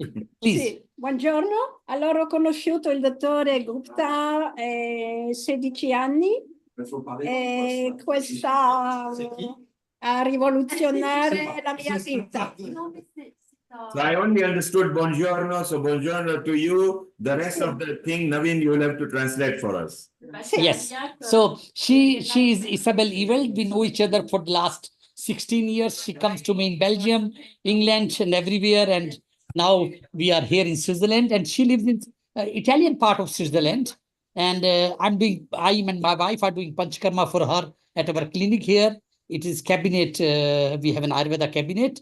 And now only 2 friends have joined recently. And he does not know what is the meaning, but I will tell him. He will introduce himself. And he's Dr. George Fisher. And he is having the cabinet. And he's a chiropractic doctor from America, but lives in Switzerland. But he can speak in English to you. So George Fisher. It's an International Friendship Day we are celebrating today. Oh, hello. Nice to meet you. Lovely to meet you here as well. Wonderful. And we got some Americans here because it's American time right now. I don't understand anything. Sorry, there's too much noise here. I don't understand anything. 1 minute, just 1 minute. Can you hear us? Yes. Yes, so I just said we got American friends, one in Florida, in Miami, one in Creston, in Colorado. Oh, yes. I have my practice here in Bussigny, that's close to Lausanne in Switzerland. For this year is going to be the 30th year. Wow, that's quite long. Where are you he from was, originally? for his studies, he was in Texas. Yes, I studied in the Houston area. Houston, yes. Houston, okay, Texas. Is that Texas? Yeah, well, Texas, it's very particular. It's like no other place. Okay. So, and now one more guest has left, and then Rashmi, my wife, will be here. So I give it to Rashmi now, and she will say hello to everybody. Hello, everybody. Global namaste to you. Global namaste to Happy you. Friendship Day to all of Nice you. meeting you. Nice Happy meeting Friendship Day. Nice meeting you. Same here. It's so nice of you to invite so many friends for dinner. Yeah. What more appropriate? Please, you can come also. Yes, we are all taking Uber pretty soon. Neil Kumar, we would like to know what have they prepared for the dinner. What's for the dinner? See. That's what I want to see. Naveen, you can go closer maybe so we can see. Let's get the mouth watering. You are muted. Accidentally, you put the mute button. Okay. I can see crockery, cutlery. I can see the main dish in the middle there. The salad. So that's the Please main dish unmute because they're very yourself. healthy. And Naveen, you are muted if you can hear us. Dr. Naveen, you are muted. One more guest. You need to unmute yourself. Can you unmute yourself, please? Unmute. Unmute yourself. Yes, he's about. Unmute. Hello. Hello. Hello, everybody. Hello. And where are you from? I am from Switzerland and from Italy. Wow, Switzerland and Italy. So we got different nationalities there. And team, earlier we were discussing about faith and nationality. So I think we got 5 nationalities there and 1 semi-Americanized in Houston. And I will ask how many people can speak Hindi? I think, yeah, even team understands, even Sharon understands bit if it's classical or musical form. Oh, yes, I can speak Hindi in classical musical form also. So all the rest understand Hindi. Anyway, so this was the part of our, and I give Neilji, thank you so much for everybody, and please celebrate at your own pace and at your own space in a good way. I wish all the best to all the beautiful friends from all over the world. I see Sharon, I see Riddhi ji. Riddhi ji is such a beautiful, and I have been with Riddhi so many times in Parliament in UK. So Riddhi presents so many beautiful things about Sanatana, about Hanuman Chalisa. Last time it was in the UK British Parliament. Riddhi was there, and so Amrita is here. Neilji, you are one of the, you are one and only one, and who I know as the crusader of the whole healing of earth. You are the one who joins, who is joining all of us on this Friendship Day, and from USA, Mr. Tim is there. So. Mr. Tim, thank you so much. And Dr. Naveen. Also London Meeta Joshi is there. So please tell me. Dr. Naveen, since you like classical music and classical songs and dances, well, you know Sharon, 50 years, he has mastered classical dancing, and Tim over here is a tabla maestro. Oh, okay. So one of the things I want you to introduce you to Tim. He's actually doing an outreach with Tabla Maestro. So his Guruji was in India. His son, who is in Leicester in United Kingdom, is going to USA in August. Maybe next year we can plan for these 4-5 countries where you do Ayurveda. So we can mix Veda Mela, Ayurveda, and music. So I can give a platform. I mean, it's very small, but for healing of our earth, for our all team, our family. So I'm present in Antwerp, and Netherlands. Netherlands, close to Amsterdam, is a town called Lelystad. And here in Germany, I'm present in Detmold, is North Rhine-Westphalia, and Switzerland. This is my home here. So I also live in London. So maybe 4 or 5 places where I have my practice at this moment. Usually it should be more than many other countries also. I was present in Luxembourg. I was also in Italy, Milan. But now I'm limited to only 4 or 5 countries. So I will offer myself complete service to healing our earth. Tell me. As we said, we have mentioned the tail end of 25 and 26. Team Sharon, maybe we can have a road show. They are working on it. I've given them 3 years. If you can work for it, and Danada and Amrita will keep you in touch. So just say hello to team once again, and to Sharon, Dr. Naveen. Hello. And Lataji also. Lataji, happy Friendship Day to you. And you are from London. Thank you so much. You brought a smile on her face, and the waves are bouncing at the back. Yes. Thank you. You have a lovely meal. Bon vie. Ciao. Thank you so much. Thank you so much. Thank you. Isn't it wonderful that we can have people from different parts? So team, I wanted Naveen to come particularly for his very keen on Ayurveda, but Dhanada and Sharon, which is part of that team as well, and Sharon is actually going to meet Dhanada again in Preston pretty soon, and again later for a mini festival. Amrita, who is a lead admin for that. So it would be nice, maybe because you're Guruji's son, and you shocked me when you told me when we had a chat very recently that he's in Midlands, which is in United Kingdom, in Leicester. I had not even heard of him. So it'll be so nice, and you're right, he's generally globetrotting. So it'll be nice if we can create a mini roadshow where the local tourism can sponsor or maybe become part of it. And let's not rush. It can be tail end of 25 or 2026.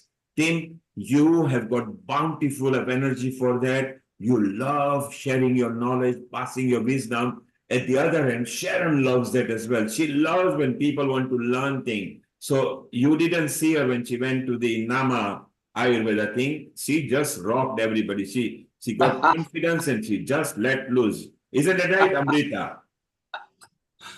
And it was so beautiful. We all enjoyed Amrita. She was the real goddess there. Yes, and when you come to London, then you will have our Dr. Lakshmi Vyas, who is our Europe outreach. And in fact, one of the member in our team, he's a Swami in Spain, has got a nice venue, which would be so ideal, isn't it, Dr. Lakshmi? It would be ideal for Sattvic meal and dance and music. And I think if we group together as friends and as family and don't rush, we can have it. 3 years is long enough for us to plan a little mini roadshow, so we can move around. And someone like Riddhi can be smiling, opening with the yoga, so cooling people up. Seema can make sure breathing is there. Amrita loves everything. Mita has already been to that Spain venue. She was there last time with Dr. Lakshmi, who is one of the lead, actually organized, which is good.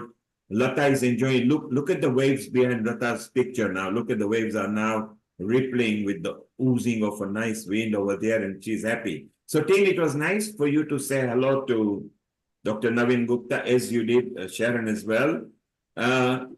Sharon, have you got anything else to show us, or shall we end this Friendship Day with a happy friendship? I love the colors some of you came out. I just want to ask Dr. Lakshmi Vyas and Lata. We forgot to ask them, and we want to bring Urmila. So we just bring Urmila, and she is very poetic, Urmila. Okay, Urmila, you can unmute yourself. What would you like to say about friendship? And your friend Lata is here as well and smiling. Hi, Lata ji. Global namaste, everyone. Global namaste to you. Okay, sorry I got delayed because I had a few things happening. We've got family wedding coming up, so we've been quite busy. So I might have, whatever I'm going to say, it might be a repeat, but please forgive me, but it is from my angle. Okay, friendship. Well, in English, it's said that to be a friend, you need to be a friend. It's a very simple statement, but tells a lot.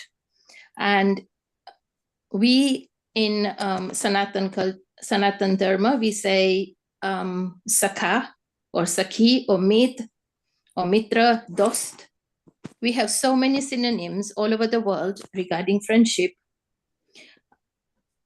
And we have very good examples of greatest friendships in our culture as well, like Ram and Sugriv, Krishna and Sudama, Duryodhana and Karna, Krishna and Arjun, Hanuman and Sugriva, Kanu and Manu, the childhood story, and more importantly, you and me. We are friends now. And what about friends on Facebook and Instagram? And all those friendships, we talk to them, we share our knowledge and understanding, but we cannot touch them. We only communicate with our other sense. And in my group, we have a very popular song, Lataji might know, the song called Ye Dostati. We sing that often. Ye Dostati, hum nahi todenge. Yeah. And a true friend is a person who inspires us in path of God, shields us from all evil and temptations, and prays for our spiritual welfare.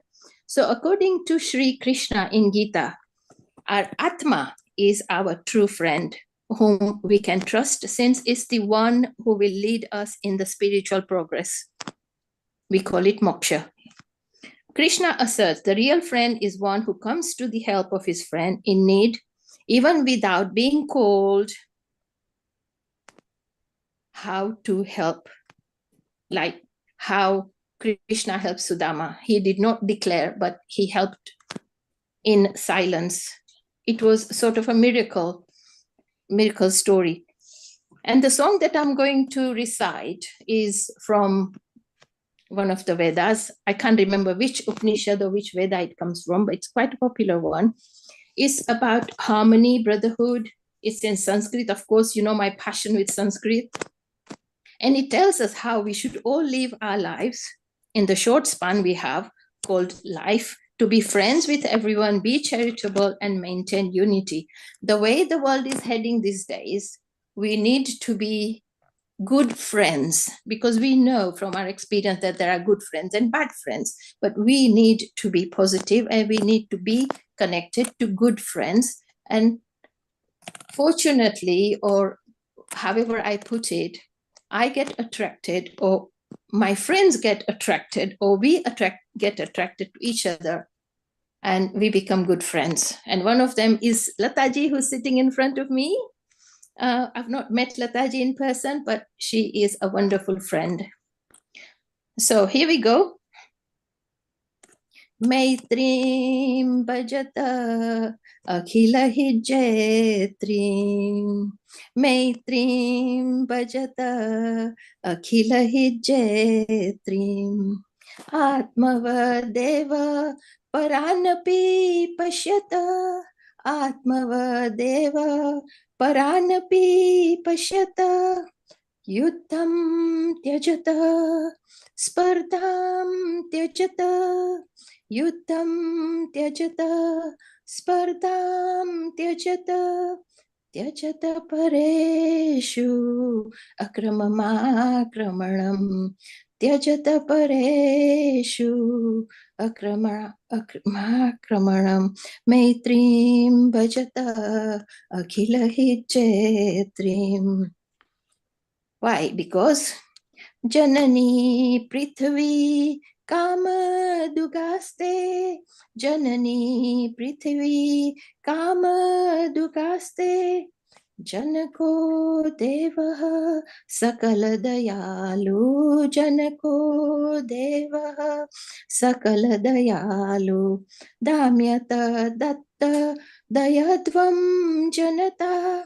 Damyata Datta Dayadvam Janata. Shreyo Bhuyat Sakala Jananam.